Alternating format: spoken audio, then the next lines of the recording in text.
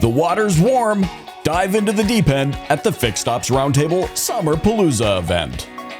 Have your questions answered and receive the latest on the recent cyber attack with the PROTON dealership IT panel up next.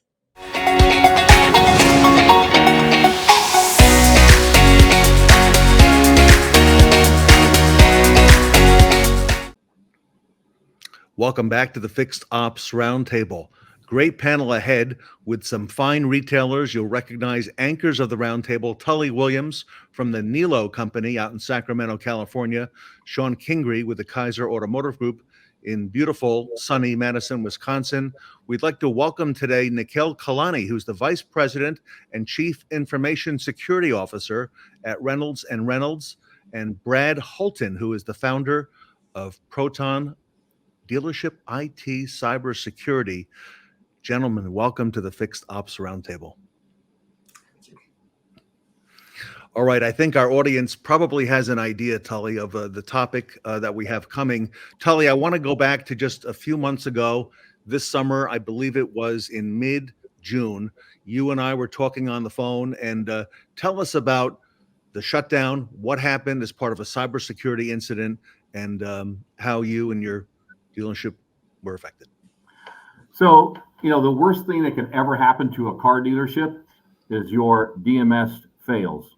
And exactly what happened is that we were not able to do a car deal or write a repair order or do any banking of any kind. Normally these things happen where you have a power outage, or if you have a internet line that gets cut, you're off for a couple hours, no big deal, even 24 hours.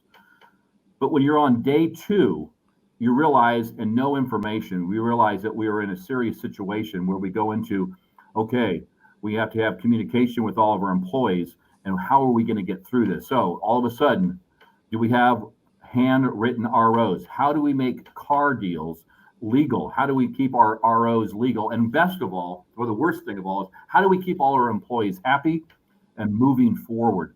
And what we did at the Eroh company is that we had daily updates with our team members. So our parts and service managers, we had a daily event where we talked about best practices as we find out from our great third party people that how do we make things work? How do we do tech inspections and videos? How do we send quotes or make quotes? How does the parts department bill out parts or even give us quotes on parts? As we talk through those systems through the time of the shutdown. By day 3, day 4, we were getting pretty good at it, and it was like pretty scary. We ran out of repair orders. We had to find emergency repair orders. So the goal for us is having this was a huge wake-up call for the Eroh company. Are we prepared for a disaster? We feel we're prepared for a lot of things with great partners like we have here today. The goal is that are we prepared for long-term shutdown? And we were, I would say, not that prepared for it. But at the end, our employees succeeded all of our expectations. Our customers really rarely see that we had a serious problem and move forward. Shon Kingrey, there were a lot of unknowns during that time. We didn't know how long this would last. The first couple hours, and then it led on to first couple days. If you would, Shon, your experience. It did, Ted, and thank you. It's funny. I'm gonna feed a lot of actually what Tully said, and where he says by day 2 and day 3 he was up and running well. We weren't, and I've owned a lot of that too. By the way, you talk about a learning experience. There were so many things that we could have done better, and I think a lot of that came from, and I know we've all talked about it, the communication. And we talked about culture. We talk about communication, and I think the lack of communication or the unknown communication was the killer here, because we were all anticipating, well, there's no way this can last longer than a day, or to Tully's point, 24 hours when the internet line gets cut, or you go into day 2, you're going to come in the morning, it's going to be okay. And then the false rumors, of all the Facebook posts are, oh, hey, this store's up or this store's up. And you're thinking, well, if there's a dealership in Georgia that's up, or if Tully's up in Sacramento, that must mean we're coming up. So you keep taking baby steps when realistically by day 3, we were done taking baby steps. And by that point, we were in the baby carriage full speed. And to Tully's point, we didn't have we have 8 stores. We have one store that writes 350 ROs a day. We didn't have those ROs ready to go. So you're ordering Amazon overnight, which, by the way, you better hit click in a hurry because everybody was doing the same things. So, and to Tully's point, where we are today versus where we were, because I think everybody agrees, and hopefully Nicole and Brad can share more insight onto this of what happened and why it happened. Now we think, when is it going to happen again? Because if it happened once, I think we all understand that. And listen, Tully and I and Ted, we've all done panels before where I think Tully's been hit dealership wide, okay, in his own group. Guys, it's only a matter of time before we run into the same situation again. Will we handle it differently? Much differently next time. Nikhil, a lot of people in the industry, particularly at dealerships, are wondering, how does something like this happen? Well, we don't have the specifics of the attack in the summer. We don't know that firsthand, but I can tell you how it generally happens. So generally speaking, almost every single attack begins via email. Over 90% begin as a phishing email. Now, if education at the dealership is very strong, hopefully those emails don't get clicked on, right? But invariably, some do. The next stage of it is the bad guys then install local malware on one PC. So that gives them a single foothold or a vantage point into that network. From there, they'll grow further. It's called lateral movement, where they're looking for how wide can we go? What are the crown jewels? What can we find about this business that will inflict pain? Right? Can we find critical infrastructure? Can we find their backups so that they cannot recover? So it's very important as you go through this to understand your network architecture, know where your critical infrastructure is, and protect that. But good tools, good processes, good monitoring can stop these kinds of things. Brad, speak to us about detection and response. Oh, yeah. So, if you've got the right tools, the right things in place, you can drastically limit the exposure points. My policy is if we can make this a 15-minute event for a single person, so your F&I manager, your service advisor, clicks on something, downloads it, shouldn't have downloaded that, but you've got the right tools in place that stop it right there. It alerts your monitoring team. The team looks at it, says, oh, yeah, that's bad. We're going to kill that. Boom, it's done. 15 minutes later, he's back to work. He's writing his next RO, doing his next finance deal. Everybody's forgotten about it by dinner time. All right, that's the best case scenario. Worst case scenario is you don't see it at that point, so it starts to move laterally. It starts escalating, so it uses what's called privilege escalation, which means that it started as a user, now it's an administrator. So it's going to move all over, take over the network, and then usually on maybe a Sunday night, 2 a.m, something like that, it's going to launch the full attack.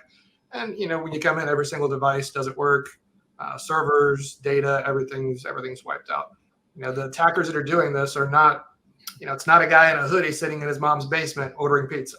All right. I mean, these are well-funded, well-established teams. We know most of them are in Russia.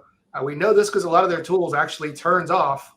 They will self-destruct if they detect the Russian keyboard active or if they have an IP address coming out of Russia. All right. So it's well known. We know who these guys are. We know where they are. We can't do anything about it, but they're well-funded. They're making hundreds of millions of dollars, every year. And they're using that money, reinvesting it, going after, everything from mom and pop, buy here, pay here, to, the big publics and everything in between, as we've seen. So, Brad, you're the founder of PROTON. I know you see a lot of threats. Okay. What have you been, and I imagine you were very busy for most of the summer. What have you been seeing since the incident?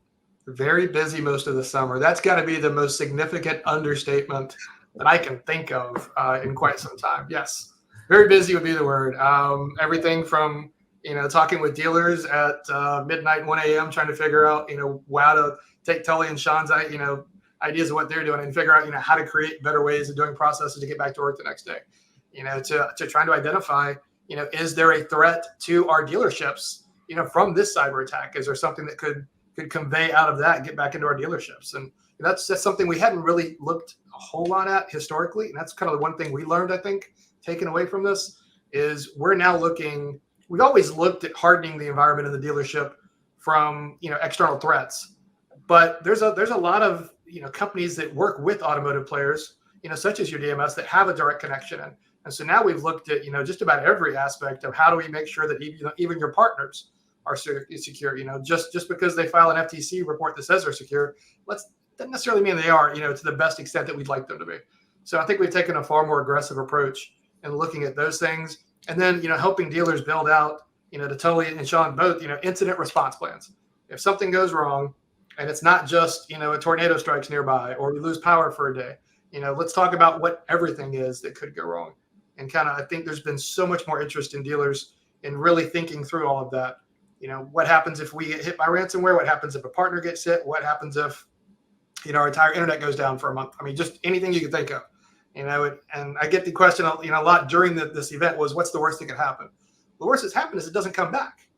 So, when you think about something like that there is a catastrophic, ending to some of these things, you've really got to start thinking about, what are you doing now? And what do you need to be doing to make sure that you do have plans in place for a malware attack, for a phishing attack, or for an industry partner attack? Brad, you and I have been on panels before with dealers who have turned to you, okay, have come to Proton, okay, to help them.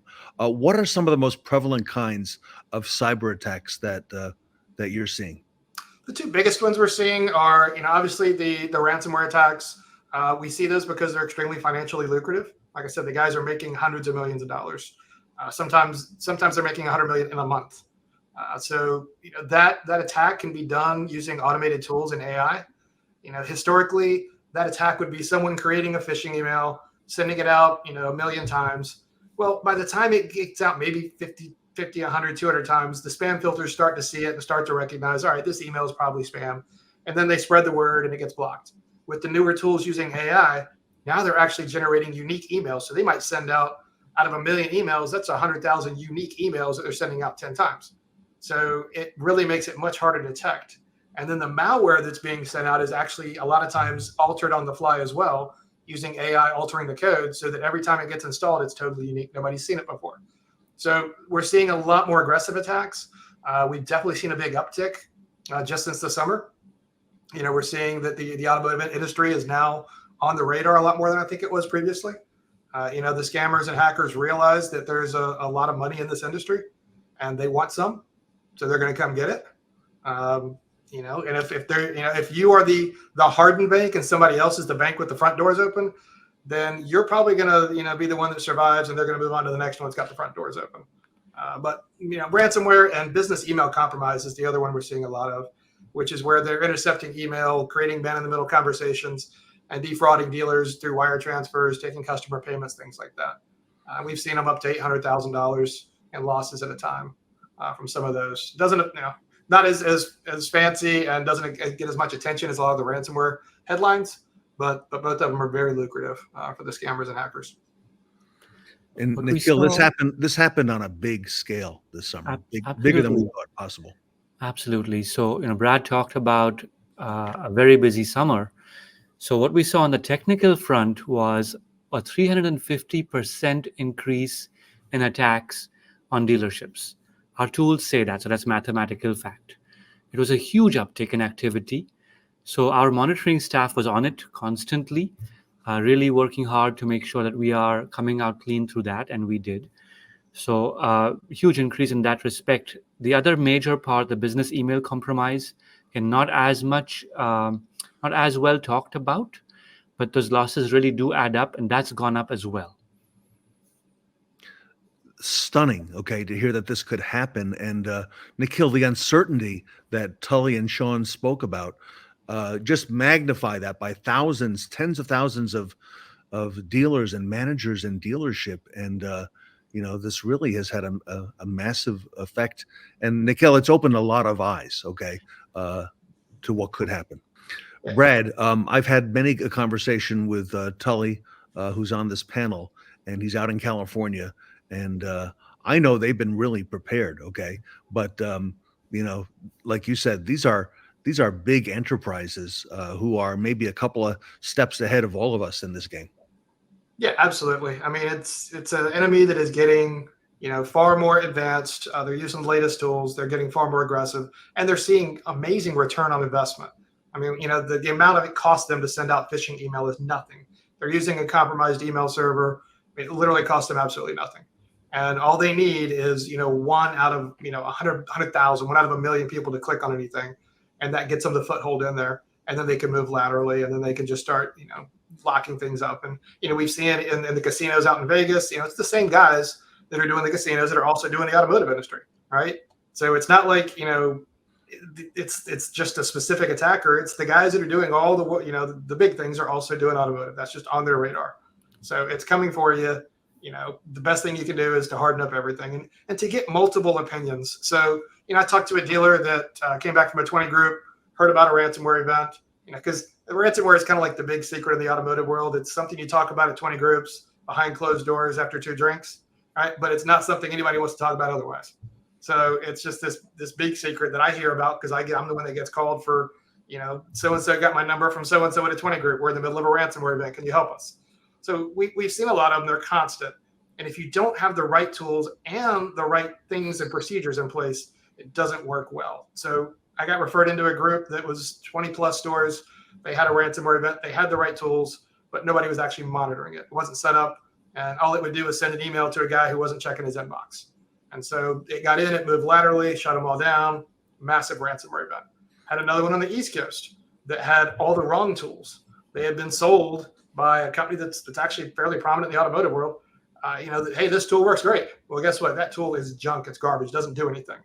All right. So they had been fully ransomed and their security software never detected anything. It was showing like a green dashboard. Hey, everything is great. Have a nice day. Except that you can't use your computers. So, you've got to make sure you've got the right tools and the right people monitoring that platform. And it's hard to know for a dealer, what that means. So I would suggest, talk to your CPA firms. They do audits, talk to some other groups, get third-party assessments, kind of make sure that whatever your IT guy or whatever your, whoever handles this for you is telling you adds up and checks out. All right, you've got to do the due diligence. You've got to become somewhat of a knowledgeable individual on this. You can't just say, hey, my cousin's nephew's uncle does IT. His name's Bob. And so we got Bob's PCs and he's in here, every quarter. And so we're good because he told me we're good. All right. That's not an acceptable answer nowadays.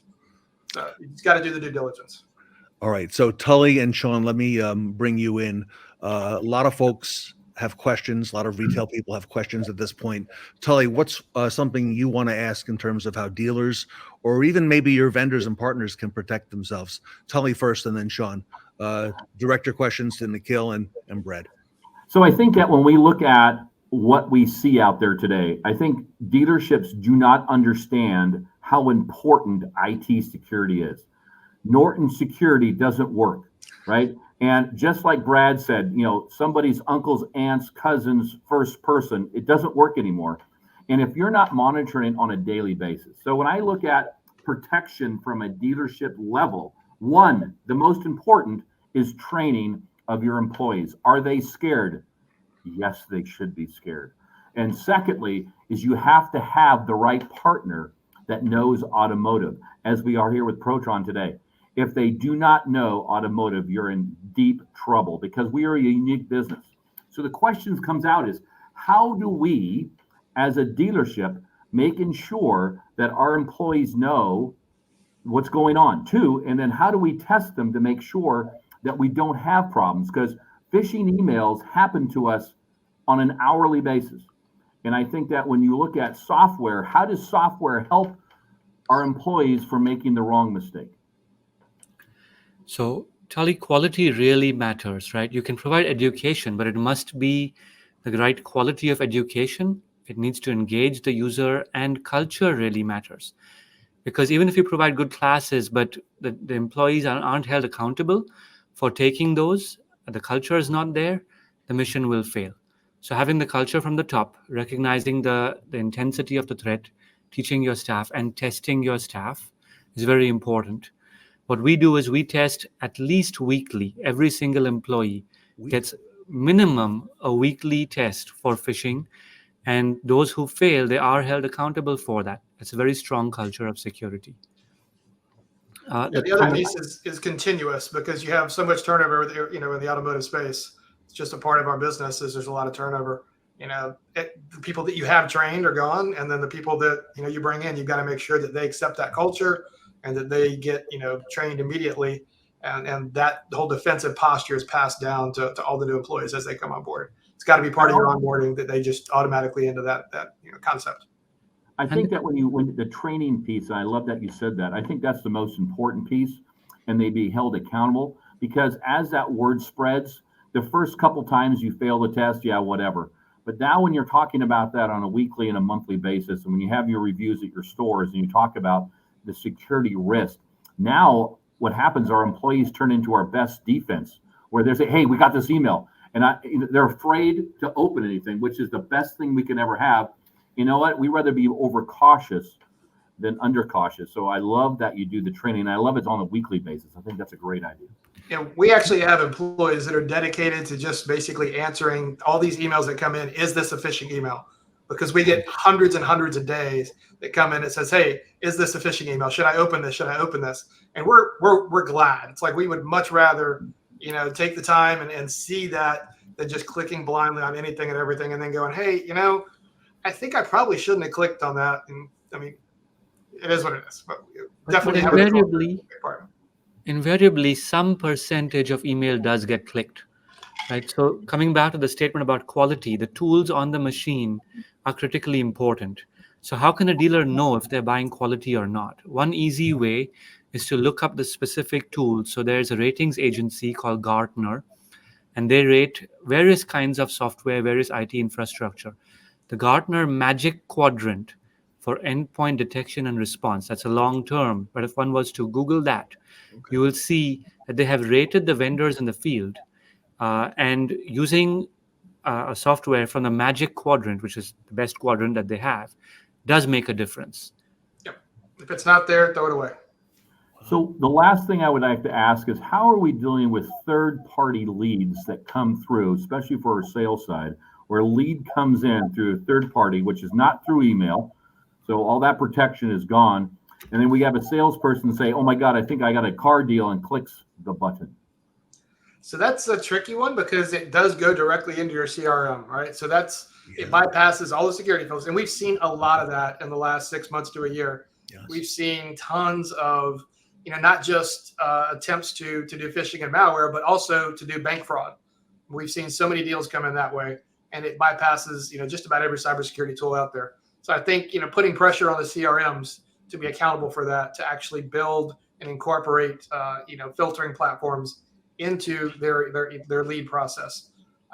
That's going to make a huge difference. Now, there are some more complex ways. So, for instance, when you go to AutoTrader and you put the email, feed in there, instead of putting it directly to your CRM, you can actually put it to your own email server and then from there forward it to the CRM.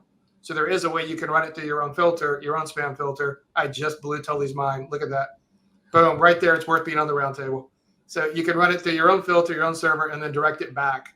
So you'll keep all the metadata that comes from AutoTrader. They'll know where it came from, and you'll get the benefit. It's a little more complex, but it'll add that extra feature to it. In the meantime, I'd push the CRMs and make lots of calls to your CRMs to hold them accountable. Yeah, there's one more strategy, Tully. It's on the outbound traffic side. So every time we click a link, we're translating that link into what is called an IP address, which is the technical address of the destination. There are tools that can filter for known bad IP addresses. So link can look like any text. But if you've got a good DNS filter, a DNS is the translation mechanism from the link to the address. A good DNS filter could potentially stop the outbound side of the communication and mitigate those attacks. Yep, good point. Shon Kingrey, we're under attack. You as well up there in Wisconsin. And sunny Madison, Wisconsin. So, I'm going to go off of because Tully kind of stole some of the question.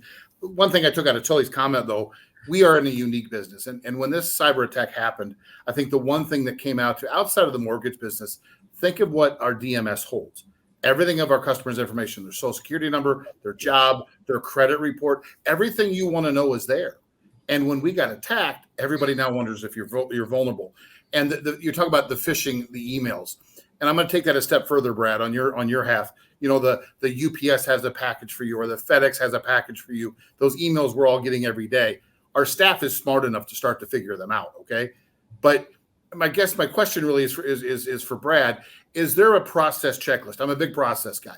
I want to know that all 8 stores that I have, or 20 stores and 4, whatever the case is, or Tully's group, is there a process? Is there a written checklist that we can make sure, for example, like when this happened now, I now have a process that if I walk in the morning and my DMS is down, we're going to do this, this, and this, whether it's 1 hour, 1 day, 1 month. We have a process.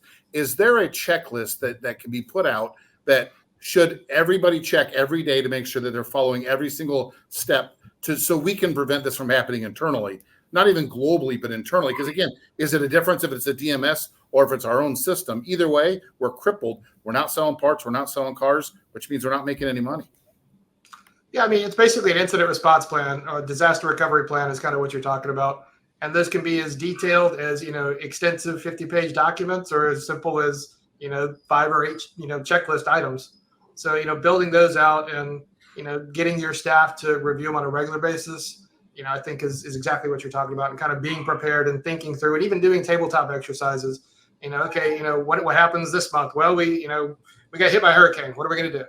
And, kind of having all your managers come in and sit down for 30 minutes and say, okay, what are we going to do? And, or, we got hit by ransomware. We got hit by this, whatever. This is down. How are we going to handle it? And keeping that fresh, making it a part of your culture. So at least, once a month, once a quarter, you're kind of talking through what that would look like, I think makes all the difference. All right. So, gentlemen, to close today for our audience at the Fixed Ops Roundtable, folks in the fixed operations side of the business, as we come towards the end of the year now, and now we're a couple months from this attack that's happened. Nikhil, I'll come to you first, and then Brad to bring it home.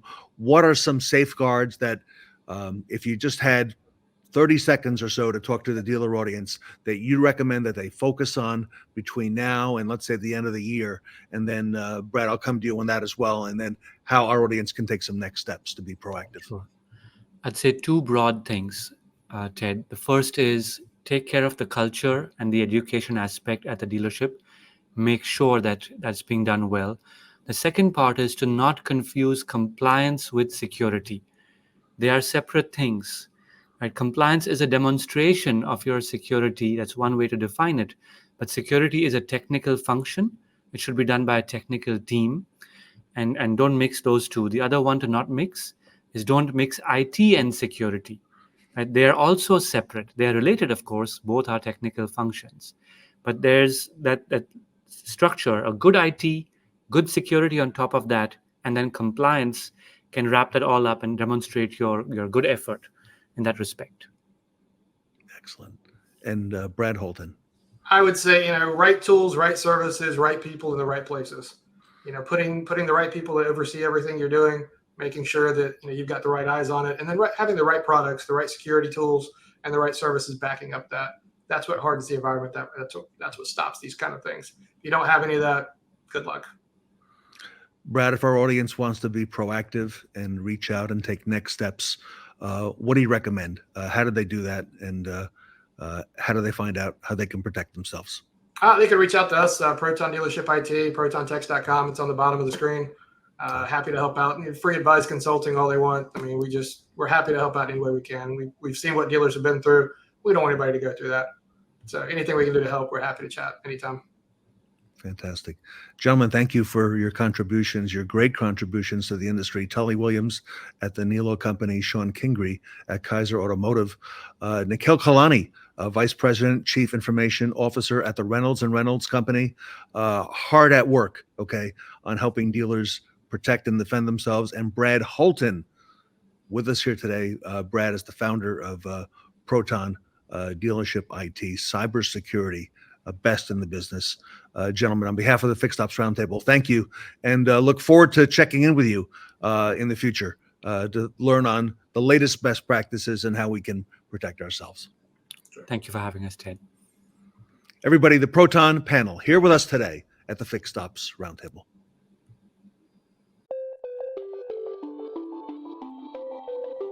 Hello, my name is Nikhil Kalani, Chief Information Security Officer at PROTON Dealership IT and Cybersecurity. We recently opened a brand new Security Operations Center here in our Dayton, Ohio headquarters. This center is a substantial upgrade for constant monitoring of suspicious activity on our customer systems.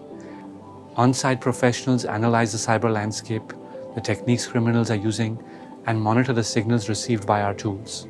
Our new Security Operations Center will elevate monitoring and response to a whole new level, keeping you safer than ever before. If you'd like to learn more about what PROTON can do for you, let's talk.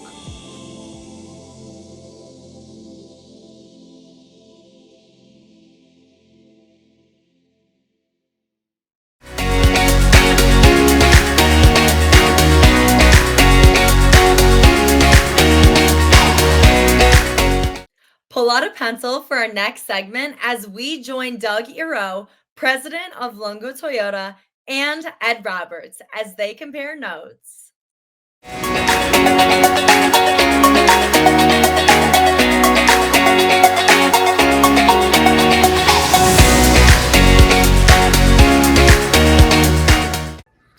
Welcome back to the Fixed Ops Roundtable. Great friends, great colleagues are with us today. Doug Eroh is with us. He is the president of Penske Motor Group and the president and general manager of Longo Toyota, a number one volume Toyota dealer in the world since 1967, and oversees day-to-day operations there. Ed Roberts is with us, one of the anchors of the Fixed Ops Roundtable, chief operations officer at Bozard Ford Lincoln, a family-owned and operated dealership in St. Augustine, Florida since 1949. Gentlemen, welcome back to the Fixed Ops Roundtable. Thank you, Ted. Glad to be here. Great to see you again, Ted. Nice to see you, Ed, as well. Thank you. Covering both coasts there, Doug. That's right. Yeah. Absolutely. Two big players on the coasts, might I add. And I'd like to catch up with both of you. We did an interview together about 2 years back, and want to get some updates on what's happening. Doug, I know you've been very busy, plus been going through a remodel. We talked in the green room. I think you and I have talked off and on over the last year. And has that come to completion now? And where are you at with that? Yes, thanks, Ted. Yes, we have been under construction here with a pretty significant remodel over the past year, actually. And I'm pleased to say that we're finally complete. It's been a journey. It's been one of many remodels we've done over the years. We're always trying to reinvent and make sure we have the best facilities for our team. But we did renovate our showroom and our parts and accessories center, as well as our training center. So we got a nice new modern facility for our team and for our guests. We're pretty excited about it. Outstanding. And Ed, you've been up to a couple things as well. Well, like Doug, the road to success is always under construction. So we're always constructing something, whether it's building, whether it's training material. We got to keep putting our best foot forward. So, gentlemen, if I can, I'd like to come back to a topic that we discussed a few years back, and that is your organizations operate quite differently than other dealerships. Although I seem to see things are catching on around the country, and I want to talk to you a little bit about the tenure of your team, and in that conversation, discuss things like career path, dealership culture, which seem to be pillars, if they are, in what you do. Doug, kind of bring us up to speed on what you're doing there, because again, it's a remarkable story what you have there. Yeah, I think first of all, we did talk about a new facility, and I think that's really the foundation of the business, or maybe the price of admission in the business these days. But ultimately, it's people that make a difference. It's ultimately people who sell cars, not buildings. Ultimately, people who service cars and fix cars and those things. So that's probably the most important thing we can do. And we are very proud of the tenure that we have with our team members. About 42% of our team members have been here over 10 years.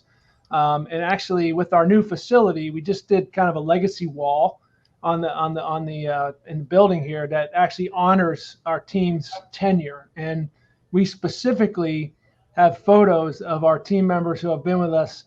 Are you ready for this? Over 35 years.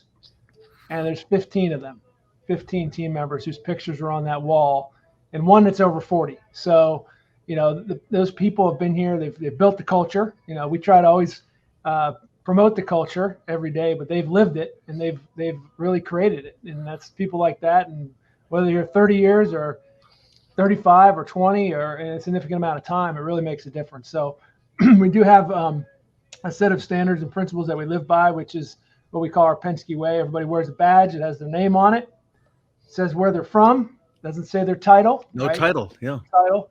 I think it's very important that we all feel like we're equal in the eyes of the customer. Anyone can help a guest. Whether it's a technician or a parts and accessories specialist or myself, it doesn't matter, right? We kind of use the 10-foot rule, right? If we're within 10 feet of a guest, we're going to make sure we greet them, we welcome them to our building, and we ask how we can help them today. And that doesn't matter what position you have here. It's really ingrained in everyone. So that's just part of it. Hiring is a big piece. Ted, I think you know that. That's the most important thing we do. We got to get it right from the start, right? And if we don't get it right from the start, it's going to be a lot harder on the manager. It's going to be harder on the customer. So we're very thorough in our hiring. I think I've told you before that I actually personally interview every team member. I think Ed does the same. It doesn't matter what their role is, right? They're here to wash cars. They're here to sell cars. It doesn't matter. I want to have the final interview with them just to make sure, we put a name to a face and we feel good about the hire, because it's a lot harder down the road. If you got to make a tough decision, rather make that tough decision up front. So I think that's really where it starts. Doug, at the El Monte campus, approximately about how many employees do you have these days? Yeah, we have a total of, on this campus, about 800 team members. We have 550 at Longo Toyota. We have a little over 200 at Lexus, and then a few of our management company here as well. So we're getting kind of close to 800 is our employee count, team member count here. Ed, Bozard has gone through explosive growth, a little bit different story 10 years back than it is today. Bring us up to speed. Well, when Doug said he had 15 people that's there 35 years or more, I had to count mine, and I'm only at 7. But all of our growth has came in the last 12 years. And so of those 12 years ago, we was 43 employees, and 7 of those was here then. So there's probably 25 of those that are still here. We've lost a few to death and some other things, but ultimately most of that core group's still here. So from that standpoint, and we go to market very similar. He's on the left coast. I like to call it the wrong coast. We're on the right coast, so that makes that the wrong coast. But no, we go to business very similarly. The core values around your neck, gotta love that. We have our tenants driven to inspire, and each letter of inspire means something. Anything worthy of our efforts is worthy of our best efforts, all those things. The hiring procedures, the 3 C's. If you can't fit those 3 C's, then you can't be a part of our team. There's other places for you. You don't fit us. Don't quite have the number of employees you got there. Doug, we're at 414 here at the Ford and Lincoln store, and on property now that we have 3 businesses running on property, I have about 600 people. But it's just cool to see. I mean, and we've done this before. I've been to your store, Doug, when you was on vacation a summer or 2 ago, and it's just cool to see. I guess it's validation when you see that the same things, the same core elements work with a different brand on a different coast, and but still at the end of the day delivering very similar results. It's cool to see and watch. The campuses are similar in many ways. Ed, you've got that. I believe they're both considered destinations. Ed, you've got that one anchor in between, which is the Ford's Garage restaurant. It's not from Ford Motor Company. Talk to us about it, because that's the only one I've seen in the country that's actually right at a Ford or Lincoln dealer, and you've got it right there. So a lot of dealers have shifted to having cafeterias because you need void fillers with the different time gaps that you have, whether they're in for service or different things are taking place. And for us, we have a cafe on steroids, I guess we could say. We have a full-fledged restaurant, full bar. It's open for breakfast, lunch, and dinner. So it's open more hours than we are in the retail world. But it's very cool. And it's a vibrant destination for people to come to, not only to when they have their vehicle serviced, but for a weekend dinner trip or whatever else. And if they'll come here twice a month with the family, they'll at least give our brand consideration when they're in the market. And that's what we look for, is brand consideration. And then the other business that we have on property as well, and it really allows us to grow that young talent, is our daycare. We have an on-site daycare that is primarily focused on employee kids. But obviously that goes in ebb and flows. So we've ranged between 40 and 60% of them are employee kids. But in order for it to work, we need to keep it full. So our team members get priority, but we always have some from others. But our team members are usually the ones that recommends the other ones to be here. So it just works out great. And it is by far, and I'm not just partial to it, it is the best daycare center in St. Johns County, and all the way up to VPK. So from 6 weeks to VPK, and to take that pressure off, because one of the biggest struggles when you're training someone or bringing someone up, especially a female, is getting over all the obstacles of that first kid, because they may expect everything to change, but they don't realize how much everything changes until it happens. And a lot of times in the retail world, you lose them. So we have that to help overcome those obstacles and to offer that higher level of service to our employees as well. And Doug, you've got some similar things. If you describe what you're doing there, and you may have added some new things with the renovation. Yeah, I commend Ed on his having daycare. I know we've looked at that in the past and haven't been able to get that executed. So that can't be easy. It's a great perk, though, for your team members and the community as well. And that is one of the hardest things that our team members go through as their first child, and even more so they have a couple children, and trying to find somewhere that's safe and clean and nice, and it's close to work, right? Because traffic is an issue. I'm sure it's as big as an issue in Florida as it is in California, but I think it's great to hear about your restaurant as well. We have a Subway franchise that we've had. Believe it or not, we just our 20-year franchise agreement just came up with Subway. It's actually, they give you a 20-year agreement, which a little longer than the OEMs give you these days. But we also have a Starbucks on site, really for our service guests and our team members. Campus environment where you don't want to have somebody have to get on the road, get on the freeway to go to lunch. It could take them a while. It's much more convenient. They'd rather stay here if they can. So that's a really big piece of it. We've also probably in the last couple of years, we've added as part of our renovation kind of a customization center where we're very focused on that accessory custom overland business, which is a huge business. And Ed, that from having Ford and the Bronco and things like that. But with Toyota, with Land Cruisers and trucks and Tundras and Tacomas and 4Runners, people are out spending a lot of money on finding a way to get those customized in a way that's going to meet their lifestyle choices, whether they want to go to the beach or the mountains. And we want to be the resource for that. We really want to be kind of that all things automotive for a customer. So they don't have to go down the street. We have factory trained technicians here. We have the parts and accessories they need. We have probably more importantly, expertise that can talk to them about what's going to fit on their truck or SUV and what's going to work for the long term for them. So that's a growing part of our business. I think that it has significant upside potential, and we are working hard at that every day. So we kind of branded it and we call it 626 Customs, which happens to be the area code in this area, and just something a little bit different than the dealership name, just to try to make it unique. So we're excited about that part, but we got a lot of things we're working on here, but still got to get that daycare put in here. Doug, tell us about service and parts. I know last time that Ed visited a store, I visited a store, very impressive. I'm not sure how many techs you've got today, but a lot of dealerships over the last, as no secret, you hear about all the time, have trouble finding technicians. I wonder if that's the same at your place, or if you grow your own, as I hear that Ed does as well. Yeah, I think we're very similar in that way. We do grow our own business. We do grow our own technicians. Sure. It is, it's so important to our business. We get people out of schools. We have a couple local community colleges that are great recruiting areas. We have our shop foremen that are on the boards of some of these local colleges and really try to play a part in their curriculum so that when these students come out of school that they're ready.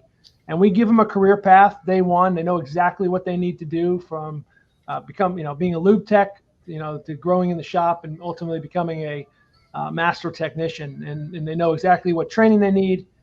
They know what ASCs they need, and they know, what's required and what kind of support and training they can get from us, from our team. If you include Toyota and Lexus in our collision center, we probably have close to 200 technicians on the campus here. And they're so important to us, right? And it is a skill set we want to try to help continue to grow and foster. But yeah, I couldn't tell you the last time I hired a flagging technician here. It's pretty rare. It's very rare. We just try to grow them, right? And if for some reason we have a gap, we'll fill it. But for the most part, we're able to always have people kind of in the bullpen and ready. So when we call their number, they're able to move up and grow into a mentorship program with a senior tech. And then, after 90 to 120 days, generally most of the time they're ready to fly on their own and they're ready to go and they're successful. So that's really our strategy. I know Ed does similar, and love to hear about it. Ed, if you don't mind, tell us about that career path. And when you give us a number of techs, break it out with mobile and physically at the store. So not quite the number of techs there yet, but getting close. 144 is where we're at now. And so I guess I have a dozens. We since I've been out to your store, Doug, we've created Bozard University here, and you can go to bozardu.com and see that in this curriculums for not just tech development, but for all kinds of other positions in the store, because we have people that desire to be, they look at something, they only see the glamour of that next role, and they don't know the details of what's behind that next role. But if we expose them to the training, then they can determine is that something really for them or not. And it helps us with recruiting. There's so many elements from that. But the same thing, I don't want to go hire a technician and create a hole down the street. I don't want to go hire a technician that I can come in here and turnkey with, because all I've done is create a hole for them to advertise and try to pull one of our people away. And they're usually not successful in pulling them away, but ultimately it creates conversation and it creates things that we'd rather focus on other areas rather than chatting with some issues that come from that. Grow your own people. And if you grow your own people, they don't have their phone number to reach out to them anyway. And we've talked about for decades that the industry is short on technicians. Well, the only ones that can do something about that is the ones that's in the industry, and that's us. And we need to be adding those people back into it. I like the customization stuff you got there with the 626 customs. We created Bozard built. It's two B's back to back. And it's everything. That's valve stem caps there, but that's the only thing I had in here with the logo on it. But it is heartwarming seeing how close we go to market together.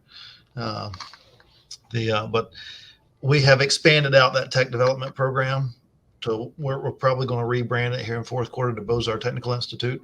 We don't know what all the elements of that's going to be, but we're hoping to build a brand it that way. We have development programs for most every position. And if someone's moving from a manager to a director role, there's certain elements that they got to go through with our development. And it's just, if you create those things, what you're really doing is creating a foundation of what's expected.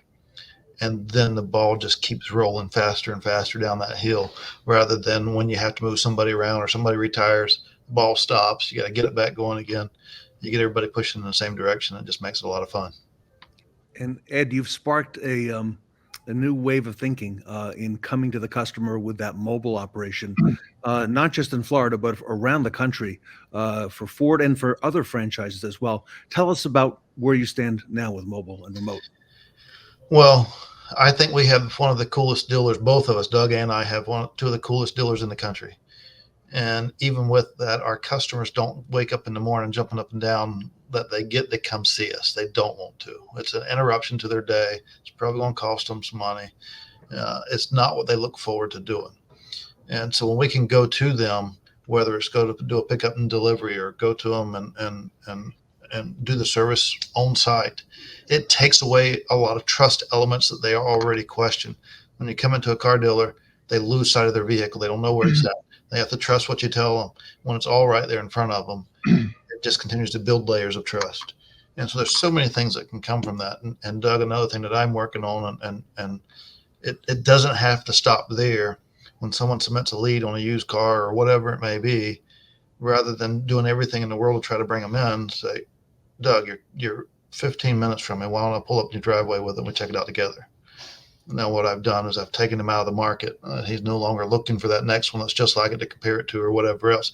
He's preparing for me to show up in his driveway. And we don't have to stop with just doing it in service. We can do it from every aspect. And one of the obstacles to shift gears from someone coming into service or coming in to look at a used vehicle is, well, what are you going to give me for my trade? Well, when I tell them I'm coming to see you, that's not even a question. So there's just so many elements that when we go meet customers on their terms, that continues to build layers of trust. And when you build layers of trust, they're your customer for life. I got to ask both of you gentlemen, you're at the top of your game. And I've asked this once before, how do you continue to drive yourself to win and drive your teams? Our business has seen a lot of change, and I think is still yet a lot of change ahead of us in the next few years. Doug, you're number one now. How do you inspire your team, and how do you do it to keep ahead of the pack? Yeah, no, I think it's a great question, right? How do you continue to stay motivated? And I think, it's inherent in us that we can't get comfortable, right? We can't be comfortable because when you're comfortable, you're losing your edge, right? And you want to be we want our team to be happy. We want them to be engaged, but we want them to be everybody, including myself, we got to be a little bit uncomfortable, right? I truly believe that when you're uncomfortable, you're growing, right? Because you're learning something new, you're trying something different, you're pushing yourself to maybe a higher goal than you would have.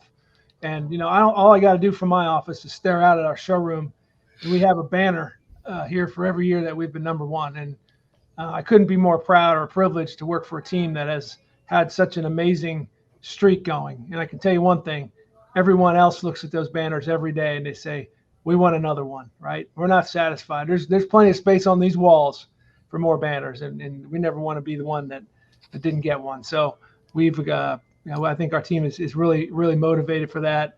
I think, training and development, which I know Ed's team does a remarkable job with, making sure your team is always, whether it's monthly or quarterly, they're engaged in some kind of training and development, whether it be product, process, leadership, whatever.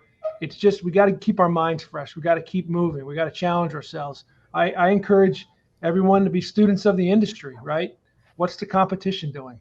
When you're number one, everybody can find you, right? Everybody's coming for you, right? And you got to be ready. You got to understand what they're doing. We can't profess that we do everything right. We by no means do.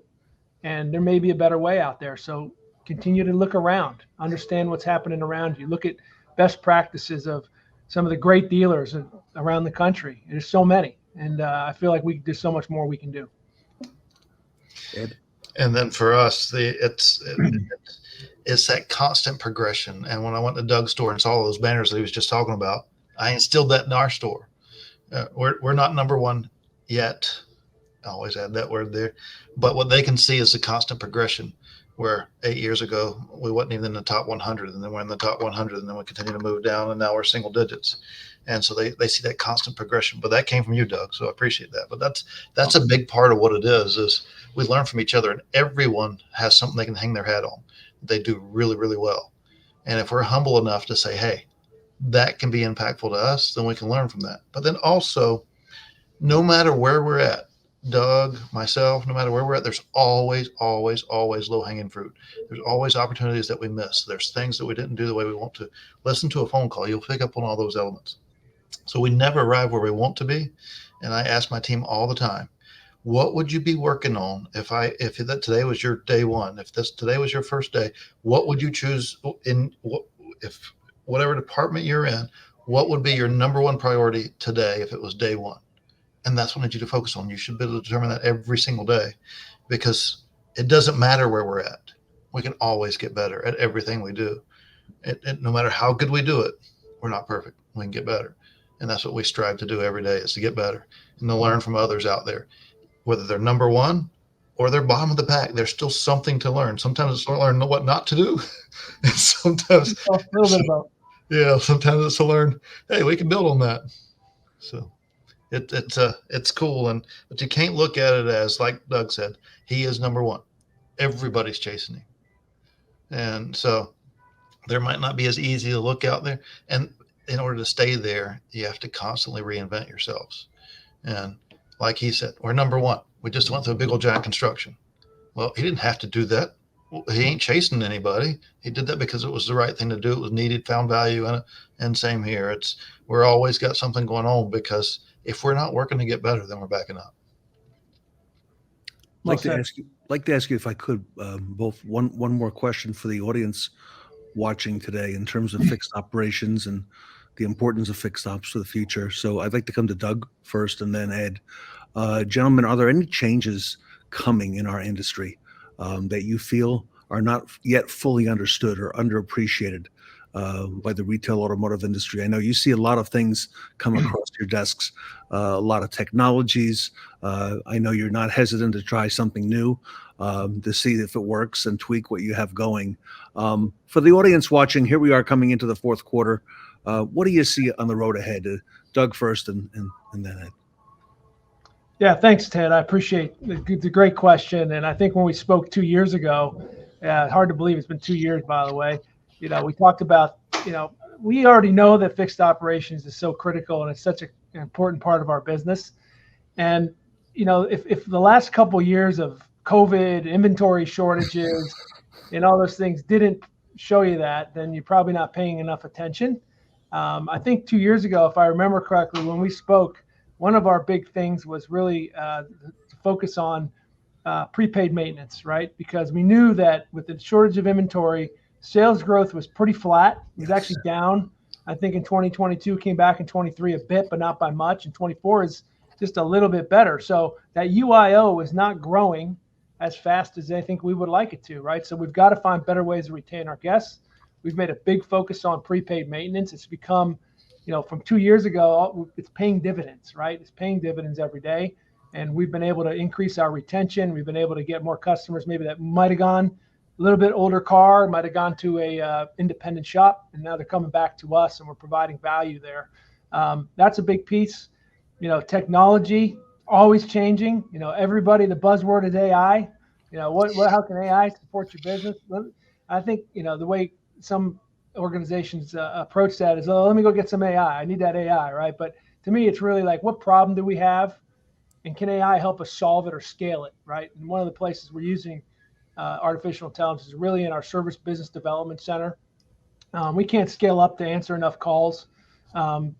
We could continue to hire people and never be able to answer the phone every single time. So that's what we're trying to use AI to pick up some of those calls, intervene, because most of the customers are calling for an appointment. We can help them with that, using that technology, put the knowledge work back on our team. We're also using it in parts, right? I don't know a dealership in America that has a great does a great job answering the phones. I think that's an opportunity pretty much everywhere.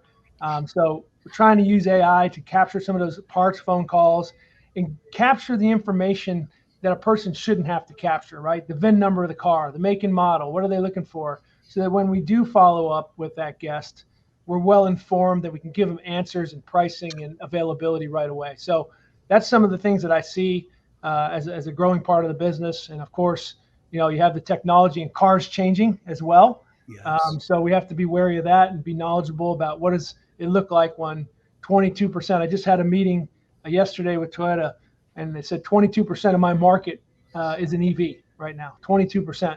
It's a big number, right? And growing. So that's a little bit unique probably to California. I probably don't have that where Ed is, at least at that level, but it's something that we got to be aware of as we grow. And, what's that going to look like for our business? And do we have the right technicians and the right facility and the right equipment to be able to, continue to sustain our growth? How do we do more cosmetic business? How do we do more accessories? If there's less maintenance, how do we offset that? So those are all the things, some of the things we're working on and some of the things we're looking at. So that's just a little bit of it. Doug, can I ask a follow-up? Sure. You 2 years ago, you did capture the Fixed Ops Roundtable audience's imagination when you told us about that prepaid maintenance. I can't remember how many people contacted me and said, did Doug Eroh said they're selling those on the drive? And Doug, you had some big numbers. So you see that today, paying dividends. And are you still successful in offering that and presenting that as well up front on the drive? Absolutely. It's a priority for our service advisors. Because not only does it help the dealership, but it helps them, right? They're going to have repeat business. But just on the Longo Toyota service drive, I can tell you we're selling about 600 prepaid maintenance agreements a month. They all have 5 services, right?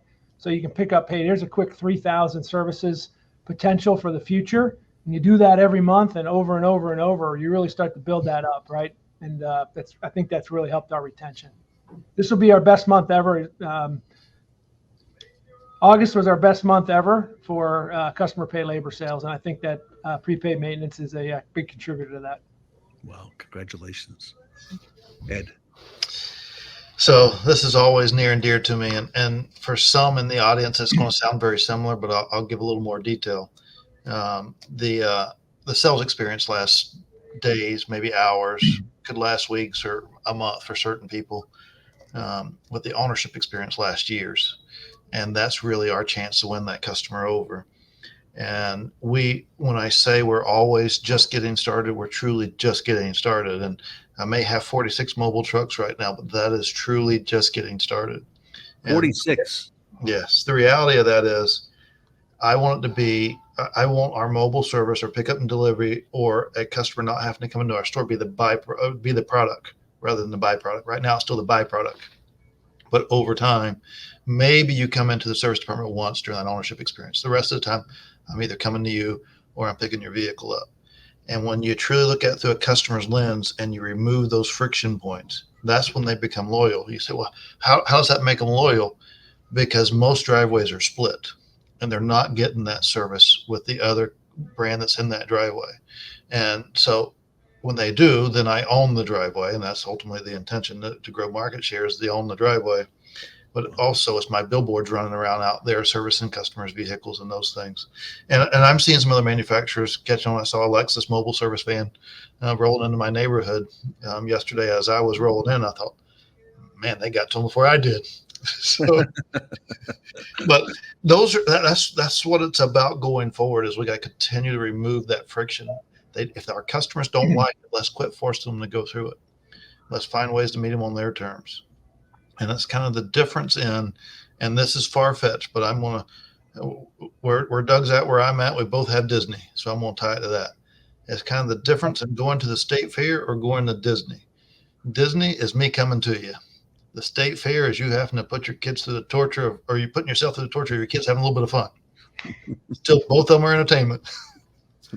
Love it. Wow. Doug, I don't know how we top that.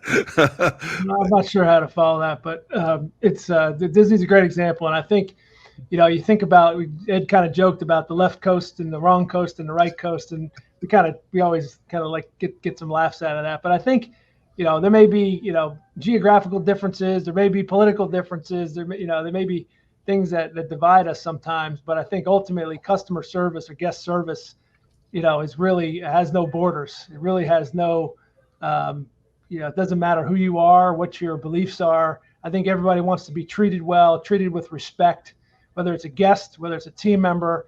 And I think that is universal. I don't think it matters where you live, what your address is or what economic situation you have. You want great service, and then we've got to be able to provide that for everybody, right? Great guest service has no borders. And that's, I think that what we all subscribe to. Well said. And we'll leave it there. Great advice. Doug Eroh, everybody, with us here today from Penske Motor Company and Longo Toyota, #1 in the world. Ed Roberts from Bozard Ford Lincoln, two great leaders in our retail industry. Doug and Ed, on behalf of the Fixed Ops Roundtable, thank you so much for speaking with us today. Thank you, Ted. Thank you, Ted. Thank you, Ed. Everybody, Doug Eroh and Ed Roberts here with us today at the Fixed Ops Roundtable.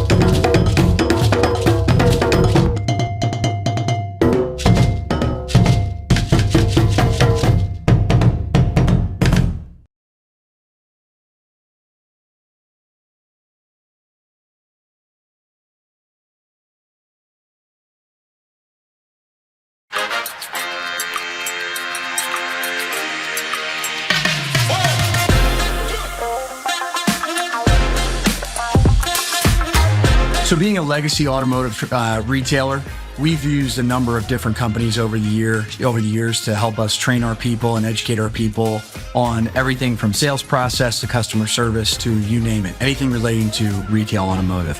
But in today's world, particularly since COVID, we really set out to try to find a partner that had a much more progressive, contemporary approach to automotive sales, automotive service, customer relations in general. And when we did that, our research led us to the folks at Quantum 5.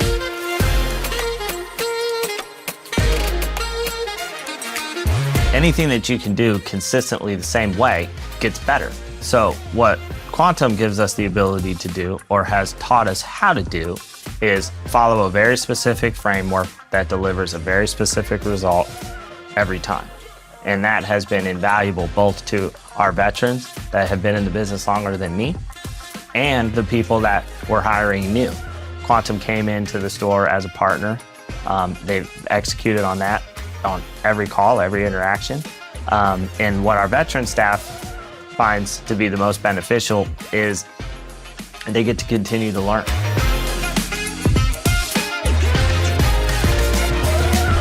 We know that Quantum is more than a vendor, they're a partner. They're actually a part of our business, a core part of our business and our daily processes. When I got into the car business many, many years ago, it was about control this, control the customer, control this. Well, now customers have as much information as dealers, so now it's more about controlling the process, understanding the customer. And that's what Quantum brings to the table. It allows you to have control of a process, understand your customer and your customer's needs, and deliver the relevant information that they need to make that informed decision, ultimately in purchasing a car, but starting with gaining that critical appointment. Quantum puts our client advisors on a pathway to prosperity. Our newer advisors see our seasoned advisors and the success they're having, and the fact that they're bought into the system and they've been on this system for years shows the new client advisors that if you buy in similarly, you're going to yield the same results, if not better. I can't speak enough to what Quantum has meant to our business and to the growth and development of our client advisors.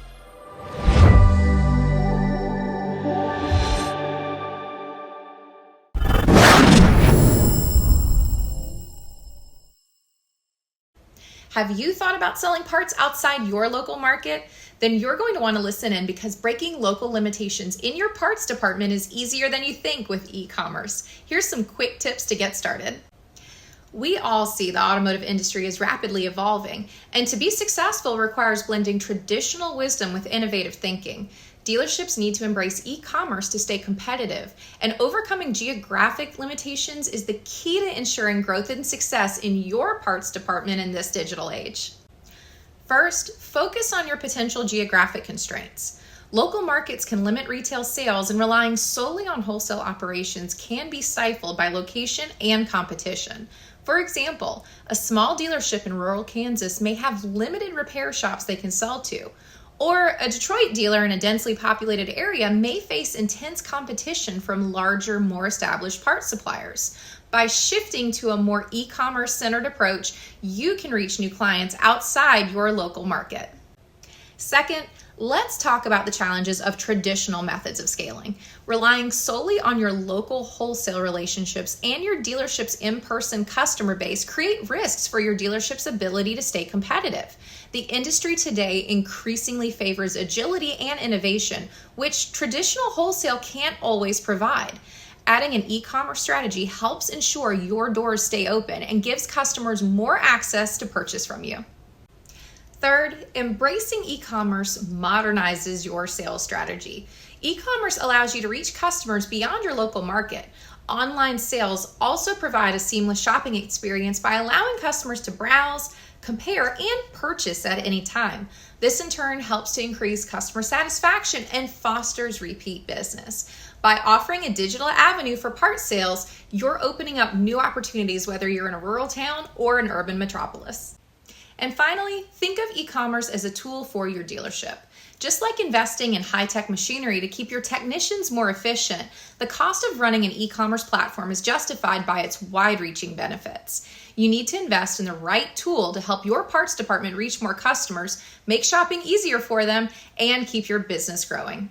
In summary, your dealership can benefit by selling more parts online through modern, customer-friendly, and competitive solutions. To find out more about how your dealership can get started, visit revolutionparts.com today.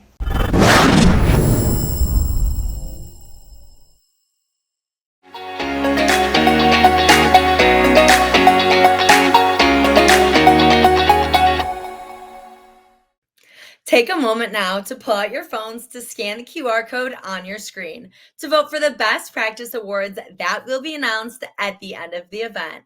Remember, every vote counts. So make sure to shed light on the 5 speakers or panelists who you think are making waves by casting your vote. And don't forget, you can only vote once.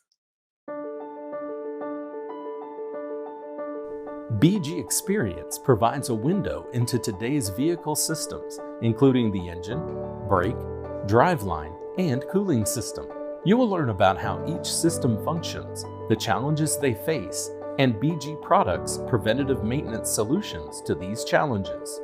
BG Experience is used by automotive trade schools and service centers to educate students, technicians, and service advisors. The ability to see how individual components of complex vehicle systems interact in motion provides a more visceral understanding than older training methods. We partner with over 50,000 shops and service centers around the globe. BG Experience is an essential tool to engage and educate automotive professionals worldwide.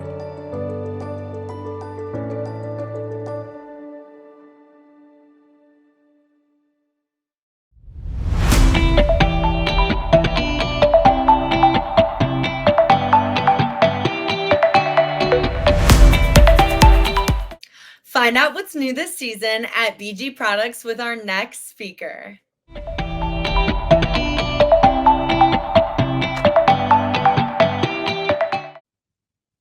Welcome back to the Fixed Ops Roundtable. It's a great honor and privilege to welcome Andy Baldassarre, Director of Marketing and Training at BG Products.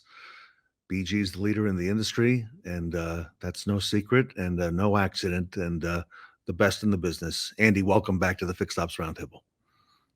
Ed, thank you. It's my second time with the Roundtable. Always a pleasure. I really am honored that you're having me on. Thank you. Well, you won the Best Practice Award the first time, and so here we go again. So I love it. And yeah, by the way, been a couple of years, congratulations. It's been a while. Okay.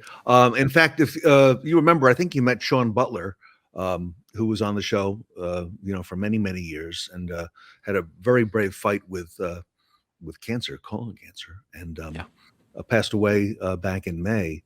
We've renamed the Best Practice Award the Shawn Butler Best Practice Award, and so this will be the first time at this show that we're doing that. So something new in his memory. So fantastic. Congratulations to you, by the way, on all that's happening with BG. I see you everywhere, and it continues to grow. Andy, what's new at BG? Bring us up to speed. Well, we've got a lot going on. We always do. Last time we talked, I think we talked about our market share, and having 50% of the dealer market is amazing. I mean, such a blessing to the company. It's just incredible to have that many dealers select you. I mean, it's optional. We don't have any contracts. They can choose anybody, and they choose us. And it's really that partner beyond products mindset that we have. We're here not just to sell you a product. We're here to come alongside you and be your partner.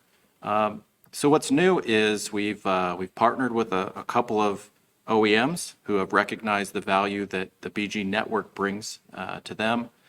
We've partnered with some of the largest dealer groups that again continue to recognize the strength of not only our product but our network and our support. That's really what makes the difference. So a lot of good things happening.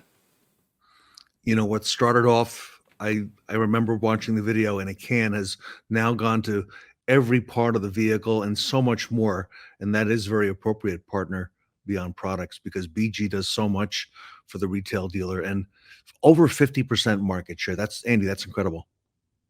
Yeah, thank you. I give all the credit to our network. It's 50 plus years of hard work, day in, day out, supporting dealers. So pretty amazing. Well, you're very uniquely positioned to support the dealer at that scale.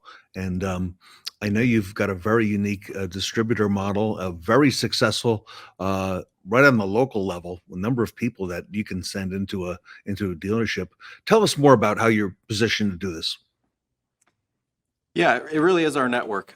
We have 65 North American distributors, so that's a lot. And we have field representation in the 800 plus range.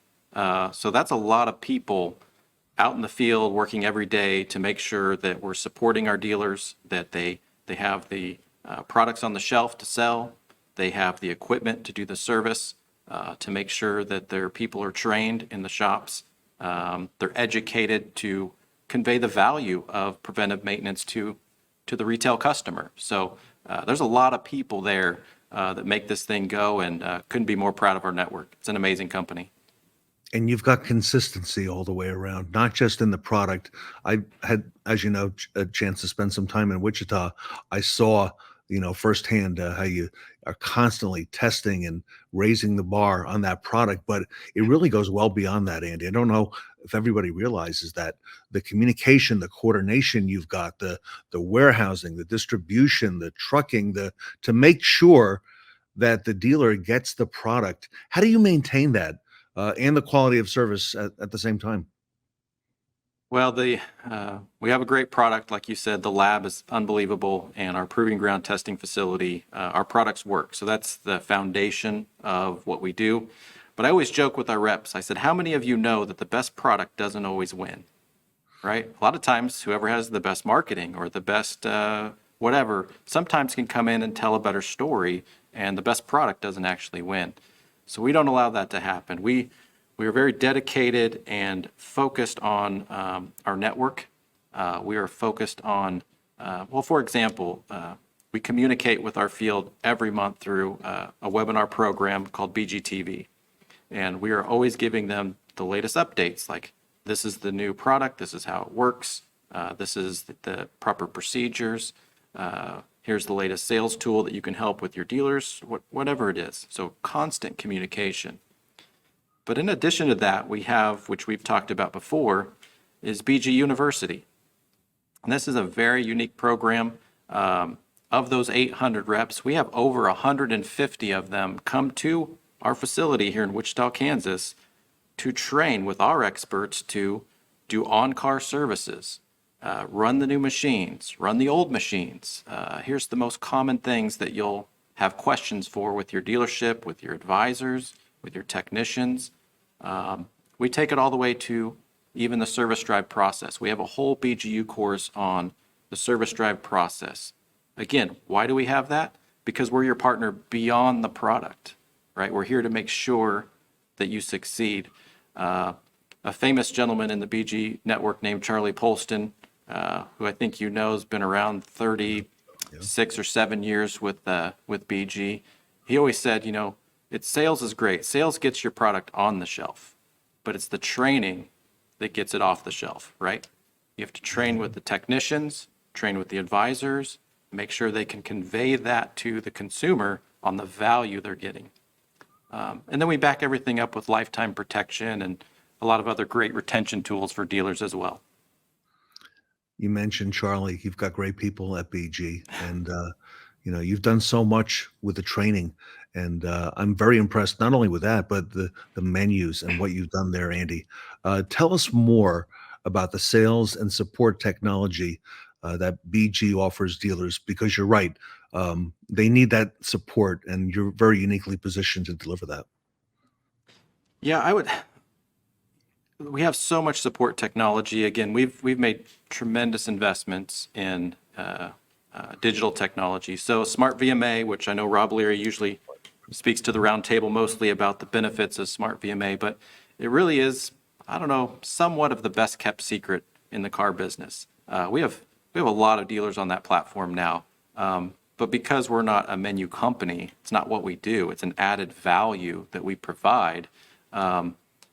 People that know how good it is. I mean, you implement Smart VMA, most dealers are going to see a 30% lift in maintenance, preventive maintenance penetration off the bat. So it's tremendous. It's fantastic. So that takes a lot of development and people to maintain the support. Anybody would know to a menu software company would know that.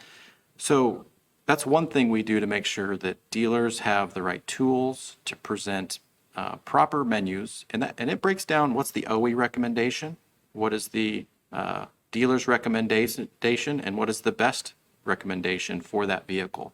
And it's VIN specific, so it's not just the dealer, this is based on this VIN number. So that's one thing we do.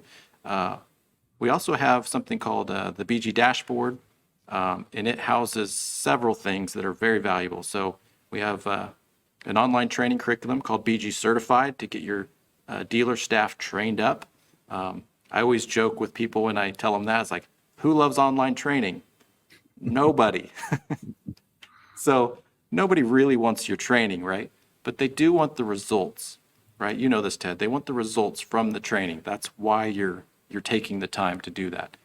So it's very important to make sure that your dealership staff has a foundation and understanding of why are we offering these services? Are we just trying to make money? Or is there actually a value to the service? And so the curriculum's a video-based course. They're only 10 minutes, 15 minutes at most, depending on the subject. And it breaks down like the value of doing the service. What are the problems with that system that are going to arise? And then how do you perform that service for a technician? And how do you convey the value of that service to an advisor? And as you know, Ted, a lot of people are coming into our industry as advisors. And yesterday they were cutting hair. Yesterday they were working at Taco Bell. Yes. They were all kinds of places that really are not automotive people.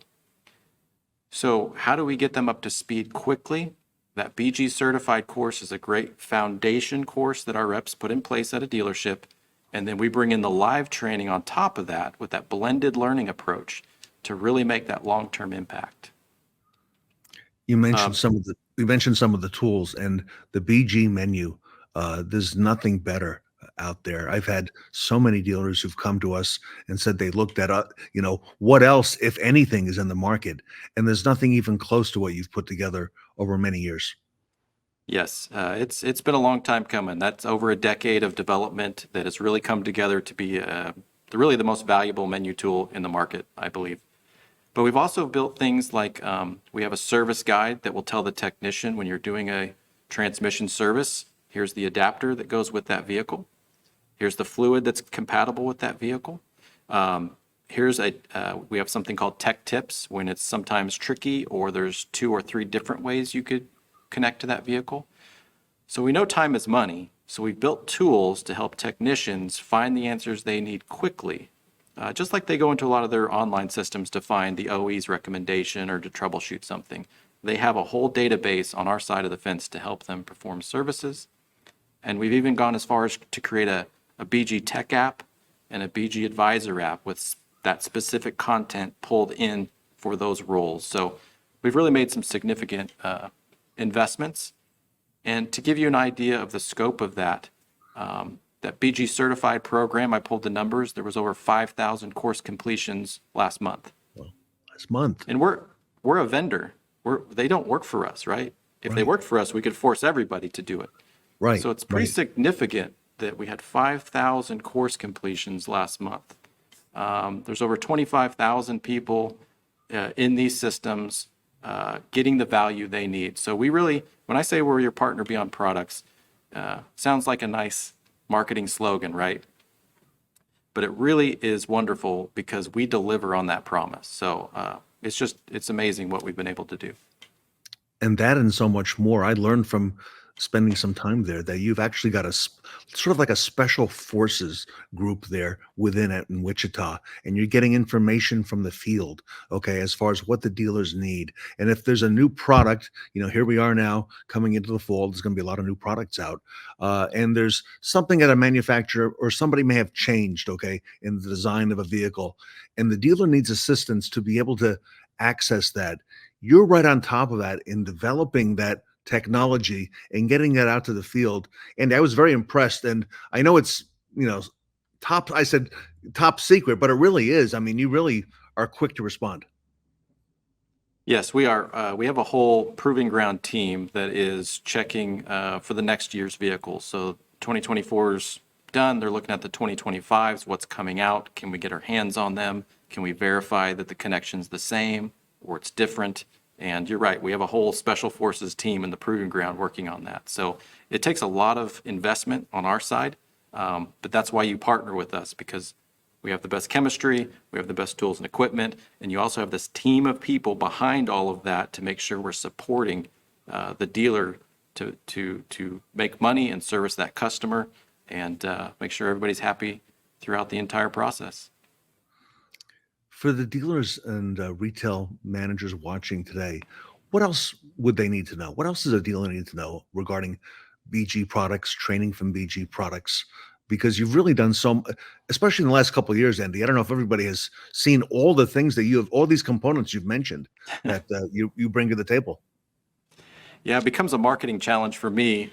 We do so much, and you can't shout everything you do with any impact, right? So focusing on things. So there's a few things on my mind. One thing that's unique about that BG certified course, and I did talk about this last time I was on the show, is a lot of people think of e-learning of just pushing out training, right? What we did is we built in some questions that were more data insights to pull back to us. So one of the questions early in that module, the introduction module to that series, is, it shows them a vignette of a typical customer coming in for an oil change, right? You take the keys, you put them in the waiting room, you do the oil change, you put them back in the car, you say goodbye. There was no education on preventive maintenance, the needs of their vehicle, typical, everyday. And then we asked the question, why do you think so many advisors or shops miss the opportunity to educate the customer on their service needs? And there's questions like, well, most cars don't need maintenance. They're too busy to sell. Advisors are too busy running around, which is partially true, and that's a different problem, as you know. There's an option for there's no process, or they only fix broken. And what's interesting about that, looking at the data, 68% of the respondents, over 15,000 people, said no process. These are advisors taking our courses in BG certified at the dealer level saying there's no process. And as you know, a lot of dealers say they have a process, and they might. One, is it documented? If it's not documented, then you really don't. Maybe in somebody's head. And even if it is documented, is it happening on the drive?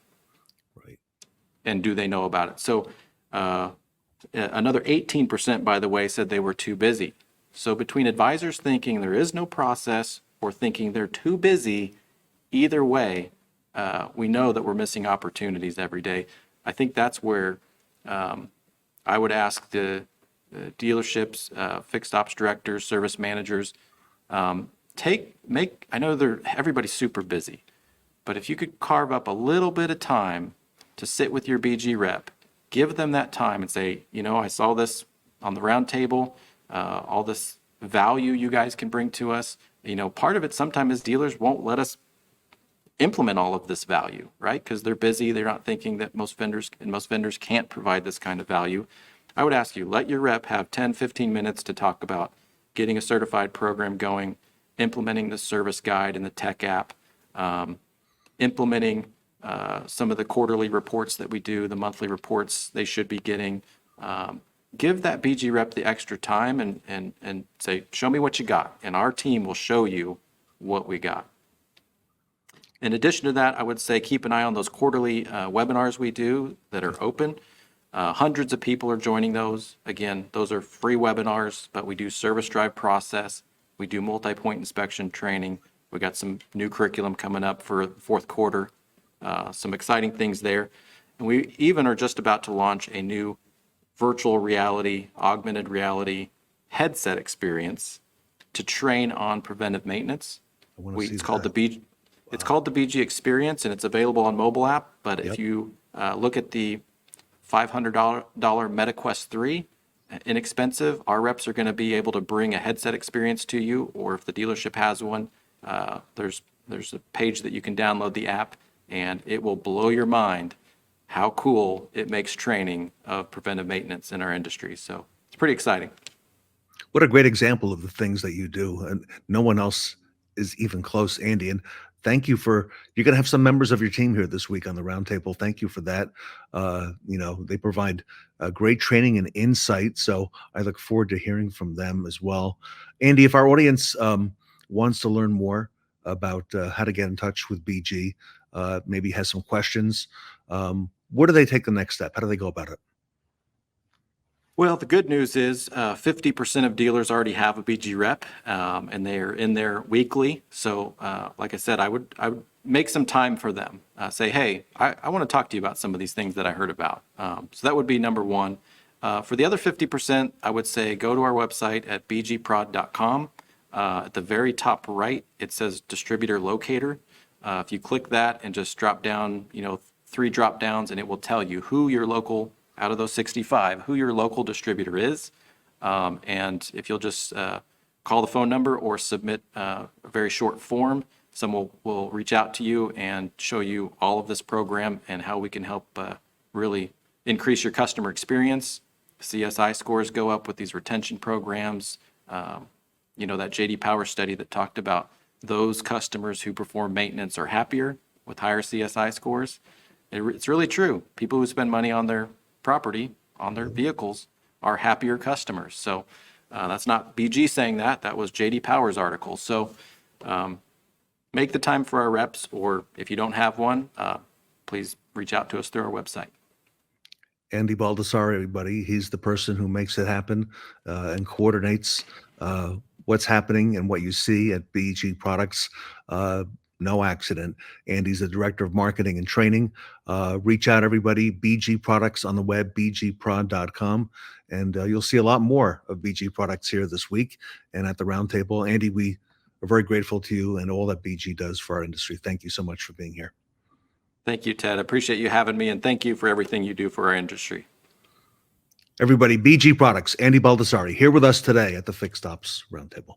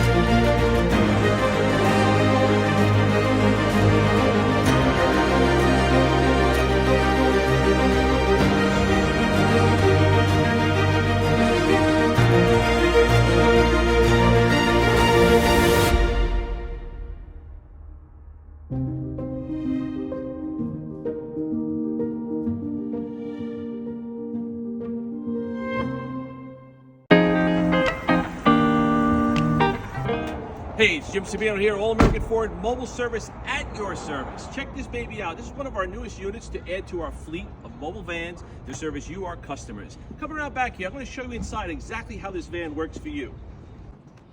All right, as you can see, this is a fully equipped mobile service van that does everything. It's like a mobile hospital. That's right, we can do it all in this truck. Come on inside, I'm going to get into the details on how this baby works for you. So we can do oil changes. We got oil filters on stock, air filters, wiper blades, cabin air filters, recalls. We have this laptop here. There's all the programming of all the modules, and any recall that we can do on the road, we will do it for you. That's right. Check this out. Look at this equipment that we have in this truck. Fully equipped, mobile technicians come to you. Certified technicians at your site, at your place of business. You call us, text us, email us. Our mobile service coordinator will take all your information, make the appointment, and our mobile van will show up on location at your convenience, perform the service that you need. All American Ford Mobile Service, check us out.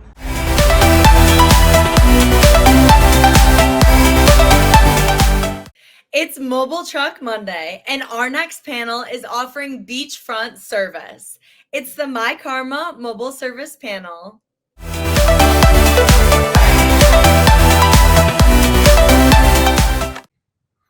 Welcome back to the Fixed Ops Roundtable. It's Monday. It must be Mobile Monday, and this is the myKaarma Mobile Service Panel. What a great panel we have in store today. Matt Bateman is here. He's the Vice President of Marketing at myKaarma, a great friend of the industry, great friend of fixed operations, taking it to new levels. Jeremy Stevens is in a new era, all of his own at Bozard Ford Lincoln. Looking forward to hearing from him today. Mark Mickens is with us from ES3. Mark certainly setting the stage for mobile. Our good friend Ed Roberts is here. Ed is the COO at Bozard Ford Lincoln, constantly raising the bar for the whole industry with Jeremy. And Jim Sabino is here, the king of mobile in the Northeast. I understand a lot more trucks on the way. We'll hear about that today. Gentlemen, welcome back to the Fixed Ops Roundtable. So, Jeremy, if I could start with you and then with Ed. It seems to be that a lot of what you do there at Bozard Ford, and I know we're coming up pretty soon in a few months on a year, okay, that you've been working with Ed, but a lot of what you do is through the lens of the customer. Talk to us about that customer experience and doing things for the customer. Oh yeah, definitely. I got to go back to Jim though. I like that King of the North. That's that Game of Thrones stuff. So I'm going to use that now. So thank you, Ted, for giving him that title. But it is from the customer lens. I was just talking to somebody that I started the dealership in the 90s, and the business has been the same before I even got into it. The same kind of flow. The software has changed and stuff like that. But our customers been screaming for decades that they just don't like coming back to get their car serviced on, whether it's that annoying recall letter that they get, or emails of a recall and text message of recall, and then they're already thinking it's like, okay, I gotta drop my kids off, then I gotta drive all the way across town, and then I gotta pull in that drive, and hopefully somebody comes out and greets me, and I'm just scared. There's a lot of baggage that we forget about just coming into the dealership because it's normal for us because we've lived it. So everything's the same to us, but from a customer, and especially our newer generation customers, they just don't like it. And what we find out is when we come to their house, the customers are different. The customers are happy. They love the technicians. They treat the technicians better than anybody at the dealership staff sometimes. But it's just a cool experience to hear stories from the technicians of how the customers go out and talk to them. And it's a great relationship. And it's pretty cool to see it from my side. Ed, do you want to elaborate on that?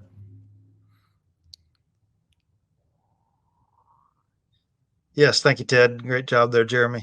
As Jeremy said, customers don't like to come in for service. They don't even like to come in to buy their vehicle, but they have to because they need transportation. So they will come in for that, and then they continue to put off service until they have to have service. Then they roll into the dealer, and we tell them, "Did you have an appointment?" Yeah, and then they automatically throw up a guard. Well, I got to get my vehicle fixed because I've already put this off for so long. But if we shift back and we just look at it through a customer's experience or customer's lens, then we can see those challenges. And when we remove challenges, that's when you really create loyalty. But let's take that a little bit further. Not only do we remove that challenge and offer a different experience, but we also give them their time back. They don't have to come into the store. They don't have to wait and see how long it's going to be. They don't have to stand in line to get a loaner vehicle. We can go right to them. If we can fix it, we can fix it. If we can't, we give them a path. We tell them we can do a pickup and delivery. I need to order this part. I need to come back to you tomorrow, whatever it may be. But we've taken out all of the elements. Another element, like Jeremy said, is they're really nice to our technicians. Well, when we force them to come into a car dealer, they have to deal with someone that's not even going to work on their vehicle. And then their vehicle disappears. They don't know where it's at. And then all of a sudden someone comes in and asks for all their money. And with mobile, it's just like going to the doctor. When the nurse is there or whatever else, you're kind of holding back on everything you need to say until the doctor shows up. And now you can just throw up and let them know everything that needs to happen. And that's the same thing that's happening with our techs when they go out in the field. They are the advisor. They are the technician. They are the doctor. So they just throw up on everything and they put them at ease because they understand the vehicle. They can tell them, hey, this is the way this is supposed to operate. This is probably what's going on here, or here's what I can do to fix this for you. And it's all about solution. It's not about, let me tell you what my problem is, and then wait and see what they come back with. or where's my vehicle and all those things. So the transparency, the convenience, the time, they just all continue to compound themselves. And when you do that consistently over time with more and more trucks, then that's when you really start gaining market share and pulling people from other markets. Jim Sabino, up in the Northeast, what are your thoughts on viewing this through the lens of the customer? Again, the word convenience is commonly used by everybody, with Mark, with Jeremy, with Ed, with Matt. myKaarma offers a great convenience for the dealership to communicate with the customer. The trucks are on the road, so you're depending on communication is key. The providing a service, coming to them, bringing service to them is the key. It's the answer. It removes so many pain points of that customer coming to the dealership. And they treat our mobile technicians so nice. They bring them bottles of water. They get gratuity. They treat them really special because they're providing a service that typically the customer is not used to receiving when it comes to the automobile industry, right? Whether it's service, whatever the case is. And even down at Bozard, they're taking it to a whole nother level of, trying to wrap the front end into, mobile service and off-site experience. So it's really cool. And, we've really embraced it. We've taken the ball and we've ran with it. We've ran really hard and far.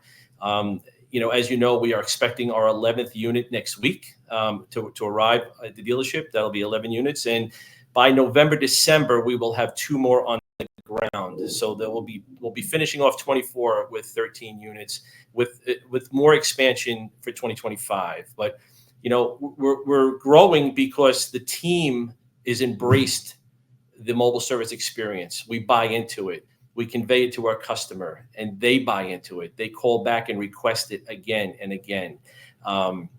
It works. It works really, really well. And we're doing so good with it. Our CSI has grown. Our customer retention has grown. The customers are satisfied. So looking at it from their angle into us, it's a win. And they want to continue doing business with our dealership because of the service we're offering. It's such a convenience, and it just keeps them in the loop, sales and service loop, which is what we come to work for. That's the goal, right? We win, end of story. Let's keep moving, keep growing, keep expanding, keep doing what we're doing. And again, evolve with technology, as far as the routing and stuff. There's so many things that come down the pipe almost on a daily basis to make it more convenient and seamless with communications to the customer from the dealership, payment options, video multi-point inspections on the road, things like that. There's so much emailing the repair orders, the invoice upon completion. There's just it's endless opportunity, and it gets better and better. So us here are in both feet at the deep end of the pool. We're in it. We're in it, and the endless. There's endless opportunities if you embrace it, and we do. So. Ed, I remember when Jim Sabino, I think at the beginning of this year, the numbers were about half of what they are now. He's doubled it, Ed, and he's going for more, and he's not messing around. I don't think he's going to stop at 13, but yes, it's nice to hear that. And I think he's going to surpass right on past it, because ultimately, long term, if we're really going to look at it through a customer's lens, mobile service is the key product. And then coming into the store is the byproduct. It's been reversed and everybody's kind of danced their toe a little bit in mobile. But if we really focus on the customer, then that's what it'll be going long term.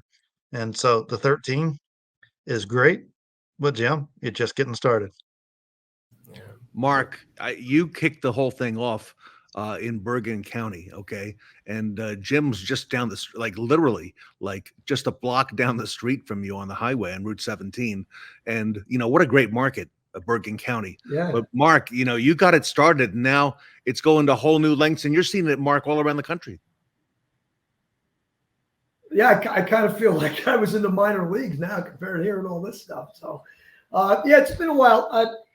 Speaking to everything, all the great points that are being made here, I just think that, we're really actually catching up to the customers right now. I think customers expect this in a lot of different ways, that they expect services done, in every other walk of their life, except getting their car maintenance or repair. You know, you can pretty much do anything on your phone. You can pretty much get any service done you want at your home. And you know, our industry is really playing catch up. Why there still is a wow factor and a high level of customer satisfaction in it, because we are really surprising people with the services that we can perform. I want to shout out to Matt a little bit. Matt helped us recently. You know, we look at a lot of studies because we like to try to put things together for our dealers to make it make sense for them. I know Jeremy and I have been talking too that, you know, the first question can't be, is it going to be profitable for me? Now, I was a dealer principal, so I know how important it is to say, is it going to be profitable for me?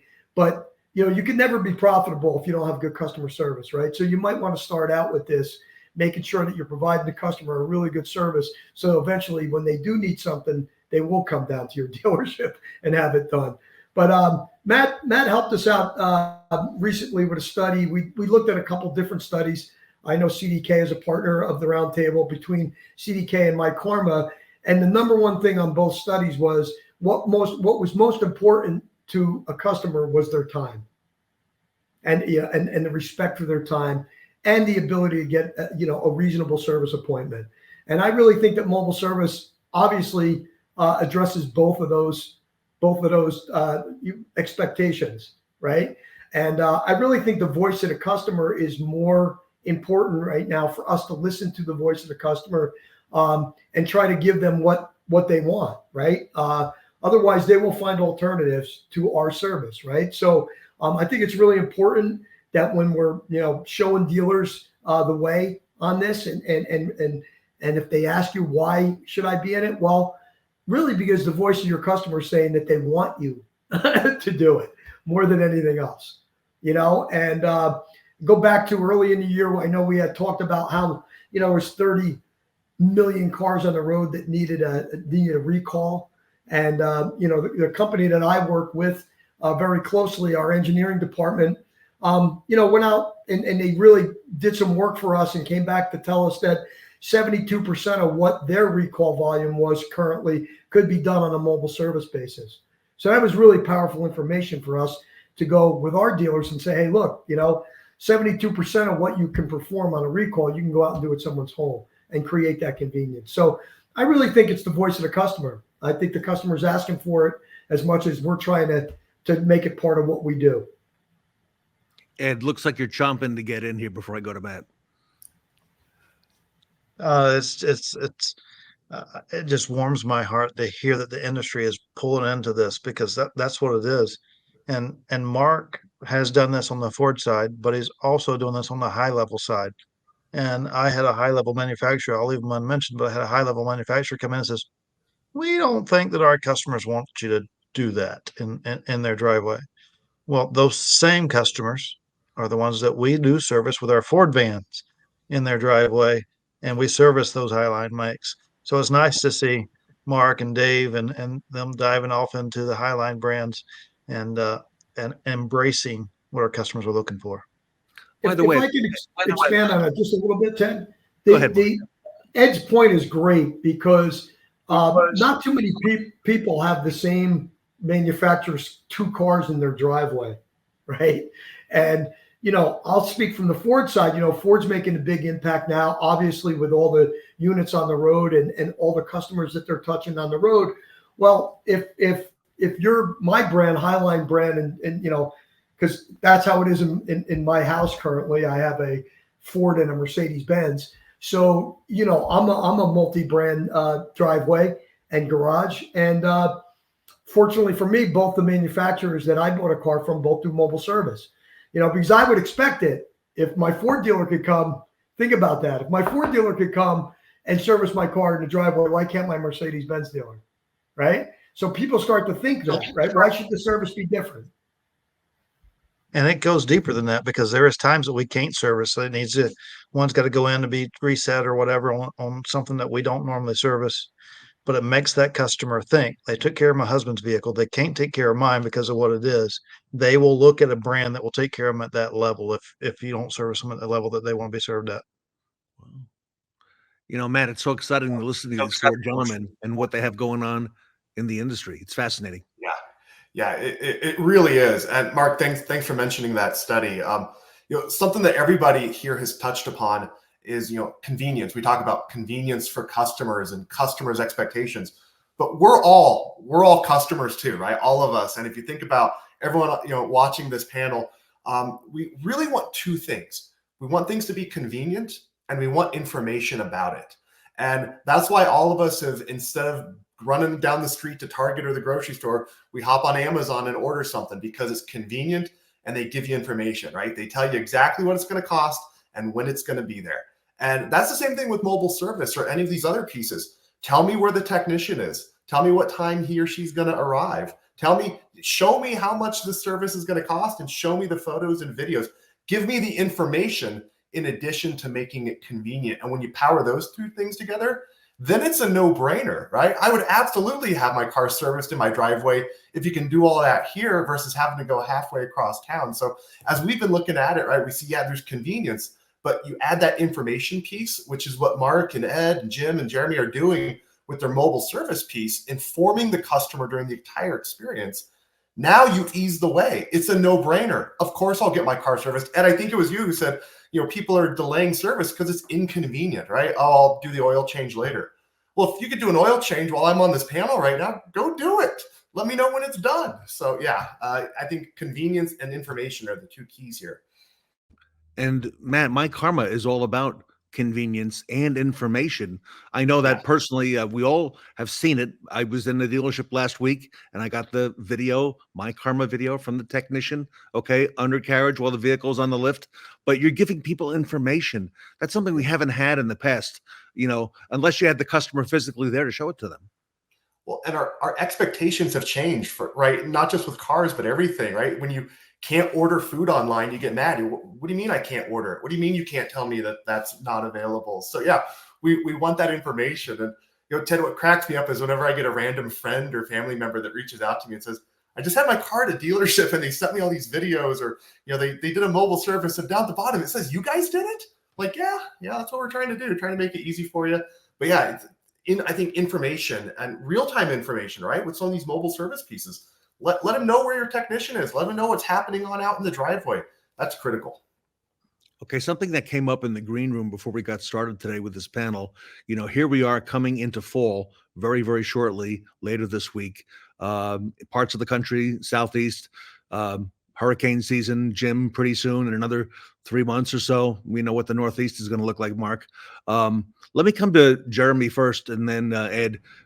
Jeremy, we've had some storms this summer, come through. What happens then? What happens to mobile service, and how does that affect the customer experience and helping the customer?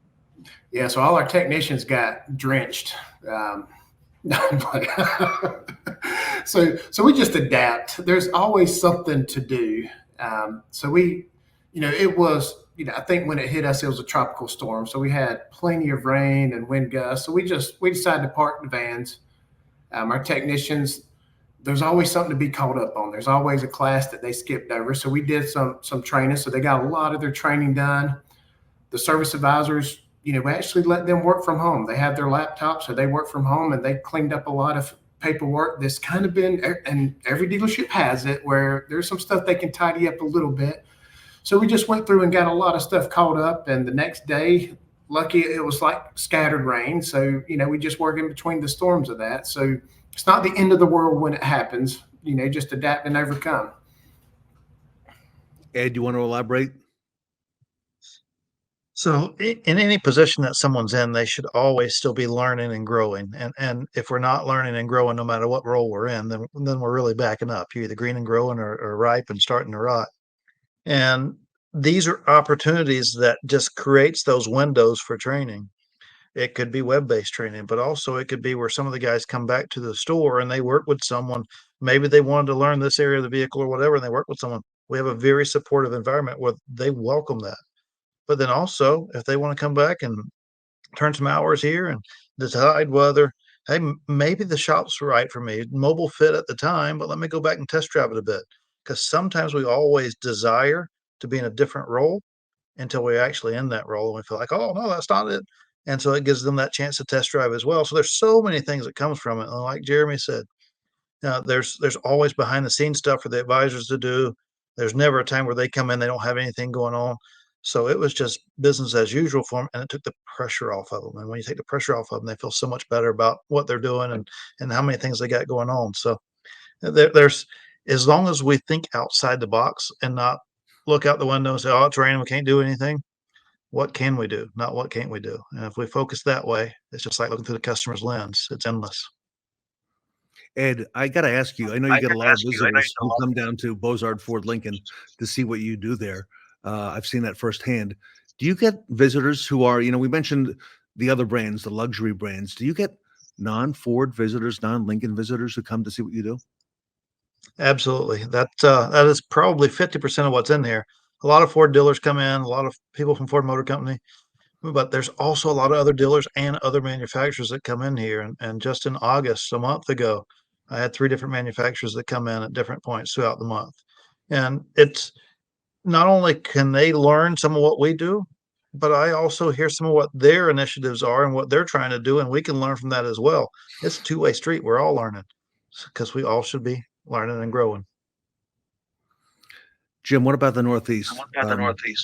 Have you had to park vehicles before and not have them on the road for different circumstances, or what are you expecting and what are you planning for? So Ted, yes. So you're being in the Northeast also, so you know what our climate is up here, and it can be tough winters or it can be mild winters with just a couple of little dusting snowstorms that you can get walloped. So there are times where we have parked the trucks. We have no choice. You want to make sure that they're safe, that, when they're being out there operated, but, when the technicians are driving them around. And you can only really do so much when it's 20 degrees and snowing. So, we try and convert those customers to pickup and deliveries if possible, or we just opt and we reschedule on their timeline. And it's just, when you're working out in the elements, it's just unfortunate that's what you're subjected to. So you always, as Ed and Jeremy, and they're saying that you always have to be prepared. And there is always something that can be done. There are times, the last time the trucks were parked, we obviously, we serviced them because the mobile trucks needed servicing. So we took time and we had them serviced.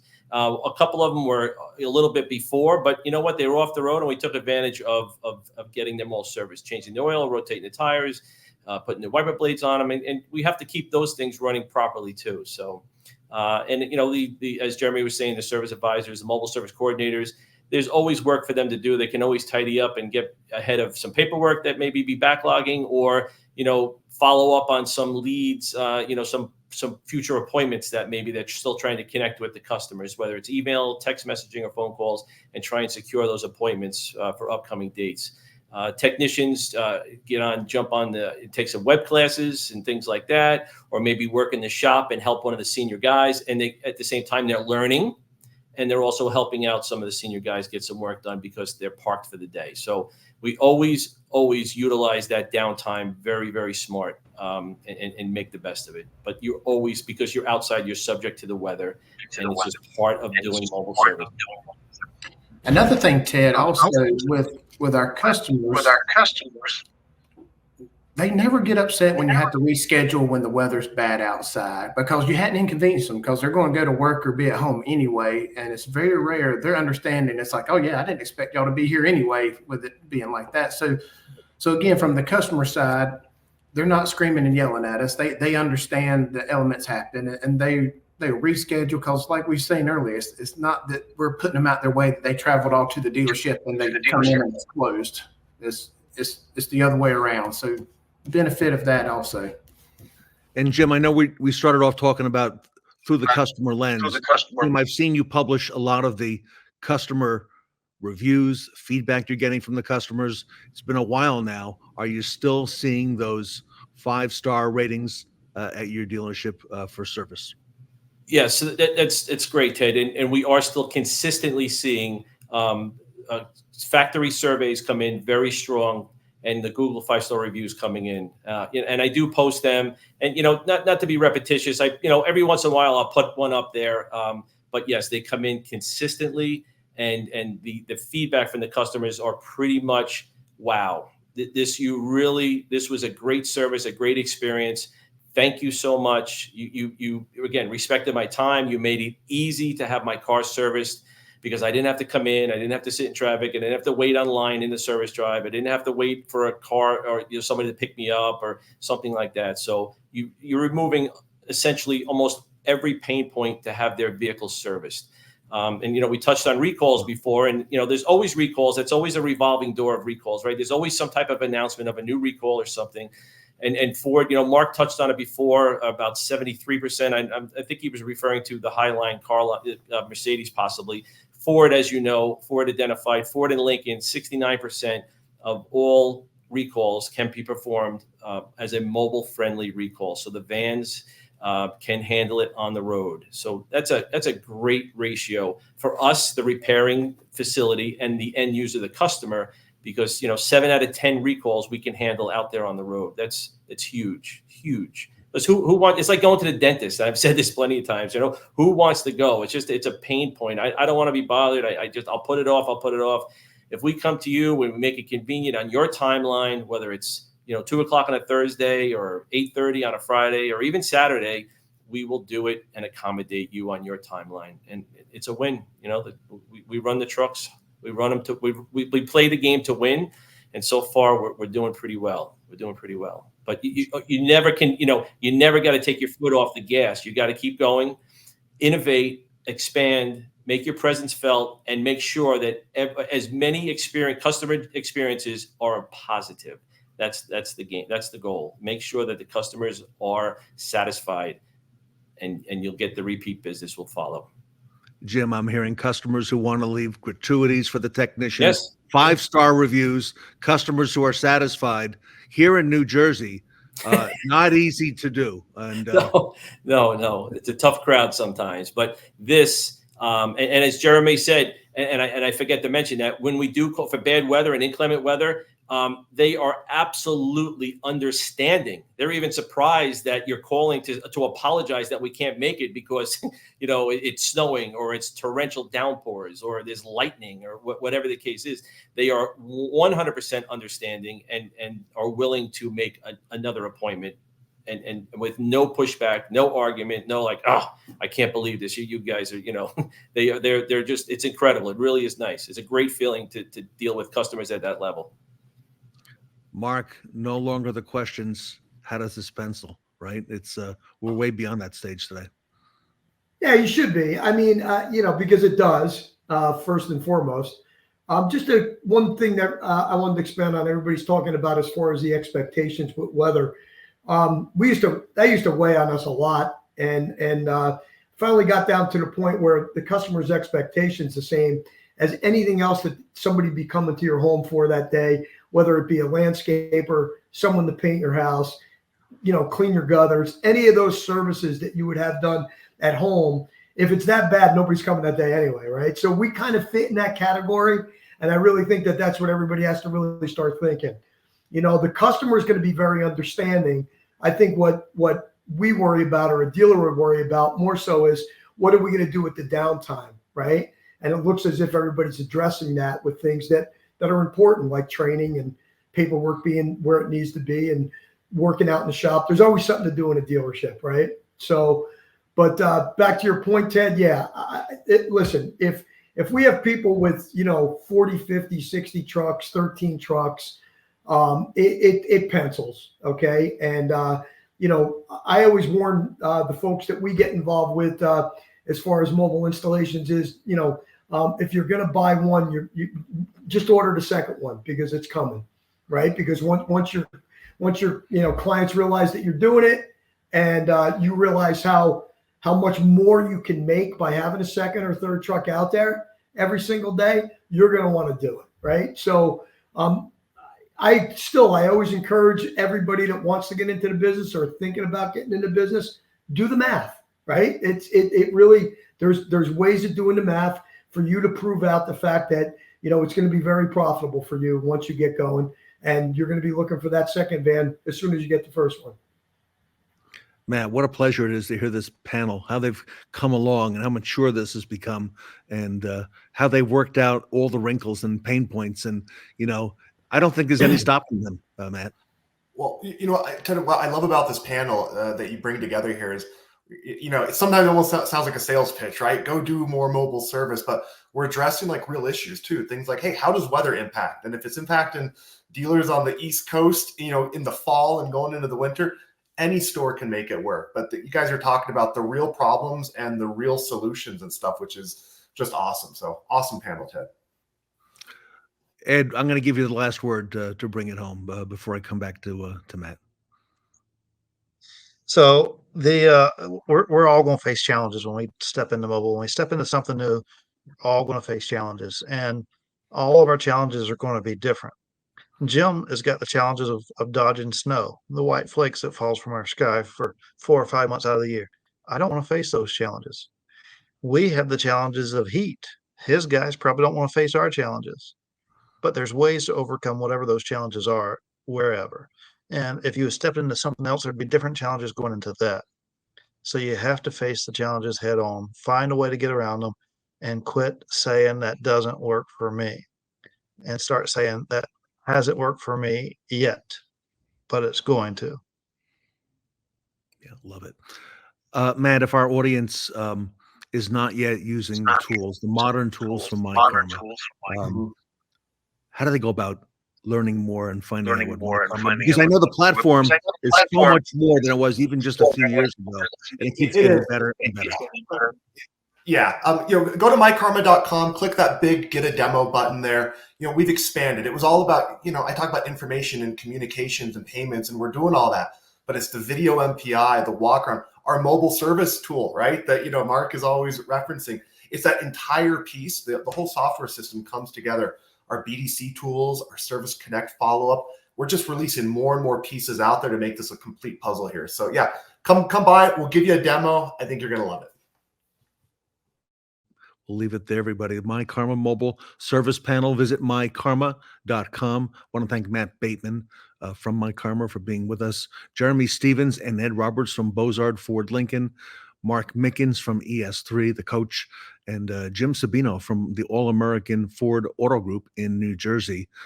Thank you all for what you do for the industry, and look forward to getting together with all of you very soon, perhaps in person, okay, to deliver this panel next, and look forward to what's ahead. So the myKaarma mobile service panel here today at the Fixed Ops Roundtable. Get your dealership mobile service ready at the next Fixed Ops Roundtable pop-up event happening live at Bozard Ford Lincoln in St. Augustine, Florida. Please join us on Thursday, October 17th. Follow us on LinkedIn, Facebook, and TikTok. We'll see you soon.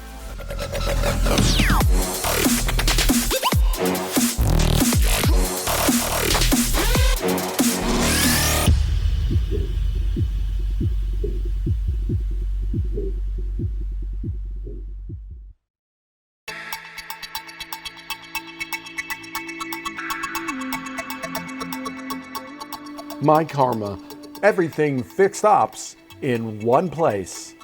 The first truly unified solution for fixed operations. A comprehensive suite of key applications, deeply integrated with software and DMS providers, and open APIs that offer unprecedented opportunities for dealerships to build custom solutions. myKaarma, a proven name with over $21 billion in payments processed, 423 million text messages transmitted, and over 9.5 million videos recorded. myKaarma users enjoy an average 16% lift in RO dollars. And innovative solutions like our advanced Scheduler Plus and Service Cart Video MPI transform the service experience. What I really enjoy about it is the connection and the relationship building. We pretty much use every aspect of myKaarma that we can. We went from a paper multi-point to a digital multi-point. It literally year over year, 350% increase in our net profit. Actually, there's incredible online payments, easy. The cream always rises to the top with this, and myKaarma has been the best.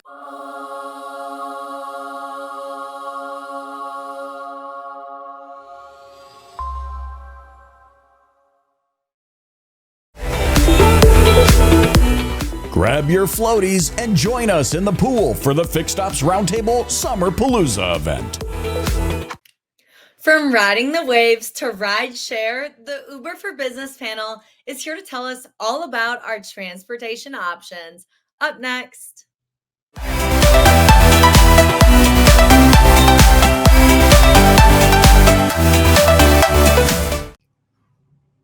Welcome back to the Fixed Ops Roundtable. Thousands of dealerships have implemented Uber for Business to bolster their current offerings and create efficiencies in their service department. Ted, we have an incredible panel with us today.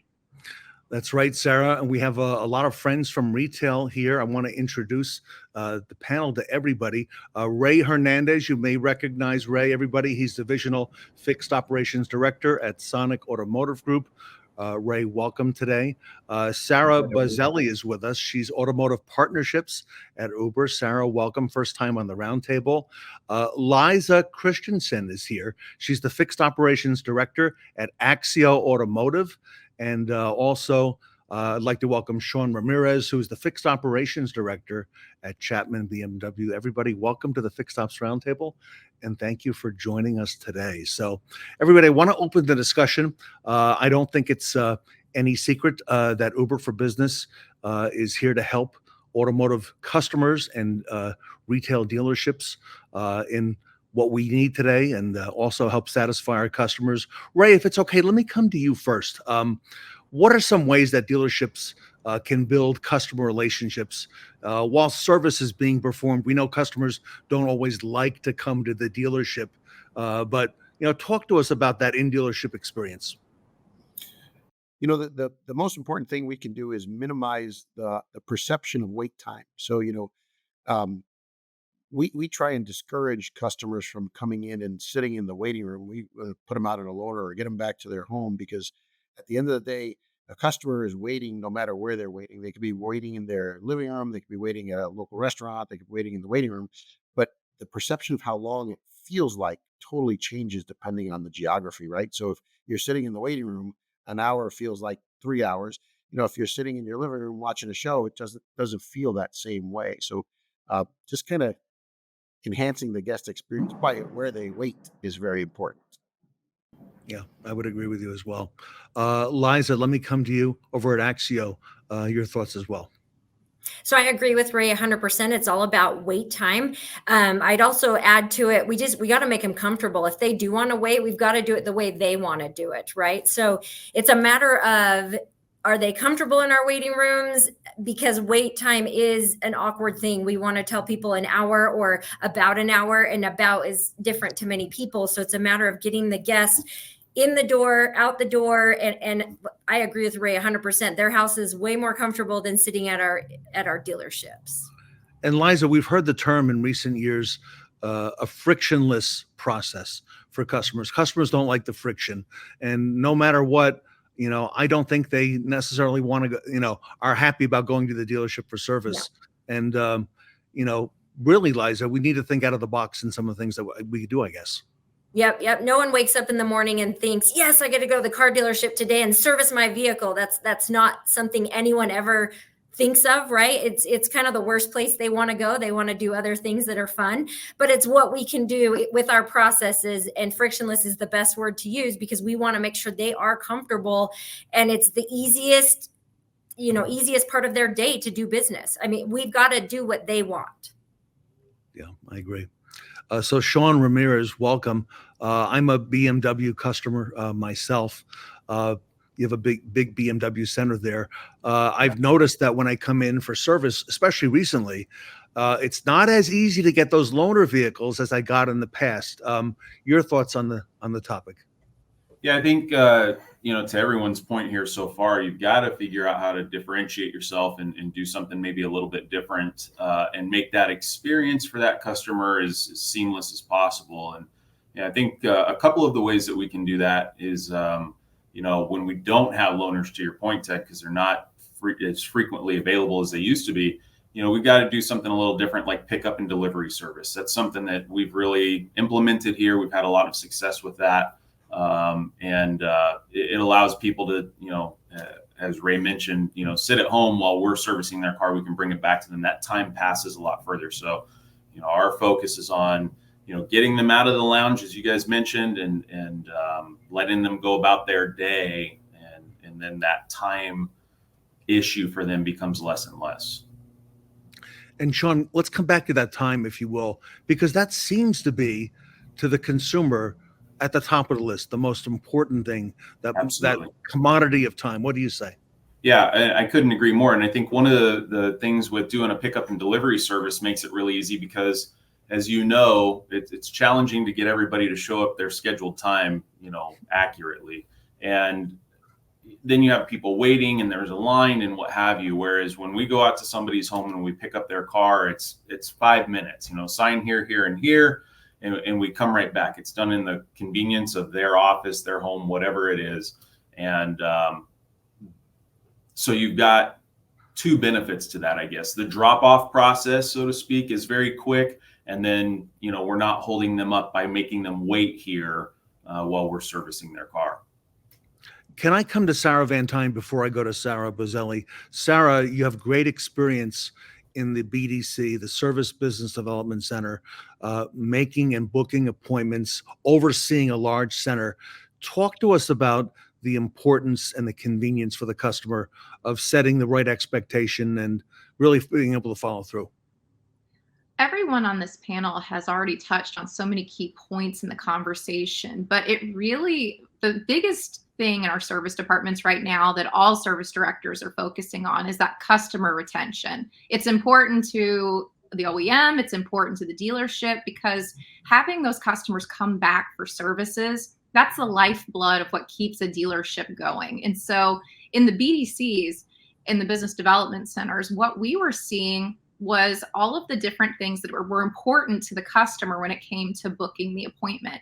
And we saw this transition from, when I was first getting started in BDCs in 2010, 2011, and going all the way up into, 2014, 15, the customer's preferences started to shift. And then in 2020, it completely changed. And a lot of customers today, time is the most valuable commodity of their day. And so, as Liza pointed out, when you tell a customer it's going to be 60 minutes, it's going to be an hour, immediately their clock has started when they left their home.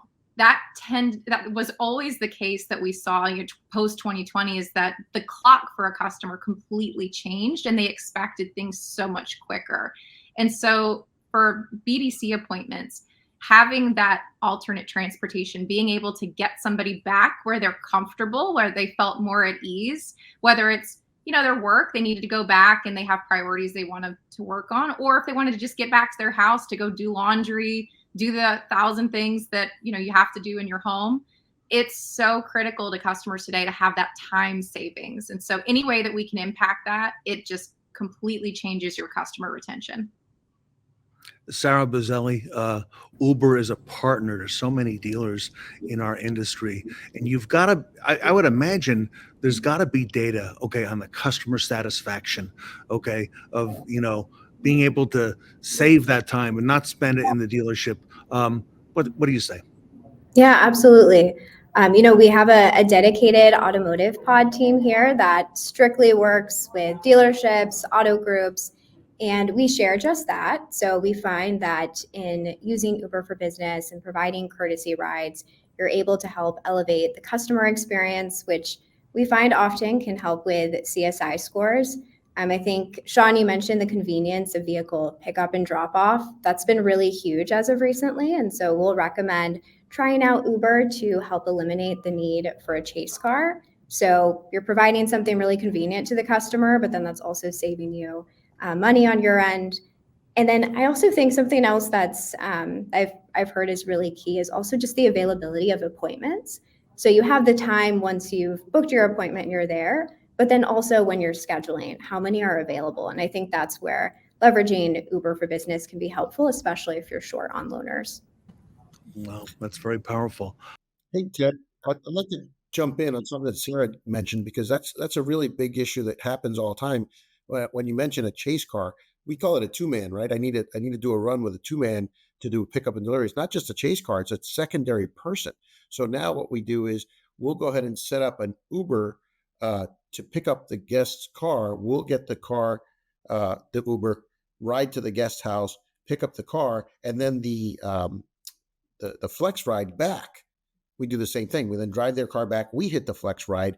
We get the car back. So we're using Uber in many cases as that two-man or as that flex driver. It works really well.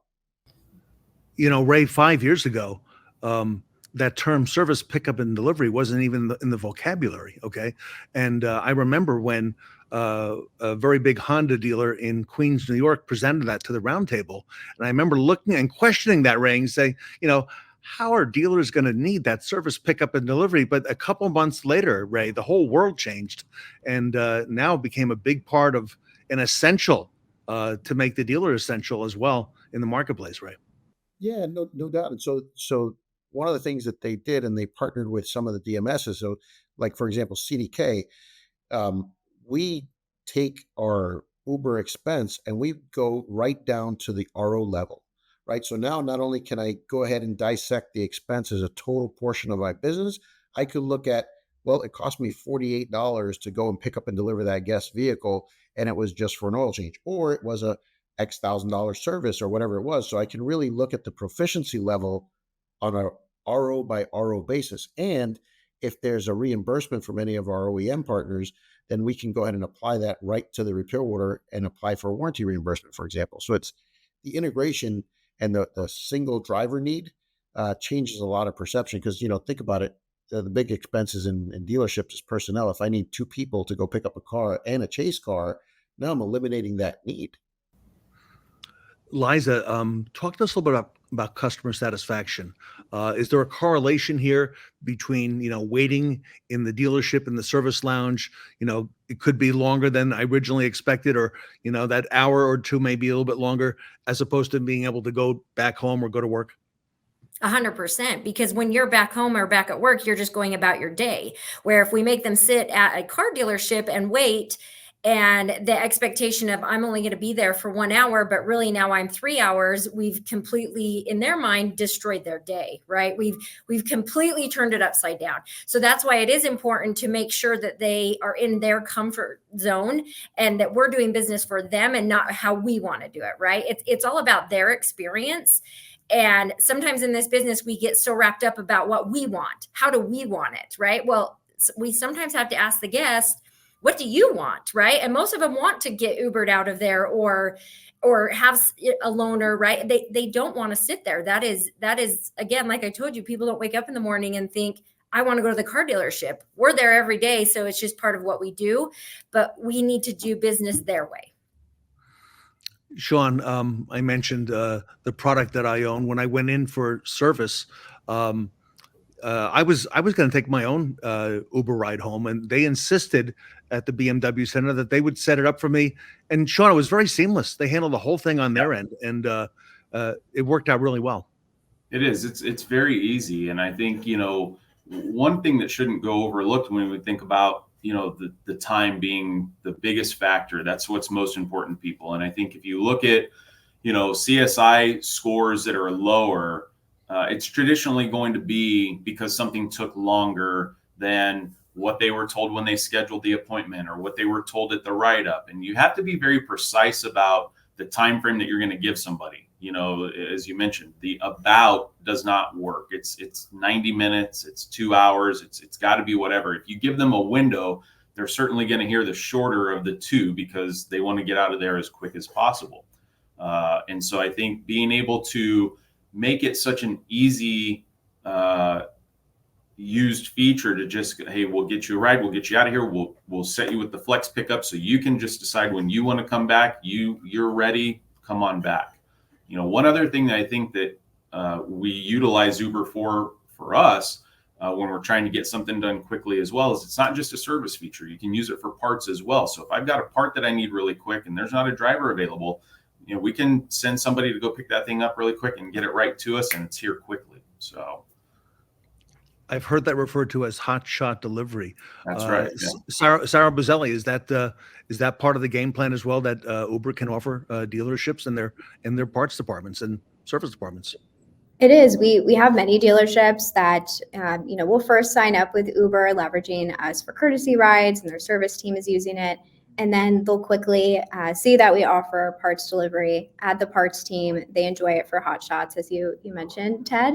And then even sales. If you have a customer and they left their keys there or their bag, you could leverage parts delivery for them as well, or even just increasing foot traffic, providing someone a voucher so they can come in for the day and meet with the sales team. So there's lots of ways to use it, and you can get really creative. And Sarah Buzzelli, technology has really woven its way into the dealership world, especially these last 3, 4, 5 years. A lot of talk here on the roundtable, and I'm sure for these retailers as well, when a customer comes in for service, they now expect to get a video from the technician, okay, with an update on their vehicle, seeing it on the rack, okay, seeing what the technician found, getting that report, that walk around report. There's a lot of technology now that's woven into the service process. And Sarah, I would imagine this is none different, because being able to have the convenience of not waiting at the dealership is a big part of the process. Yeah, absolutely. And I think also for the advisor, this saves them time too.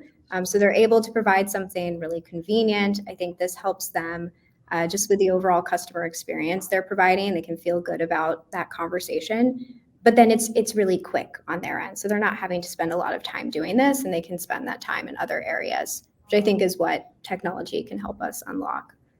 Sarah Van Tine, are there a lot of calls coming into the service BDC from customers, who are trying to get a status on their vehicle and update them if my vehicle's ready, or, tell us about that. Oh my gosh, yes. So, I've seen so many different dealerships look at status calls a variety of different ways, but it's increasingly becoming the most important piece of a service phone call that you have to have a process for at the dealership. And it's critical, either using technology where the customer has the ability to check on their car and see. That's really just become the reality of what we're accustomed to today with technology. I mean, I can track a pizza. I can see when my food's arriving at my house. I can track my orders, online, and when I can expect them to arrive at my front door, so I can go intercept them when they arrive.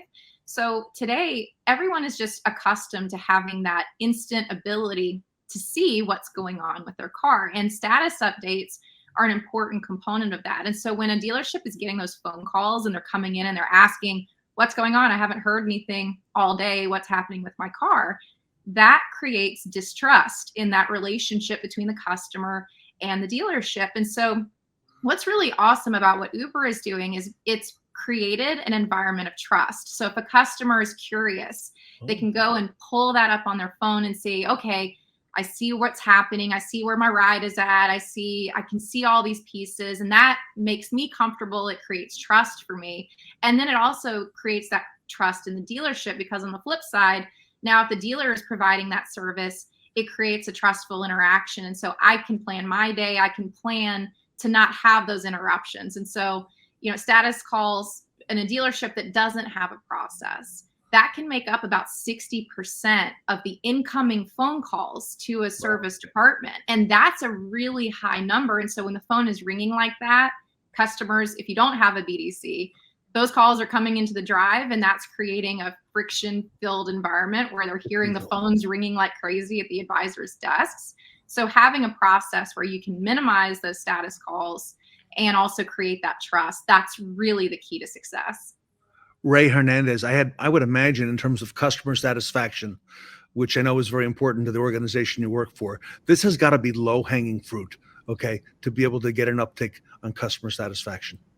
Absolutely. And so not only is it's imperative because you're eliminating that quote unquote waiter, they're still waiting, they're just waiting at home. But as a part of the process, you also get survey information that the guests will fill out as a part of that Uber ride as well. And many times there'll be comments in those Uber ride deals that will mention the dealership. So it's kind of an early warning if there's a situation where a guest is unhappy, and they put that into a survey before they get the manufacturer survey. So we use it every way we can.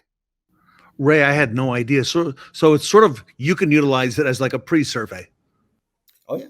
Yeah. So because they get a survey on that Uber ride, and it's furnished by the dealership. So guess what? The dealership's privy to that information.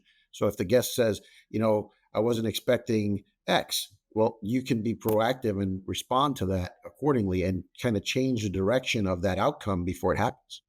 That makes a lot of sense. Shawn Ramirez, I remember, prior to 3, 4, 5 years ago, when a lot of dealerships had service shuttles and shuttle drivers, if you wanted to find out, Shawn, how a customer was feeling, you just had to talk to the service shuttle driver at the end of the day, and the shuttle driver told you everything that the customers were experiencing. So you really found out from them. What about these surveys, Shawn? Yeah, I couldn't agree more. I was thinking those same thoughts. They're kind of like a hairstylist or what have you. They're therapists. So yeah, we would run right to the shuttle driver, and they knew to come to us if there were issues or what have you. But I think, to Ray's point, it's a great indicator for us to be proactive and go find out, hey, if there is a little something sticky there, we're going to be able to intercept that and pivot and do what we need to do to take care of the customer. But I think, I can't emphasize enough what seems to be the theme here that we've all talked about, which is just that time. We've just got to be uber respectful of their time, no pun intended, but we really, really need to make sure that that's at the top of everything that we do. Shawn, you mentioned in the green room today before we got started, you made the move to Uber. I think you said about, a year ago or so? Yeah, just about a year ago. Yeah. Okay. And what prompted that, and what have you seen over the last year? Yeah, I think as I was mentioning in the green room, we had been using Lyft, and it was simply because it was integrated into the X-Time, which was the scheduler that we used at that time. We were in the process of changing to a new DMS, so that wasn't going to be a requirement anymore. But the number of canceled rides and the complaints that we got about the drivers or the cars that they were being picked up in, obviously at a BMW dealership, people are going to be a little more particular. And so we did a little bit of research, and we had a meeting with Uber for Business. We really liked what they had to present to us, not just from, the cost was a little better, to be candid, but also just the convenience for the customer, the ability to schedule that flex ride, the number of drivers in that platform relative to Lyft. It was going to be more convenient. It was going to be quicker. I've not honestly had a survey come back since we've made the switch that mentions the ride share as being an issue, whereas before I did. So that's been really, really positive for us. So convenience, customer satisfaction, it's all improved. Wow. Fascinating. Liza, what's your experience been with Uber, and especially on the customer experience side?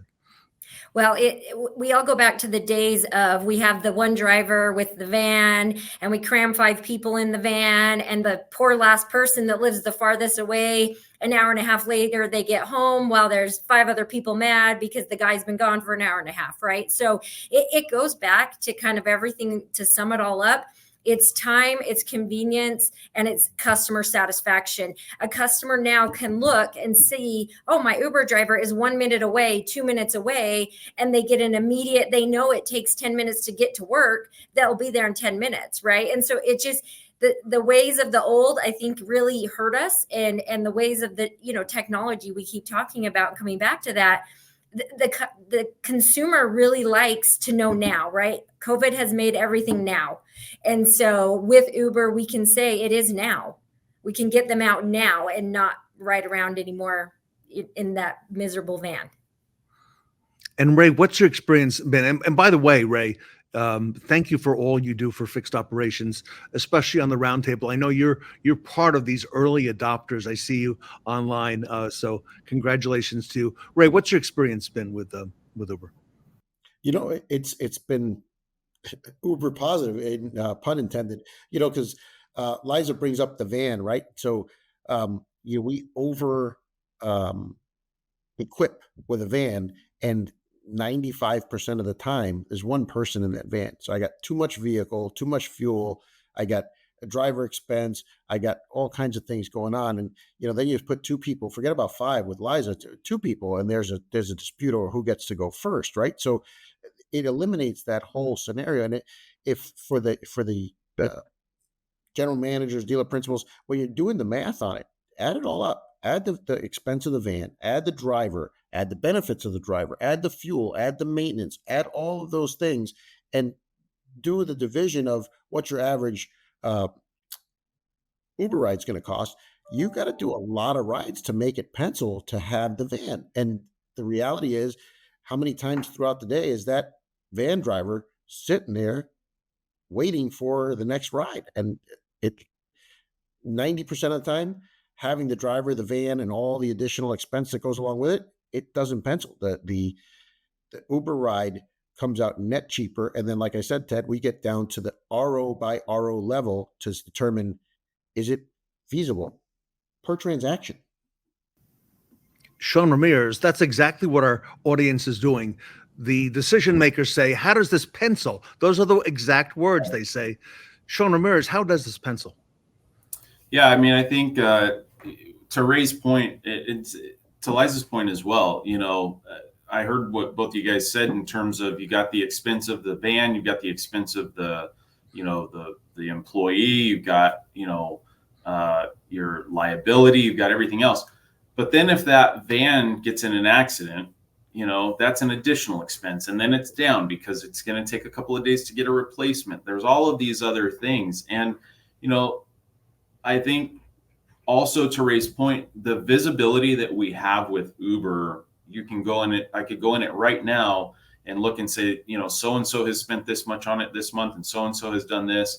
It allows you to really get down and analyze, where everything is. And honestly, like I said before, our expense for using that feature, and we use it a lot. We use it for parts. We use it as the chase car, as was mentioned. We use it for our customers. We give the flex rides back. And we don't put a limitation on how far, because we just want all of the customers. We're greedy in that way. And, I can't emphasize enough that if I had to use a shuttle the same way, I would need 2 or 3. And it's significantly more cost effective to use this and more convenient. Sarah Buzzelli, Uber for Business, you work with thousands of dealerships. You see a broad spectrum. What do you say in terms of efficiencies and what some of the folks on the panel are saying here? Absolutely. Actually, Shawn, you called out the liability, the insurance. That's something we'll discuss with dealerships. I think it's worth noting when you're comparing the cost of traditional shuttles versus Uber. So there can definitely be some additional savings there. Something else that I think is really interesting that you could implement is even the tracking that we provide. So you can see when that customer is about to return to your dealership. Sarah, you even mentioned, I think that, while they're waiting, that's when you're often getting the most calls and there can be friction there. So having the car ready the moment they arrive, that helps with efficiencies, but also just the overall customer experience. So again, the technology can be used in so many ways, and we'll often work with fixed ops directors. I've worked with a few of you, Liza and Ray, closely with the general manager, service manager, and see, what pain points do you have right now at the dealership, and how can we adjust our Uber for Business training to, help instruct your advisors. Here's how you can use it. Here's the opportunities where this will be most effective, and so we can tailor it in that way. Sarah Buzzelli, is it hard to get started for a dealer watching today saying, I can relate to these pain points I'm hearing about, plus the customer satisfaction? How do they get aboard on Uber, and what's that process look like? It's really quick. Most accounts are set up in just 20 to 30 minutes. And again, we have a dedicated automotive team here. So we're happy to meet with you personally over Zoom. We often do a lot of on-site visits too. But we will be providing a link that you can access where you can get started with Uber and connect with our team directly. Great information, everybody. Thank you so much. Very grateful to Uber for Business for hosting this panel today. I want to thank the retailers who are on here. Ray Hernandez, thank you so much. Liza Christensen, first time on the roundtable, thank you, as well as Shawn Ramirez. Great to have you on. Hope to have you back and hear a lot more about this. Sarah Van Tyne, a lot of great information for our audience here and a lot of great input on this panel. There's a lot of notes that I took on this panel today, so I'm excited to see what other dealers are thinking. And Sarah Buzzelli, I'm gonna, if it's okay with you, and if it's okay with Uber, I'd like to invite you back on the next roundtable, and let's take this up a few notches and talk about some of the additional pain points that retailers have found over time, and how Uber for Business helps to solve those pain points. Absolutely, I love that, Ted. All right, everybody. Everybody, for more information, down below on the ticker, you can visit Uber for Business online. You can get started right away. Very grateful to the panel today. The panel today from Uber for Business here at the Fixed Ops Roundtable. At your dealership, customers always come first. Discover how you can help ensure a 5-star experience, boost CSI scores, and control costs with Uber for Business. Elevate your customer experience by providing courtesy rides to customers while their cars are being serviced. Use Central to request an Uber ride for your customer. They'll receive an SMS to track their trip. For repairs that might take a few days, provide a voucher with Uber credit that can be used on rides. Use Central to help move employees to and from the dealership with ease. Provide white glove service with vehicle pickup and drop off during service or maintenance appointments. Transport parts straight to your service bay using the parts delivery feature on Central. Uber for Business helps you optimize costs and improve operational efficiency, while taking your customers' experience from good to great. Join thousands of auto dealerships using Uber for Business today. Learn more on our website.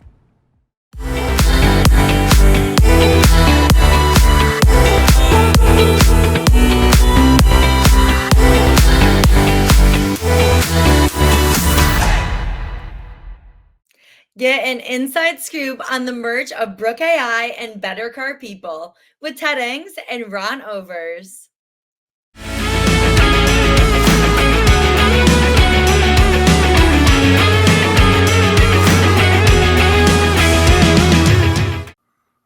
Welcome back to the Fixed Ops Roundtable. It's not every day that we get the team assembled here. Ron Overs is the publisher of Fixed Ops Magazine, joining me today for this interview. We're very honored to have Matthew Belk from Better Car People. Welcome to the Fixed Ops Roundtable, and our good friend Ashleigh Norton as well. Everybody, welcome to the Fixed Ops Roundtable. Hi. Thank you. Thanks for having us. So, Ron, this is a treat, okay, because we get to meet Matthew, who recently graced the cover of Fixed Ops Magazine, and get to ask some questions and introduce our audience to what's happening at Better Car People. This is great. It really is. Last issue, we had him on with our feature story. It was actually on the cover. And this whole concept, there we go, of actually talking about, blending AI and BDC agents together in your dealerships for a most effective practice. And wow, that is today, right? This is exactly where the industry is going. And, it's time to get aboard. So real timely, Ted. This is great to be all together.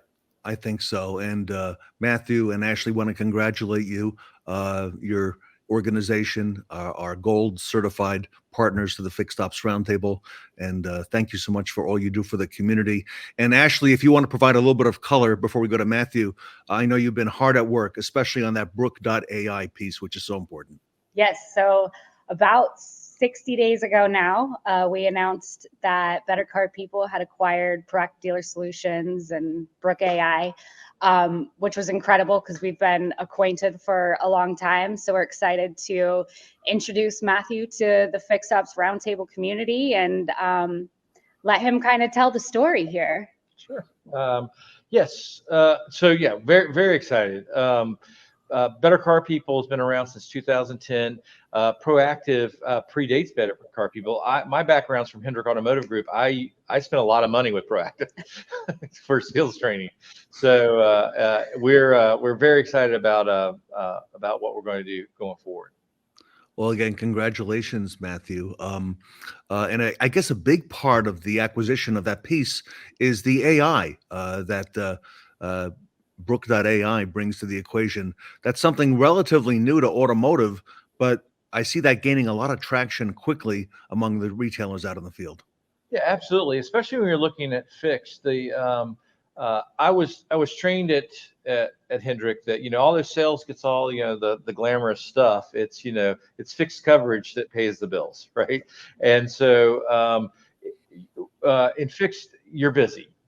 So the payoff of AI should be giving you more time to prioritize the right things to do. But what's happening right now, and it's so much more pronounced with back in the service lane than it is in sales, is AI can do a lot, but really can fall off also. So we've always worked with this collaborative intelligence concept that is real people and then the AI. And that actually is what MIT and everybody else will talk about is AI is only so good at very specific things.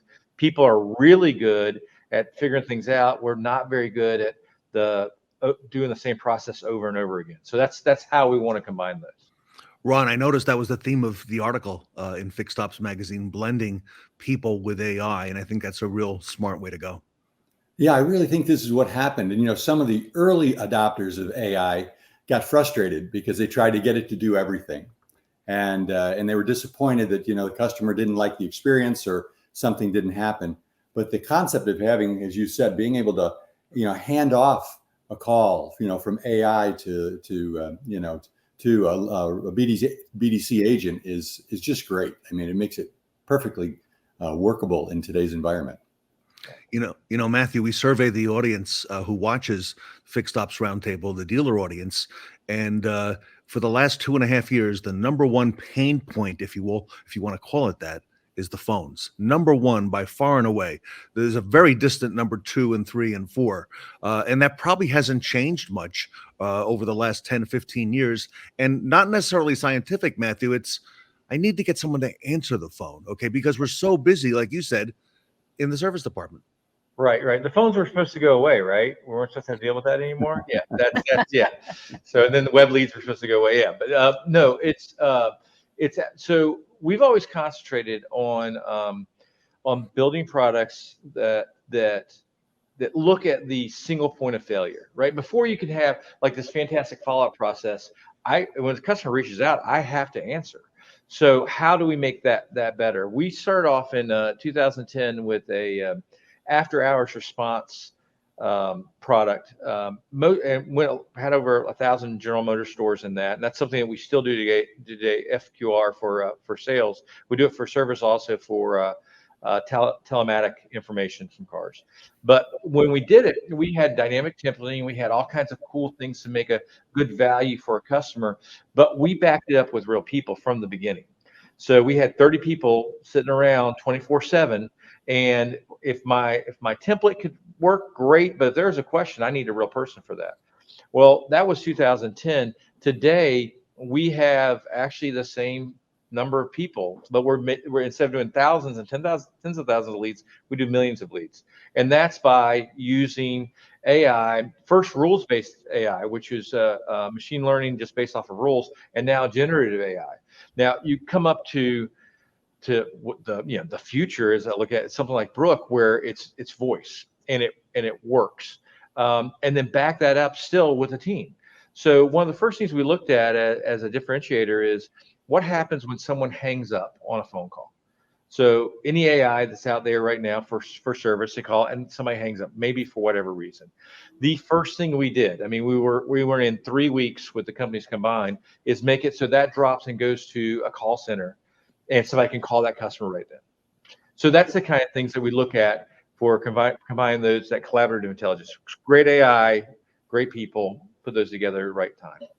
And Matthew, if I can add one more leg to the stool, if I can, a lot of the dealers like your integration at Brooke.ai with things like X time, because that takes technology that's already embedded into thousands of dealers. And now to bring the Brooke.ai component, that's really working well from what I hear in the field. That's a differentiator, because Proactive Dealer Solutions has been around for as long as it has. They went at this as dealers, right? So they knew the integration was the most important. And to do integration right, though, they had to know what kind of ROs required what kind of scheduling.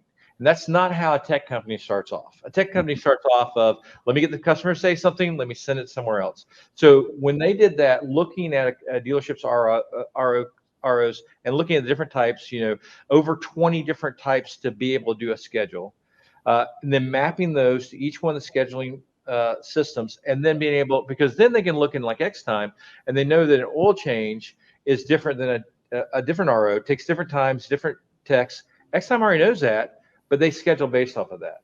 And so that was the beginning. That was the infrastructure for them starting. Now, from that, the voice and the AI communication, that's something that's gotten better just because it's gotten better. So they can plug in whatever voice you want to. The conversation changes, and that's changed. It's every other week. There's an improvement to that, and that's because the industry is changing with that. But that infrastructure of knowing what a customer is trying to schedule and how that's going to be digested into a dealership, that's what puts Brooke apart. Will always put Brooke apart, because the other people haven't done that work, and I don't think they can go back and do it. So Ashleigh, it sounds like you've got it all, and dealers will have it all now. Going to market, you've got better car people, you've got the integrations that we just talked about, you've got the best AI by far. Nothing's even close to what Brooke.ai is doing, and you've got the experience of that being in so many dealerships for so long and understanding the BDC process really from a retail perspective. Matthew mentioned his long time in retail. Okay, mentioned Hendrick Automotive Group. Ashleigh, you've got all the pieces there and all the components to bring this forward. Yeah. And I mean, I think another differentiator is just our history of training. We train our agents the same way that we train Brooke, and back and forth. So they're having the same experience by far, whether they're speaking with one of our agents or whether they're speaking with Brooke. And the training and the human is the differentiator between us and any tech company that can put AI in the dealership. Yeah, Ted, I'd love to add to that real quick, because we're seeing a renaissance in skills training. Training is more important. Skills training is more important now than it was 5 years ago, because when we used to have to sell cars and do service, and we have new people. And so that's something that we're now spending a lot more resources towards to beef up our training, with looking at what the new service lane looks like, right? What customers are expecting. Yeah. I can order something from Amazon right now. It'll be here in 3 hours. That's the expectation we have to start living up to. And we're going to need tech and training to be able to do that. I like that. And you're right. Maybe what happened about 4 years ago back in our industry, a lot of folks maybe stayed back from training. Okay. But then there became a pent up demand. And now the realization that I've got to train my team. Ron, you recently hosted a panel and we talked about AI. What Brooke.ai and Better Car People are doing on the service drive, the new service drive, like Matthew just said, that's really one of the more advanced AIs that's working now for dealers in our industry.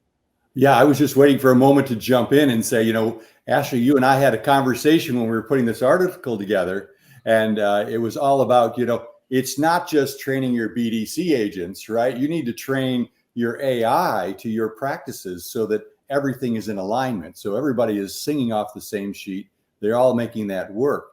And as you said, there's a lot of AI companies out there that are just generic, services, and they don't train for service. They just say, oh, we'll just use a generative AI and it'll come up with the right answer, and the answer is it comes up with the wrong answer a lot. And that's a real impediment to the dealership when that happens. Big difference. So Matthew, if I can ask you this for a final question today, here we are we're at the end of summer, coming into fall. Next thing you know, we're going to blink and there'll be a presidential election, and then we'll be in a new year. All right. There's a lot of change happening in our industry, a lot of things occurring. What's your advice for dealers looking out over the horizon into early 2025? What should they be focused on right now when it comes to fixed operations, the calls, the telephones at their dealership? What should they be working on? Sure. I would say if I'm looking at 2025 and I'm making my New Year's resolutions for the dealership, is to really identify the opportunities in service.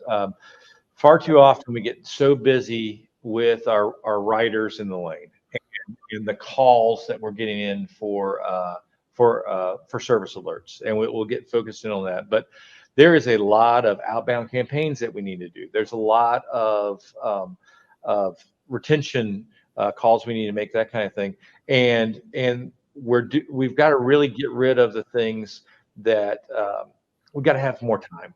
We really do.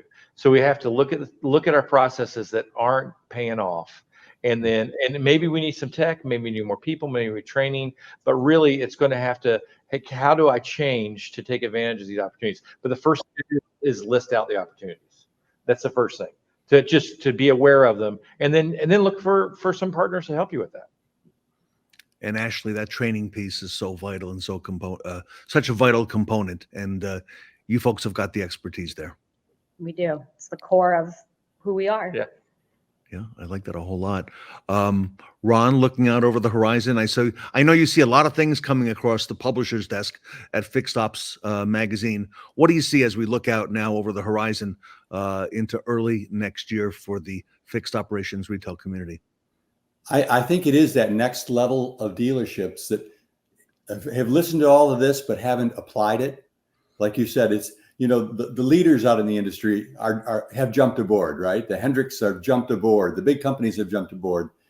The next level of dealerships have listened to this and haven't fully adopted to it. And I think what we see in the next year is them jumping in and saying, it's time to get involved with a Brooke.ai, with Better Car People, with companies like this that I can partner with and trust that they're going to make my system better. Because at the end of the day, they're worried about, upsetting their customer base. They want to make sure that the partner that they use is going to enhance that relationship, not degrade that relationship. And it's so important in choosing a partner that gets this business and understands how it works. And Matthew, our audience is not just the dealers and the retail audience, but both Ron at Fixed Ops Magazine and the Fixed Ops Roundtable. We have the early adopters, and then we probably have that second, third, fourth, and fifth wave after that, who are looking for best practices, looking for ideas, looking for what's working with their peers. And Matthew, I think your organization is in a great position right now. I love it. I love the industry. I mean, obviously, it's what I've done. The other part, though, is the reason I like particularly this merger of Proactive with Brooke and Better Car People is that we've always built our solutions for the smallest dealer, and then we can scale up to the largest dealer. Where a lot of companies, if they're coming at it and they have to, they're private equity backed, they have to get those big dealers first. We have tons of those big, but there's more small dealers, and if we can do it for them, that's the thing. So these are now AI, along with making your team more efficient. It actually makes these companies more efficient if they build it right. And so I think we can offer products that make sense for smaller dealers at the right price point, because but make so you don't have to hire as many people. Just make your people better. Everybody, Better Car People has acquired Brooke.ai.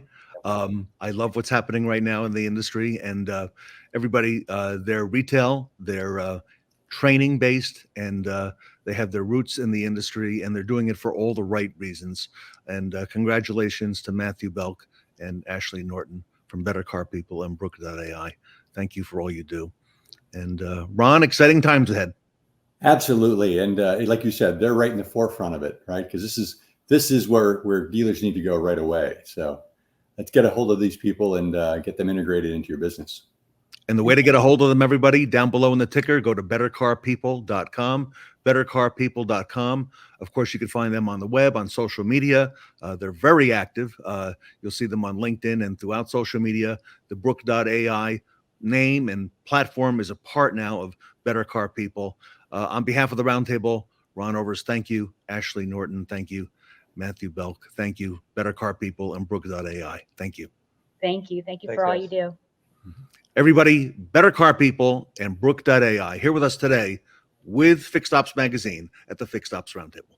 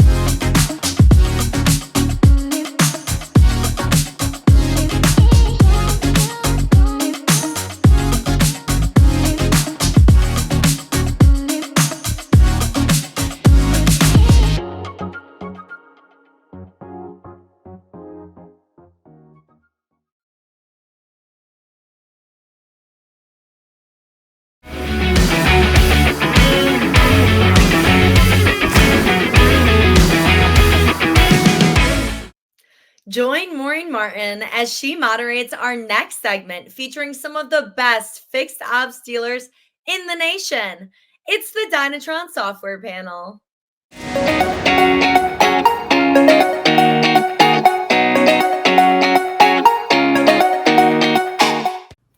Welcome back to the Fixed Ops Roundtable. It is a great honor to present this A-list panel assembled by Dynatron Software. Our great friend Maureen Martin is here. Our panel title today is 2025 Technician Capacity and Forecasting. What a perfect time of year to do that. Maureen, welcome back to the Fixed Ops Roundtable. Thank you, Ted. Always love being here, and it's been a privilege of Dynatron to be involved. As you know, Les Silver, our executive chairman, has been a big part of this since the very beginning. So we appreciate you inviting us. Thank you. Great to see you, and we are very honored to have Les as well involved. It was wonderful to see you at Northwood University earlier this summer, and appreciate you coming up as well. Yeah, there's nothing better than being around students, right? To reinvigorate us in our business. I love it. And that really kind of plays in a little bit what we're going to talk about today. All right. I'm going to step out of the way, Maureen. I'm going to let you get things started, and I'll come back on the other side. Thank you, Ted. Appreciate it. As Ted said, I'm Maureen Martin, and I have the privilege of being our Vice President of Strategic Alliances for Dynatron Software. And it's my privilege to welcome our panel of distinguished partners for Dynatron. And so with me, we have William McCurry. William is the Vice President of Fixed Operations for DGDG out of California. We also have Bill Demery, Corporate Fixed Ops Director for the Tom Wood Auto Group out of Indiana. And congratulations, Bill. You are recognized as a certified partner of the Fixed Ops Roundtable. So congratulations on that. It's a really huge honor. Also with us, we have Yaz Banagovic. He is our corporate fixed ops director for the Sioka dealerships out of Pennsylvania. And then with us is Joe Hall. Joe Hall is the fixed ops support manager for Hudson Automotive Group. He is here, and Jason Yates sends his very best as well. He is off today doing some very exciting growth for the group, and it's just a privilege. All of these groups are represented not only in the Dynatron family, but on our advisory council. So we have a lot of opportunity to talk. And so this time of the year, it's just from coast to coast. It's talking about coming into Q4, and critically important to that is the 2025 capacity and forecasting, with a specific emphasis on something we can all agree on, which is technicians. And not only the recruitment and retention of them, but all of the critical things that go into your forecasting. So I thought really we'd start talking about just sort of what might be something specific in this area that speaks to you and your group. And so, William, I'm going to go ahead and start with you, if I could, to talk a little bit about something that really comes into play with your forecasting at this time of the year. Yeah, thanks, Maureen. I appreciate the time and the invite. Yeah, I think the thing for our group, again, we're in California. The cost of living is unique here compared to most places in the country. And so I think one of the things that we've realized over the last several years that's really important is us really paying attention to technician wages. We do market studies constantly as it relates to labor rates and what we're charged. But I think in years past, we didn't do a great job of that as it relates to, to what we pay our technicians. And so, over the last probably 3 years, we've been hyper aggressive, not only with retention, but with our outbound approach, with gaining and adding additional technicians as it relates to their pay. And I use a joke with our team that I say, and if you're all married on this call, you can probably appreciate this. But if you wait to buy your wife flowers until she says, "How come you never buy me flowers?" you've already lost the game. And so I look at that from a technician standpoint. If you're waiting for them to get poached, or you're waiting for them to come ask you for a raise, you're behind the 8 ball already, and you're playing defense instead of offense. And as a big football fan that I am, it's a lot more fun to play offense than it is to play defense. And so that's something that we've really been aggressive. We look at what the market is. We want to pay 10% above market. It's really done well for us from a strategy of being able to not only retain our own techs, but be able to attract other ones. Because the best, you can do everything, every advertising, every forum that you can do to get techs, but your best advertisement is the techs that you currently have. And so if they're being paid well and we're doing a good job of taking care of our people, they see other techs at training, or different events. And that's really what brings, people into the fold. And one of the things that I've also stressed to our teams is, we've all been in the situation where a tech gives notice or leaves or moves, and then we go into scramble mode, or we can, about trying to replace the technician. And the example that I like to give our managers is if a technician leaves and you go to place an ad and somebody comes in and you have blindfolds on, so you don't know it's the same guy that just left your organization. He applies, his skills, what his efficiency is, his capabilities, what type of employee he is.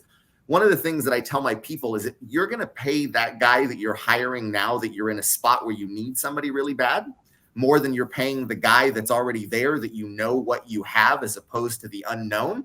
You really need to circle back and reevaluate what you're paying your teams. And honestly, I'd rather pay a little more than a little less, and make sure that we foster that continuing culture of longevity with our technicians. Excellent. Thank you, William. Appreciate it. Would anybody else like to add something related to technician pay? I think William's spot on. That just really hits home. And I think from a fixed ops group, this is something we all kind of focused on, in the last 3 to 4 years. And that 10% is something I hear a lot in different 20 groups and different focus groups, that we have to be 10% over market. And the reason is, why would they want to work for you versus the neighbor? And William, you're spot on. Why not pay them now? And that's something we've developed, that culture as well as a group. We pay now, and we went across the board, all 284 technicians at one point, and we right-sized everybody. And the key is, I think what William said is you got to stay on top of that. You can't just do it once and forget about it. It has to be a continued focus. And certainly with the Dynatron software, it's easier to see, because you're looking at the ELR per op codes, and you're looking at your tech costs and your gross profits, and you can certainly stay in line with that and get exactly what you need to get, and taking care of your team at the same time. Thank you. Yaz or Joe, would you like to add anything? I wanted to say I agree completely. Checking in with the technicians, a one-time thing means nothing. You really have to stay on top of their wages. The Dynatron EBIS reports are a great tool to see that. We went through a lot of growth mode in the last 3 years, going up into 50-some stores now. So it's really interesting when you get into these new markets you haven't been in before. It educates you very quickly on what technicians are making, quite frankly, what everybody's making. Another thing, too, I wanted to add, we've been talking about this quite some time, but we want to, for 2025, start a yearly technician bonus. And I think what both gentlemen were saying, how can we be the best in town, right? Why are we the most fun, most exciting to work for? So we want to do an 11-month production bonus. Nothing to do with their pay plan. And, they either hit it 1 month or they don't on average. And the payout would be like beginning of December, right before Christmas. And similarly, like a GM style pay plan, I think that would definitely be a game changer. I don't see anybody really doing that. And talk about creating a good spark, in the community between the techs and all that, and really all the employees. So we're working on that as well. But I wholeheartedly agree. You really have to take care of them. I prefer playing offense as well. And you really have to stay on top of that. It comes down to management, obviously. And thanks to the great support and the software that we have, it's easier to do so. Thank you, Yaz. Joe, Joe gets the privilege of going from what I call cradle to grave: recruitment, training, retention of everything within the Hudson. Is there something you'd like to add specifically on Tech Pay before we go on to the next topic?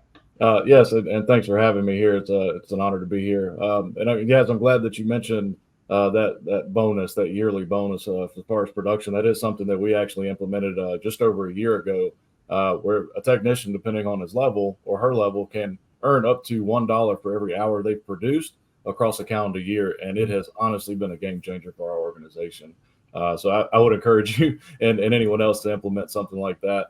Also, that the transparency for pay, the pay scale for technicians, regardless of their level, it's all based on their training. That's something that we've worked on over the last 3.5 years, almost 4 years now since I've been with Hudson, is having that pay transparency and then trying to close that gap between the manufacturers, because we do see different pay rates from, say, like a Ford or a Chevrolet technician to a Honda or Toyota, more import drive technicians. So trying to close that gap a little bit, and then that transparency has been huge. Love it. Love the innovation too. Thank you all for sharing that. So one thing you all do have in common is you have been going through big growth curves and acquisitions, and that brings some of its own unique. Bill, let's touch upon, I know you really have a passion around training and the growth. So let's talk a little bit about that. Yeah, we do. And again, it kind of goes back to our hiring techniques and holding technicians, and can we retain our technicians? So we started an initiative really strong actually in 2020 and started documenting how hard it is to find techs. And quite honestly, I got tired of hearing, and I've been trying to find an A tech for 6 months. I can't seem to find them. And my point is, you're not. And if they've left somewhere, there's a reason they left, or unless they're moving, into town. So we went into kind of full speed train our own and started recognizing mentors in our shops, which are typically a lot of our aging out technicians, and put bonus plans together for those that can train our younger techs as we brought them in. We've teamed up with many of our local, schools, like I think just about everybody has. We have the career colleges and the high schools and the shop classes. We do the Boy Scouts of America. We do tours with them. We recently signed up with another organization in our county that allows us to bring juniors in high school. And this is like freshmen. You might not even heard about this one. So we have juniors in high school working in our stores now that are getting college credits that can be used when they graduate. And then this will go toward an Ivy Tech or a Lincoln Tech college. We have the entire county. We have a waiting list for it. We're planning on really blowing this up. And this is, again, our future techs. And just growing our own just has seemed to be the turning point, for us, if we can get away from the constant advertising and, recruiting the same techs everybody else is. And then once you get them kind of in our infrastructure, like William mentioned, we have to pay them. Yaz had mentioned about doing things different than anybody else. We do a fixed ops banquet twice a year. And in that twice a year, Maureen's I'm really excited you're going to come and see it next I'm month. going to be there. We do it twice a year, and we have goals set up for all of our productive technicians, service advisor, and parts. And twice a year, they get to come to our hangar. We own the aviation center. So we get the hangar together. We have about 350 people that'll show up, have a catered dinner, and we give away like thousands of dollars, typically 45,000 in cash. Tons of door prizes, just have a really big party and celebrate them for their victories and what they've done for us to help us grow our fixed ops teams. And I think by doing these little things different, recruiting our own, training our own, the Tomwood way, not the way, the competitors are doing it, but how we do it, how we do business and take care of our clients and our guests. We've been really successful with this. We've grown from 207 techs in our small little group to 284 techs this last month. So our retention numbers are getting so much better, and we're continuing to keep these guys and growing them. And now we have lane managers, we have tech trainers in our stores, and they're just shop foremans really working with and kind of pushing their knowledge down to the younger team. I've seen you apply the same thing to service advisors, those experienced ones, and trying to help them carry on that knowledge. So that's really impressive. How about anybody else in regards to specifically around training and the growth? Is there anything you'd like to add? Yeah, I mean, I think just to reiterate what Bill said, I think the mentoring, from the senior techs to the entry level techs or the mid level techs. And then I think the other thing that's just really important is to give them that written path of how they can get, to increase, but not only their skill set, but to also increase their pay. So, most of our training has a direct impact on their pay. And so I won't say that everyone is motivated to do the self-studies or to do some of the training, but when you put the plan in front of them of if you do A and B and C, then it gets you to X, Y, and Z. And I think, being able to clearly spell that out for them, I think it was Joe that mentioned about the transparency in what you're doing, that I think that that's so important to be able to show them, not only, where you can get to, but how you can get there. And I think, again, all of that just goes back and helps reinforce the longevity and the growth of the technicians. Thank you. I think, everybody on this panel is going to have something very similar. Clearly, we all agree. In our organization, all of our directors in every category, every section, they were advisors at one point. So career path is so, and I know we're speaking about technicians, but really Bill mentioned it as well with advisors and things like that.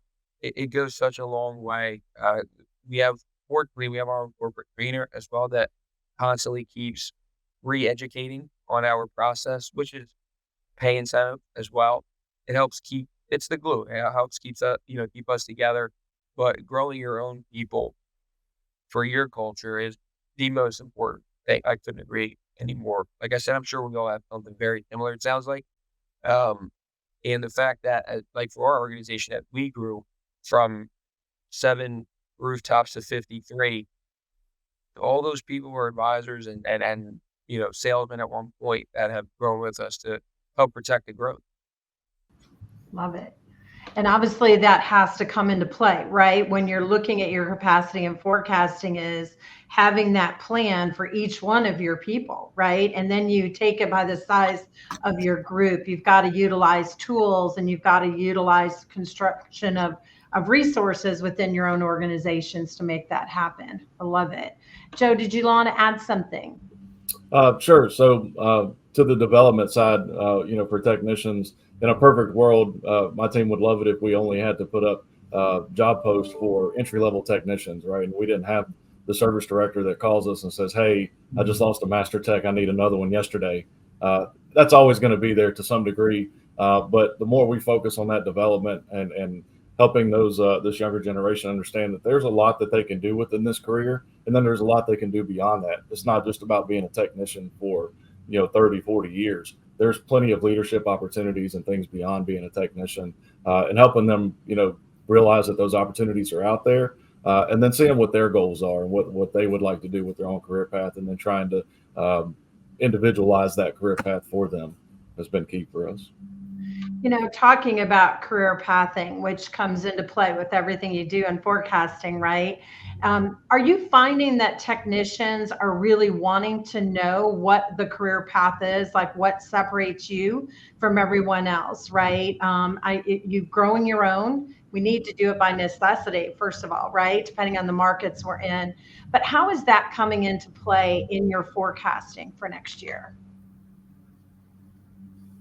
Sure. So, yeah, as far as career path, well, is going in and, for example, forecasting the next year, it's such a critical part. Like fortunately for us, we have some really, really cool stories with employees that have been with us 10 to 30 years. And these employees were technicians at one point. And one became a service manager. And we have 4 Ford stores, and he runs the best performing one out of all of them. Landslide, right? Friendly competition. We have another gentleman that is also at a Ford store. He, 30 plus years wrenching. It was time to slow down a little bit, and he actually took the lead of the mobile service. He started off as an advisor a little bit, and he's now the manager for that. Our mobile service business through Ford at that store is almost quadruple versus the other one. Because of his 30 years in experience and everybody he's known and all the people and fleet businesses he's met, he protects that so well. So how does that affect forecasting? When we started this, beginning of the year, I could have never fathomed that Ford mobile service was going to grow that much in that store in 90 days. So yeah, it takes a big role into the forecasting for next year because, dare I say, you have some new income that you're looking at, you're finding you didn't know you had new revenue. But on the career side, career path, we're so big on growing our people for reasons like this. They take care of our employees and the stores so well. The other gentleman I was referring to, he was a technician at first, and then he was an advisor, and he became manager. The way he can connect with those technicians on their shop productivity and what hours they have and the conversations he can hold with them that Wednesday morning on that 3-day call-in, they're pretty powerful. And obviously they go a long way. So again, I think I mentioned it earlier, since I've been here, this is my 15th year. We've had 6 or 7 rooftops that started to fast forward now to 53 and more pending. The importance of a career path. And I'm just sharing, 1-2 examples here of it. Myself as one, and I could keep going. That's not the point. The point is the message here of how we do it and how important it is to us. And it starts with Mr. Sioka first. We definitely treat it to the nth degree that more than anything else. And obviously we use the proper reporting, and all the best latest tools to help us stay efficient. But our people are our number one asset, and we really have never steered clear of that or stayed away from that. We've always stayed towards that path, that message, through general manager, service manager, parts, and so forth. We all pretty much chase the same route with that career path, that growth, and that's growing our own people. Thank you. One of the things that we do as far as forecasting and then capacity, so number of technicians that we need in each store, we look at their service market share, and then we look at their average ROs per month over the course of a calendar year. Depending on what their service market share is, if they are at or above 100, with the growth mindset, we add 15% to that RO count. If they are below 100% service market share, we add 20% to that RO count. Without getting into all the granular details of the mathematical equation, how it comes down to, essentially that RO count turns into a number of advisors, which gives us the number of technicians that we need in each shop, and in order to be able to continue to grow their business. And then we run into issues with shop capacity. Obviously, there's only a certain number of bays, so getting creative with scheduling and things like that to try to help put more bodies in those bays to be able to produce those hours and get that hour count with that growth that we're looking for. Well, I always love to talk about mathematics and data, so you're talking my heart. I think that was a really big part of it. Really came from our advisory council that really helped to drive the capacity and forecasting through Dynatron, because you talk about all the things you have there is the career pathing, and you need to know when your technicians are going to be at training, right? If they're going to ASC for a week, you've got to figure out how you're going to make up that revenue during that time, and how you guys have been able to use that to be able to also project when you need another service advisor. So I have heard resoundingly from the advisory council how helpful that has been, particularly in the hours you used to spend on spreadsheets. So appreciate it very much. As we close out this segment, and we really, it's just in our hearts right now, we've got to really be looking at the industry as a whole. We're going through a lot, and then the technicians are that foundation on the fixed ops for our revenue and our profitability. If there was one thing that you would want to share with someone out here who's listening, or maybe not as seasoned as you are in the business, what might be something you want to share with them to be thinking about for 2025? Bill, I'll have to start with you. Yeah, 2025, I look at every year, and I like the 15% numbers being thrown out. There's some numbers I usually share out as well. That's kind of what we're looking for is a growth in the hours and the ROs that we're sending out. So pay attention to the data. Don't get caught up in the noise. There's a lot of noise out there. Turn it off. Don't turn the TV on, especially this year.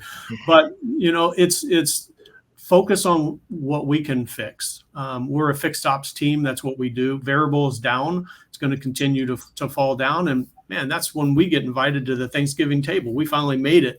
It's like we're sitting at the big boy table now, and it's up to us to get our absorption numbers up.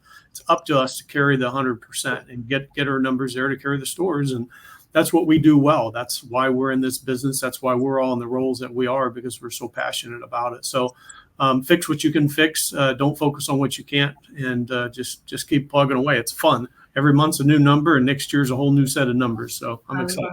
I love it. Joe, how about you? Thank you. So a big part of my job is to advocate for technicians. Being a former technician myself, so it's as you mentioned, Bill, the passion that we all have. If I could give one piece of advice is, someone mentioned earlier the open door policy. One thing that we stress on all of our stores and the leadership in those stores is a true open door policy is when you invite someone in to talk to them, not just saying come in when you want to. Actually invite them in, go and talk to your technicians, hear what they have to say, truly listen to them, and then kind of be that sounding board, and then build your career paths or your capacities, your forecasting, whatever it looks like, based off of that. Thank you. Yes, how about you? Yeah, so what Bill was saying, it's fixed operations for a reason, right? So you can always guard that math. Obviously, that we have the software. We mentioned that earlier. But as far as what's going to happen in the next 365, You really have to be in tune with your people. And yes, I think Bill mentioned sales is tough right now. And we also chase that 100% absorption because we are doing it in a lot of the stores. So we know it's possible. And we want to protect the business the best way that we can, right? Like with how difficult it is in sales right now, I think without putting the pressure on, I think it's okay to put everything on our shoulders right now. It's our time to shine, and obviously do it thoroughly. But, again, to what Joe was saying, you have to be in tune with the people in that store. Technicians, advisors, you got to know what's going on in their heads. And we like to say the same, similar with the open door policies. If you have a problem, please come with a solution every time. But I think your employees have to be comfortable to come with a solution in the first place. William, want to finish this out? Yeah, I mean, I think just to kind of piggyback on what everybody else said, I think the two important things, for us is one is just to constantly reinvest in your people, the numbers and metrics and everything that we focus on. And I think we can get, paralysis by analysis sometimes with all of the numbers and fix, but just really refocusing on your people. And then I think the other message that we've tried to stress in our group all year is not to get complacent. Like fixed ups is up across the board because sales is down, interest rates are high, people are keeping their cars. I'm not saying that we don't deserve the wins that we're getting. We definitely do. But, right now, sales is sort of in that tough span. And I think, fixed ops is coming out smelling like a rose, and that pendulum swings very swiftly. And so I think it's important that we just make sure that we double down on making sure that we're taking care of our people. And if we do that, then they'll double down on taking care of our guests. And ultimately, that's where the magic happens. Well, I have to say, I have the privilege of working with all of your groups. And I will say what underlines all of it is the culture. You have built a culture and you utilize all the tools that you have. And we can't be thankful enough for you for joining us today on the Fixed Ops Roundtable for this panel on 2025 capacity and forecasting with our technicians. What a great panel, Maureen. And again, the talent on here, just A-list. Thank you, everybody, for everything. I took a lot of notes, Maureen. Good. I love it. Joe Hall, thank you. First time on the roundtable. Appreciate you very much being here with us. Yaz, great job. Okay. Loved the information. William McCurry, again, a lot of notes. Okay. A lot of great information. And Bill Demery, always a pleasure. Okay. To have you here with the roundtable. So much information out of that Tom Wood organization. Everybody, if you want to learn more about Dynatron Software, you could visit them online at dynatronsoftware.com. So much they do for the industry. This is the cream of the crop here on this panel. And Maureen, it just keeps getting better and better for Fixed Ops. Well, we appreciate it. And thanks for all you do, Ted. I mean, you bring us all together and we always take notes on every panel we watch. So thank you so much for the opportunity today. Everybody, the Dynatron Software A-list panel here with us today at the Fixed Ops Roundtable. Opportunities for revenue growth are out there, and they're closer than you think. The problem is most service departments lack the time, software, and data to see these opportunities. They're in the dark. That's where we come in. We help shed light on revenue growth opportunities hidden within your data. Dynatron gives you the tools, coaching, and knowledge to maximize your service department revenue. From optimizing labor rates on maintenance and repairs to helping with manufacturer warranty labor rate and parts markup, our training and software gets you the most from your data. We illuminate these revenue opportunities with 3 fundamental solutions powered by our ROI suite and expert coaching. Price Smart. Our Price Smart solution drives additional revenue through price optimization. Charging the perfect price for services maximizes revenue while maintaining retention. Pricing compliance. Holding service advisors and technicians accountable to avoid costly mistakes that can lead to significant ELR and retention erosion. And parts and labor warranty filing. Price optimization and compliance prior to filing maximizes the process, which leads to larger revenue opportunities. Where other companies just file, we maximize and file. Sell Smart. Our Sell Smart solution is a customized, dealer-specific, technology-enabled sales training program for your service advisors and management team. It focuses on improving each advisor's revenue-generating potential with continuous improvement.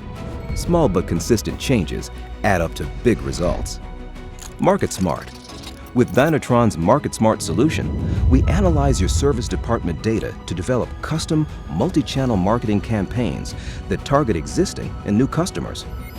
We guide additional traffic to your service drive, resulting in tangible ROI. Powering these solutions is our ROI suite and expert coaching. We take your repair order data, process it through our proprietary algorithms, curate new data, and combine to find new insights. Then, our expert coaches guide you through our proven turnkey process to discover new opportunities and deliver results, ultimately seeing a 5x to 15x ROI each year you partner with Dynatron. Managing your service department is hard enough. You don't need another vendor. You need a long-term partner. Don't stay in the dark. Accelerate your service department revenue today. Visit DynatronSoftware.com.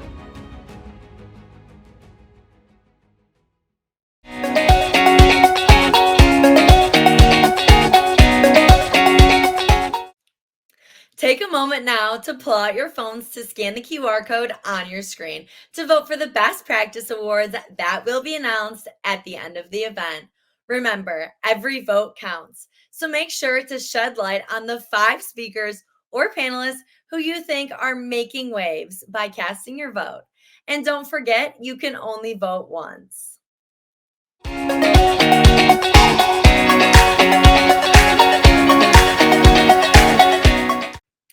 Mark your calendars. We're rolling into our next segment as we hear from the Northwood University students about the Northwood University International Auto Show in October.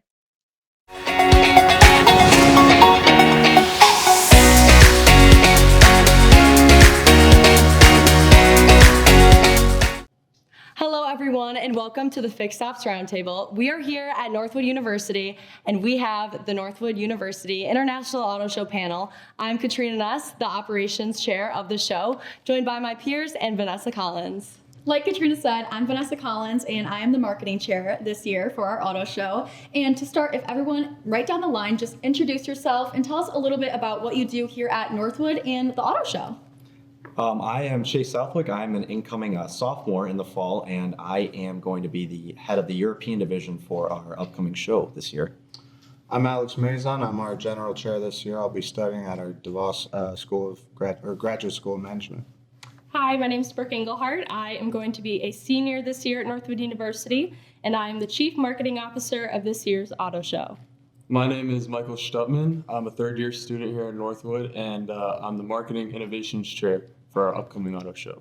So I'll start off with a very basic question. What is the Northwood University International Auto Show? Sure, I'll take that one. So the Northwood University International Auto Show is a fully and complete student-ran auto show, starting at the top with the general chair and leading down to our team members here. We have 20 executive board members. We manage about 450 cars on campus and a few $1 million on our campus, which sometimes can be a little stressful, but we manage to work it out. It's like I mentioned before, from top to bottom, it's completely student ran, whether that's team members, captains, our team, and this goes down from financials to marketing to just everyday decisions. So yeah. Like you said, Mason, it's 100% student ran. So my next question is, what does it mean to have a show this large be student ran? Well, I think that it really shows how much responsibility the students of Northwood can take on, and it really shows what Northwood prepares us for. And being completely hands-off from faculty and staff really just shows how much faith and trust they put in us to put on a good show. So, yeah, I mean, I'll sort of add on to what Mike said. For the students, it means the world. To run one of the largest, or not one of the largest outdoor new car show in North America, to have that privilege is an honor. So, I mean, when you get feedback that someone enjoyed your show more than the Detroit International Auto Show, it means the world. Yeah. It's definitely one of the highlights of our entire school year here at Northwood. It's a great way everybody gets involved with it, no matter what you do here. Yeah, not just the year. I mean, I saved my Northwood career. This will be my 5th auto show coming up. And yesterday I was watching a video from years past, and I sort of got a little choked up because I was like, oh my God. And the video is about like a little send off from our previous general chair. And I was like, that's going to be me in October. And so being 5 years in a row, having this opportunity to do what I love, it's insane. So I don't know how I'm going to leave it behind, but we still got a few months of planning. So, yeah.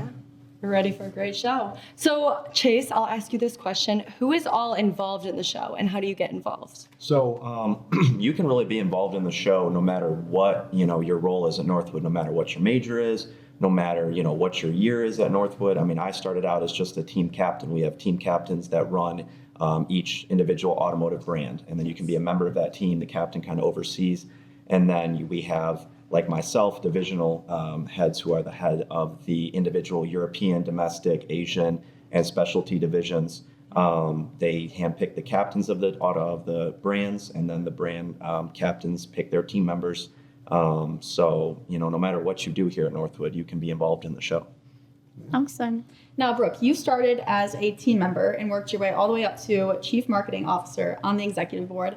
That's awesome. So my question for you is, what are the requirements to be a student volunteer at the show? Yeah, so to be a student volunteer for the Northwood University International Auto Show, it requires that you be a full-time student here at Northwood University. And then from there, that's pretty much it. I mean, anybody with any major can be a part of the auto show. I personally am not an automotive marketing and management major. I'm a marketing major with a digital marketing minor. So it really shows that you don't have to be an automotive major to be a part of this wonderful event. You could be a healthcare management major, you could be an accounting major, and you can really put your creative aspects into the show in your own specific ways. Yeah, and I'll touch on that a little bit. Across the board, we have all majors. Sports management majors are team members, captains. Finance majors, team members, captains. Obviously, we have the financial side to the show. So our CFO, Connor Bactiel, he couldn't make it here today, but he's insurance and finance major. So, you really could do anything with any major, and there's endless opportunities and experiences that the show brings you. Yeah. Now, a question about external involvement. If a company or an outside brand wants to be involved in the show in terms of sponsoring or just bring vehicles to the show and have their own booth, how do they do so?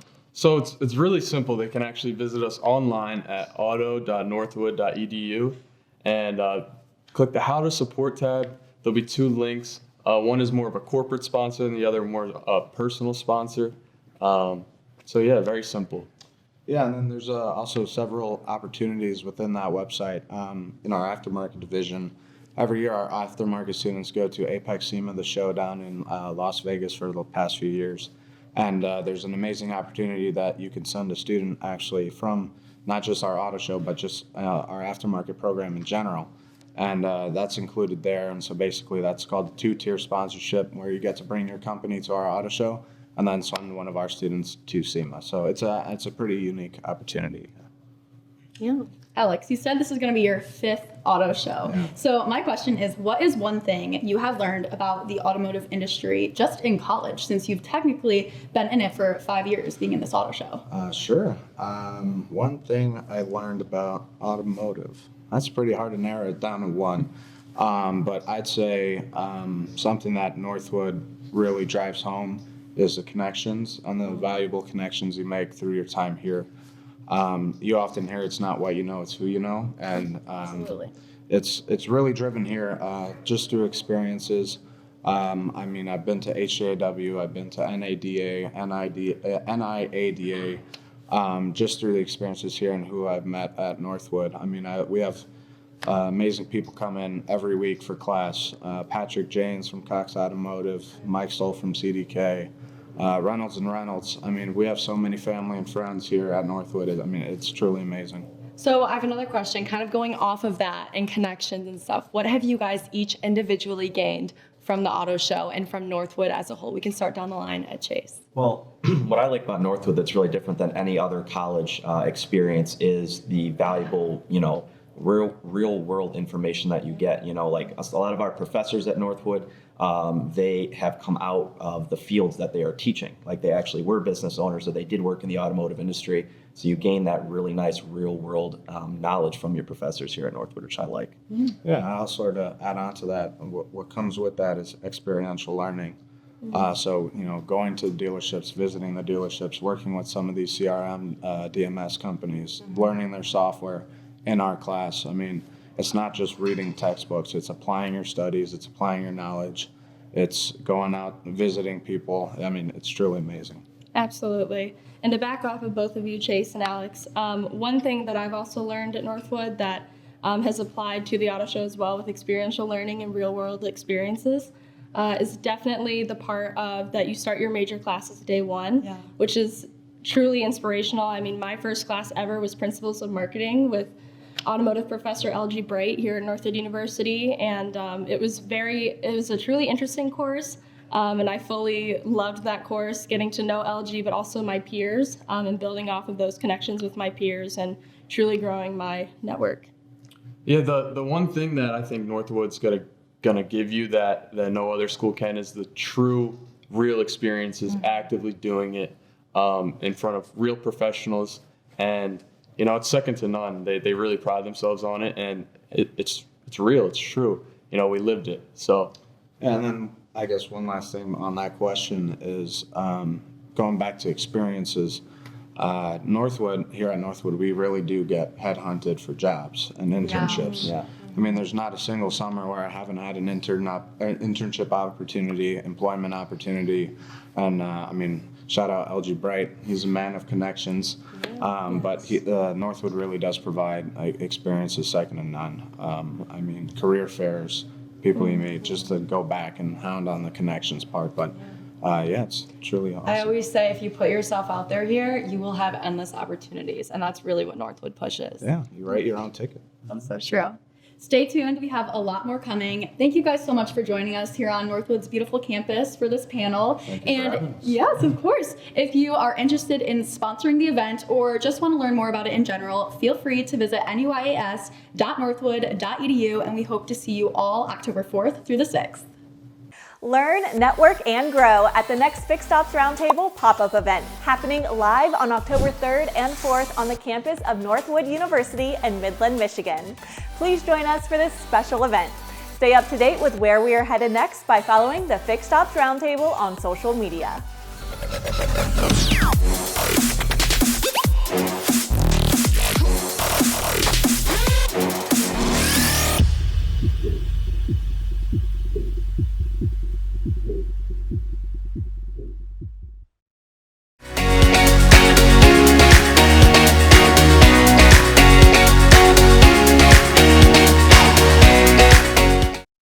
Hit record on our next panel with Owen Moon and Candace Fry as we learn all about the proper use of video.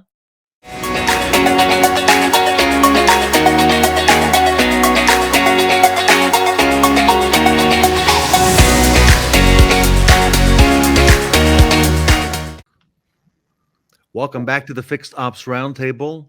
It is always a fun and engaging and educational part of the event. When Owen Moon from Trade Pending is with us, he's here today with Candace Fry, who's the Director of Video Sales at Trade Pending. Owen and Candace, welcome to the Fixed Ops Roundtable. Thank you. Hey, Ted.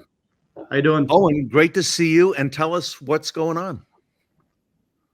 Yeah, appreciate being back. We're super excited for today's segment here to talk a little bit about video. Candace Fry is with me from Trade Pending. She's our Director of Video Sales, and I thought as we kind of gear up for Q4 and kind of looking for the rest of the year and as we move into 2025, what are some some neat things that our dealers are focusing on that if you're not using video in the service lanes, Candace is going to show you maybe some quick and efficient ways to get involved with video. So yeah, we're super excited to be here. Thanks for having us. Candace, welcome. Great to have you on the roundtable. Thank you so much. Happy to be here. All right. So we know you have a lot of powerful information. Without further ado, I'm going to bring up what you've got going, and I'll let you take the show. Yeah, absolutely. Well, look, it's the middle of September, right? And we're kind of closing out summer, right, with your summer Palooza Fixed Ops Roundtable. But guess what also is going on right now? There's football, right? It's football's getting started. Everyone's kind of gearing up for the season. And with that, comes tailgating, comes rivalries, but, also comes media coverage, right? Press conferences, media coverage.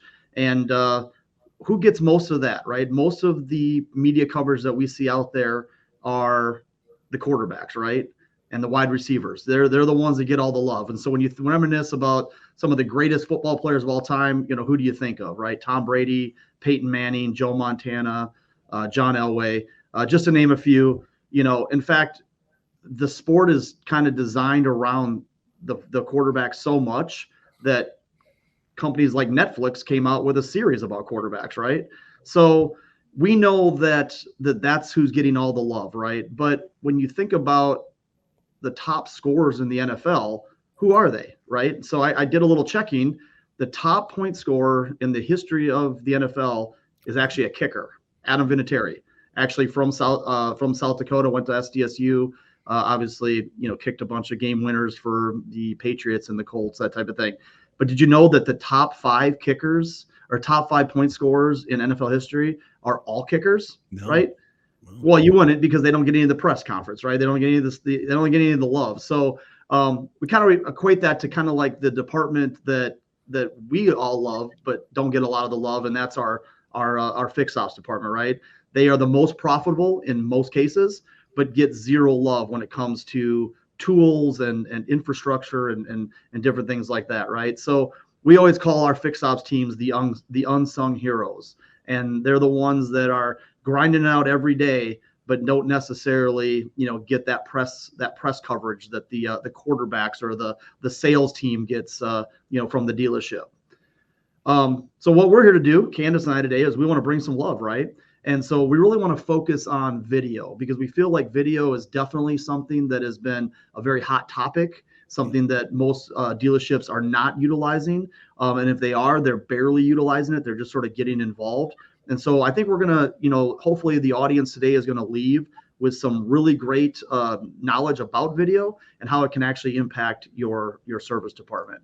Yeah, so let's bring some love, right? Candace and I want to talk a little bit about video and how, it can help the fixed ops departments, how it can help the service department not only communicate with their customers, but obviously the end goal, which is make more money, right? So if you look at it kind of by the numbers, this was some information that came out in a recent J.D. Power service index study, right? And what we have kind of found is that only about 23% of customers are actually receiving a multi-point inspection with photo or video, right?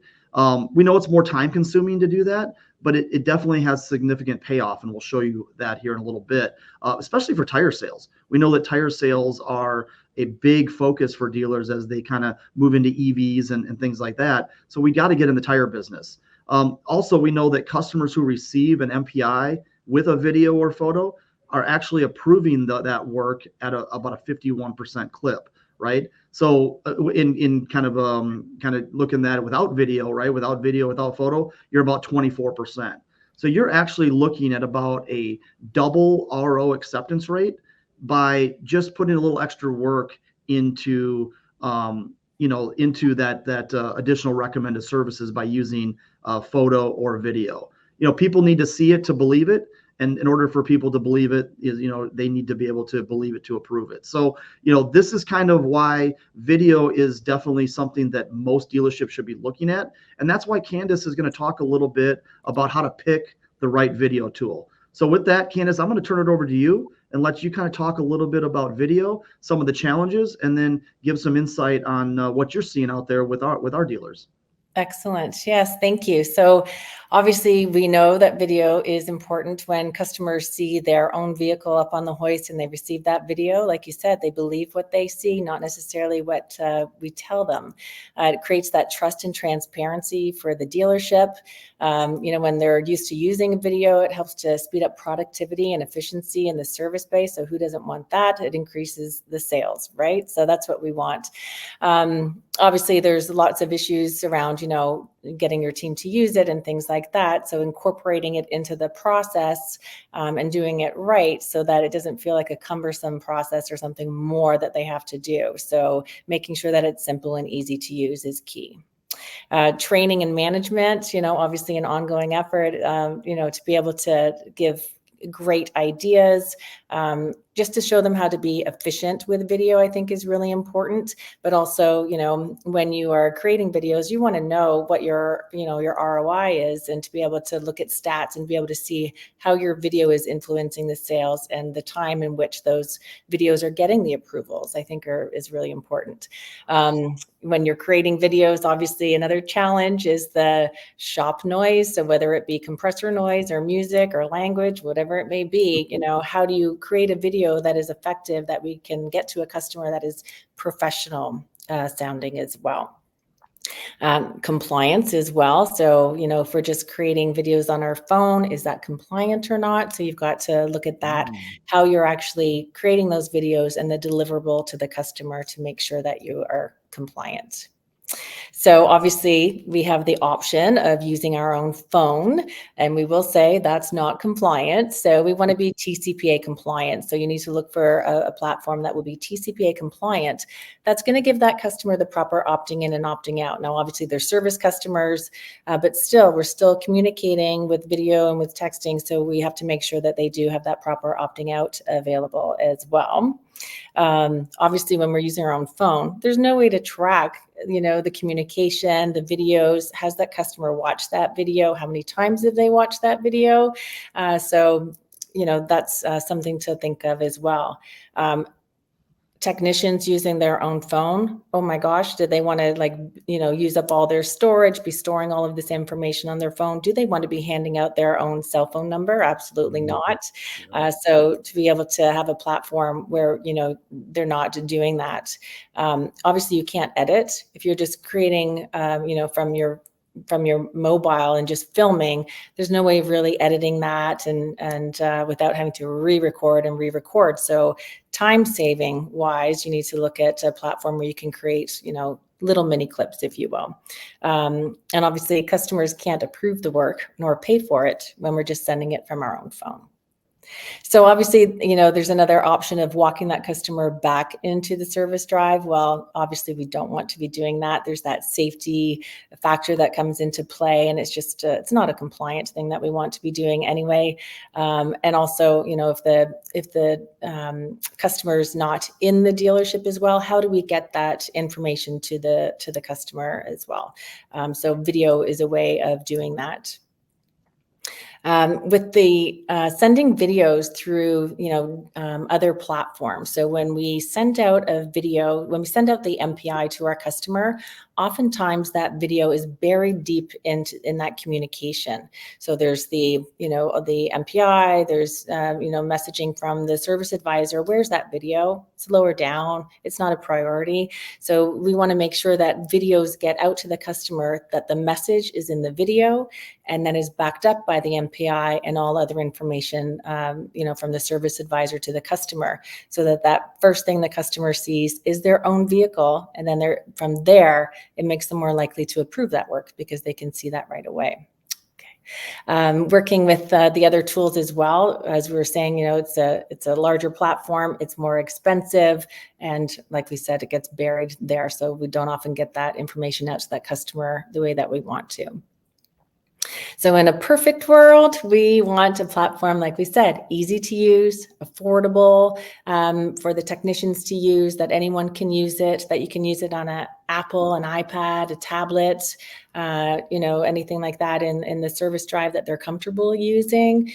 We want something where it, to be able to implement video into the service drive. We don't want this to be a long drawn out process, nor difficult or cumbersome. So it has to be easy, a quick onboarding, and something that can be supported, with training as well. The other thing when we think about our videos, as we were saying, the noise canceling aspect. So to look for a platform that allows you to have that noise canceling, because there's nothing worse than watching a video when you can't really hear what the technician is saying and it just doesn't come off professional. And then also we want to have a platform where the customer has the option to approve that work. So they can watch that video, they can approve the work, and hey, why don't we let them pay for that work through the platform or apply for financing as well? Wow. So best practices when we're working with video in service, obviously, there's certain things to do and there's certain things not to do. So we're going to have a look at a video here, which is a sample of what not to do.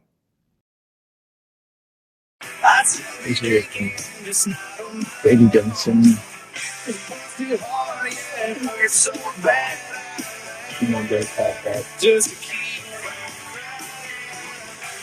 Probably have expected life about weeks. So, yeah, also crack heavy bottom safe driving the road. Undercarriage needs to be detailed. Those tires need to be full action. Assholes, gas here, bottom of the bucket. Also has less than 100 photos.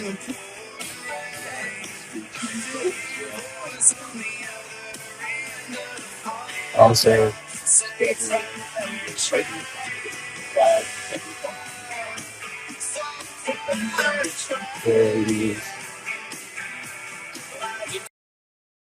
So as you can see from that video, well, first of all, terrible recording.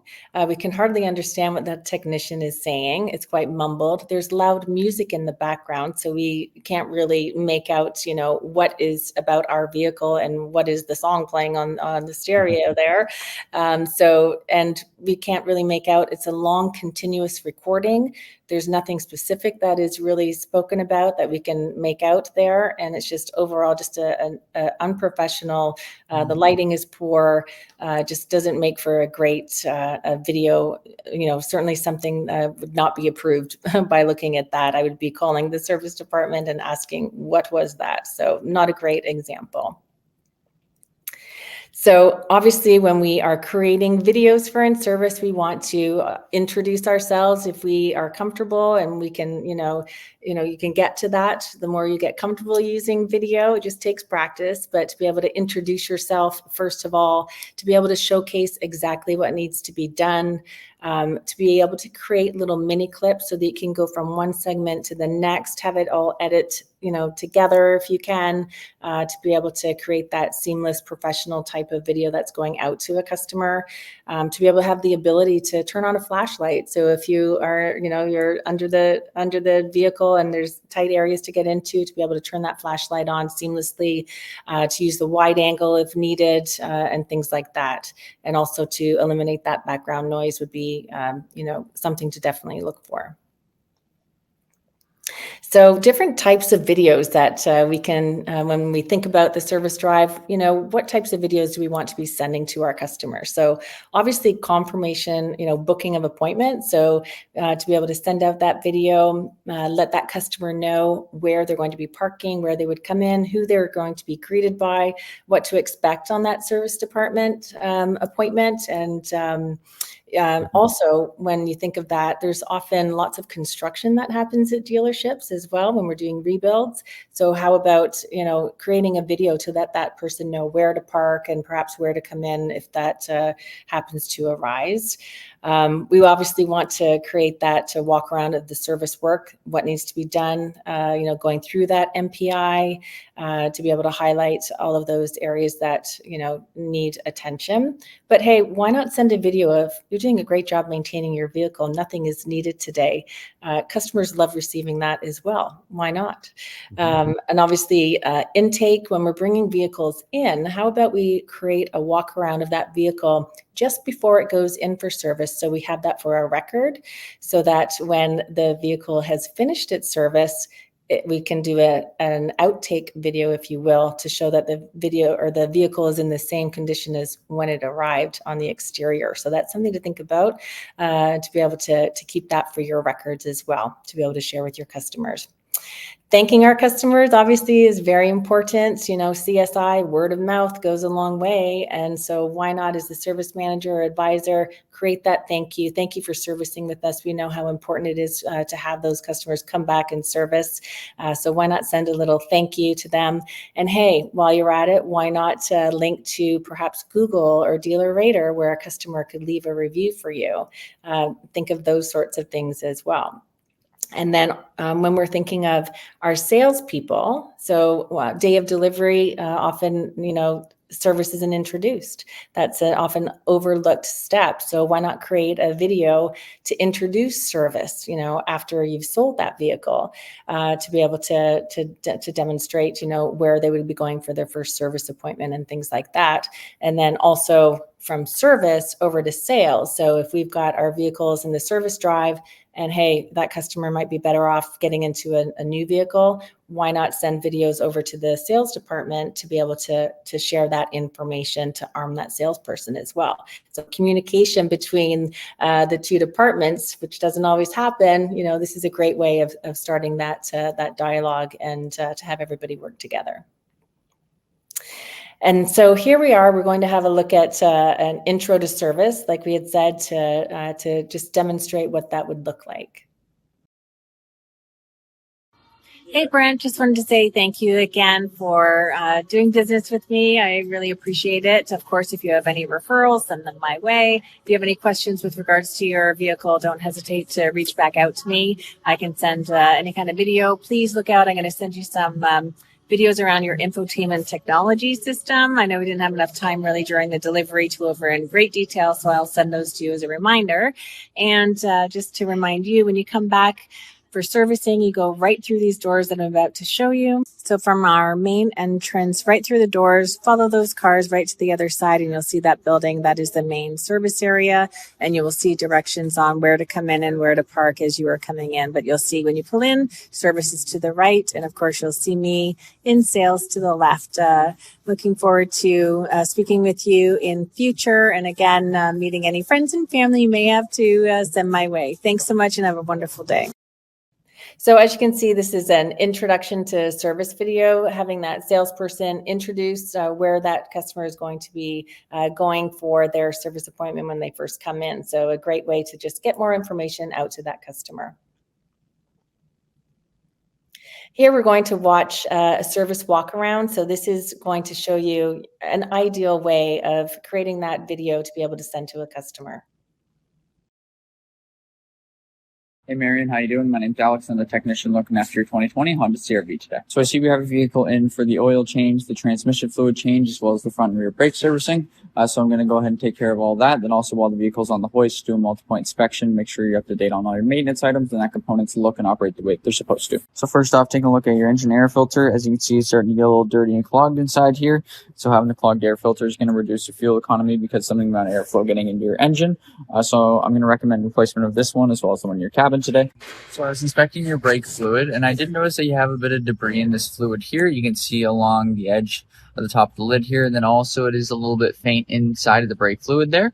So I would recommend getting the brake fluid flushed, just because over time, if this debris stays in the brake fluid and starts to build up even more, over time it's going to start cutting your caliper piston seals, which will ultimately require a caliper replacement. So just the best way to try to prevent that is just making sure that we're up to date on our brake fluid flushes. So I would recommend getting that completed today. Overall, everything else in the engine bay looks good. No leaks at this time, and all your fluid levels are topped up. Just taking a look at your brakes before we go ahead and service them. Front brakes look good, good even wear throughout the rotor, and you have lots of pad life left on the inner and outboard pads. You still have about 80% life left on your front brake pads. Rears look good as well, good even wear throughout the rotor, and you have lots of pad life left again on the outer and inboard side, right around 80% life left on the rears as well. Underneath the engine bay, everything looks good, no leaks at this time that we need to worry about. This is just all from the old oil filter that I took off. That'll all be cleaned up when you have the vehicle back. Front suspension looks all good, no play in the ball joint, sway bar links, your tire rods, CV boots are in good shape, and same with your front struts. Taking a look down the vehicle, the exhaust system and prop shaft, everything looks good here, meets Honda engineering specifications. Rear suspension all looks good, no rips or tears in any of your bushings. Your rear CV boots are in good shape, and same with your rear shocks and springs. Overall, vehicle looks like it's in good shape. So I'm just going to be finishing up your other services in the meantime. But if you'd like to go ahead with any of that today, just go ahead and talk to your service advisor, and we'll make sure we get that done for you. Just wanted to say thank you for choosing Midland Honda. We hope to see you again in your next service. So as you can see, as we've watched that service video here, this is a perfect example using mini clips, being concise, being friendly, showing that customer the work that needs to be done. And we're looking at these videos as a way of educating our customers as well. And we're also, those videos educate the service advisors as well. So they know exactly when they're communicating with their customers, they've seen that video and they know exactly what work needs to be done. Hi, Brent. Candace here from Trade Pending Motors, service manager. I just wanted to say thank you so much for bringing your vehicle and servicing with us. We always love it when our customers come back to dealership and get to know our technicians and our service department. So thank you very much. If there's anything that you need, any questions you have related to your infotainment or technology, certainly reach back to us and we can help you with that. And if not, we look forward to seeing you at your next service appointment. Thank you. So this is the thank you for your business from the service manager, which is really important. It also gives an opportunity, if you wanted to create a video, talk about CSI as well. So to be able to just take that opportunity, thank that customer, perhaps ask for a review. Customers love to be thanked, of course, and we know that's a really important part of our business.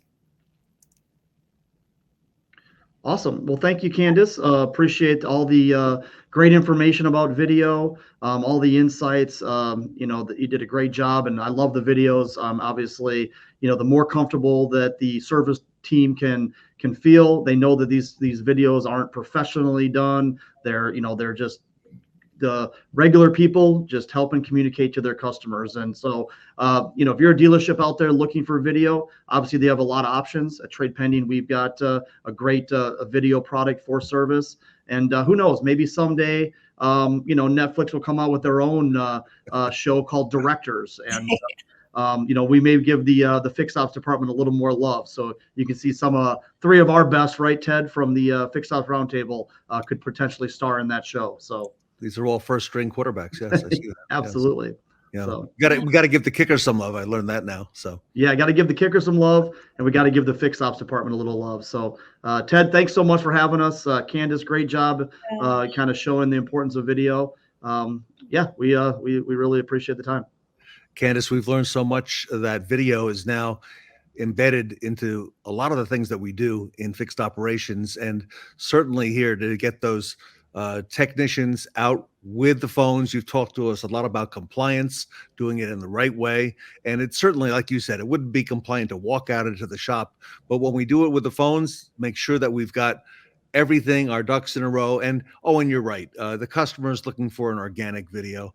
And, it's not too often we talk about how to have the technician do that video. So very enlightening. Everybody, Trade Pending is a great friend of the fixed ops community.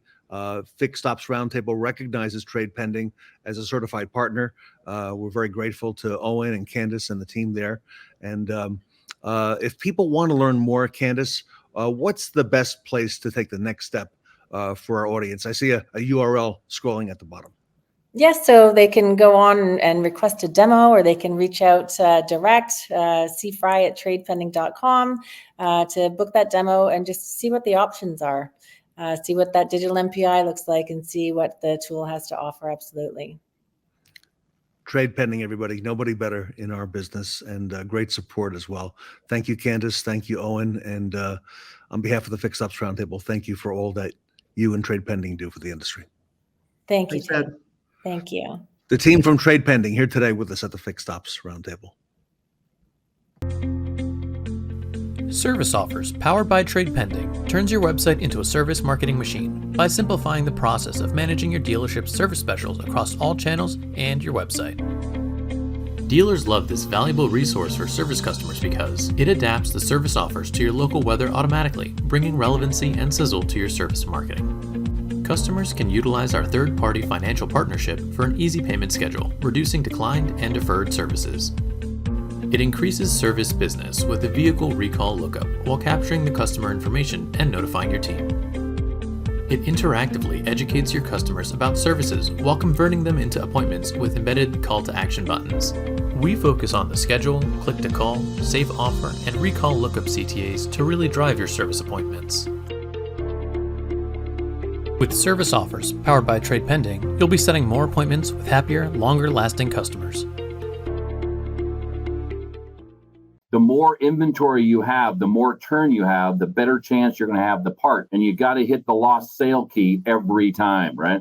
So I think that we're looking at, when you look at your inventory, every avenue for parts helps your inventory grow, right? So if it's e-commerce, if it's wholesale, if it's the shop, your goal is to have a great inventory managed by your parts manager. Now, e-commerce is a great way because you get paid. You get paid. I mean, wholesale, gotta get paid, you know? So I think that when you look at retail, I think of e-commerce as your front counter to the world. And that front counter to the world is if anybody wants to buy a great part. So we have Land Rover golf bags to Land Rover parts available for sale to the World Wide Web as we look at. So I think our goal is, if you don't have e-commerce, the question is, why not?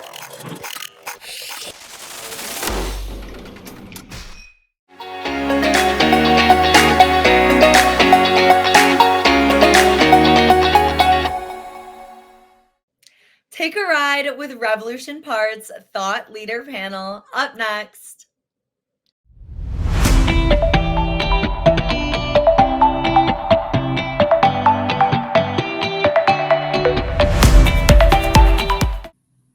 Welcome back. This is the Revolution Parts Leadership Panel. I'd like to introduce our esteemed panel. Tully Williams, Fixed Operations Director for the Nilo Company in Sacramento, California. Shon Kingrey is with us, Vice President of Fixed Operations at the Kaiser Automotive Group in Wisconsin. And Mike King from Revolution Parts. Gentlemen, welcome back to the panel. Thank you for having us. I want to get the conversation started today, maybe with some thought leadership. So Tully, if it's okay, I want to ask you the first question. What financial role does the parts department play at the dealership? I love that you say that. I mean, a lot of times I feel parts kind of gets left out. They're in the back, they're in there with the spiders and the doors are all locked up. But without parts department, we cannot sell ours, right? We are not in the business of diagnosing the car and sending it on its way. So the parts department to me is a vital role in a fixed ops department to be successful. Without a good parts department, you will not have a good service department. End of story. And it starts with a great manager managing what? One of the only assets that the dealership actually owns is the parts inventory, right? And a bad inventory doesn't work for us.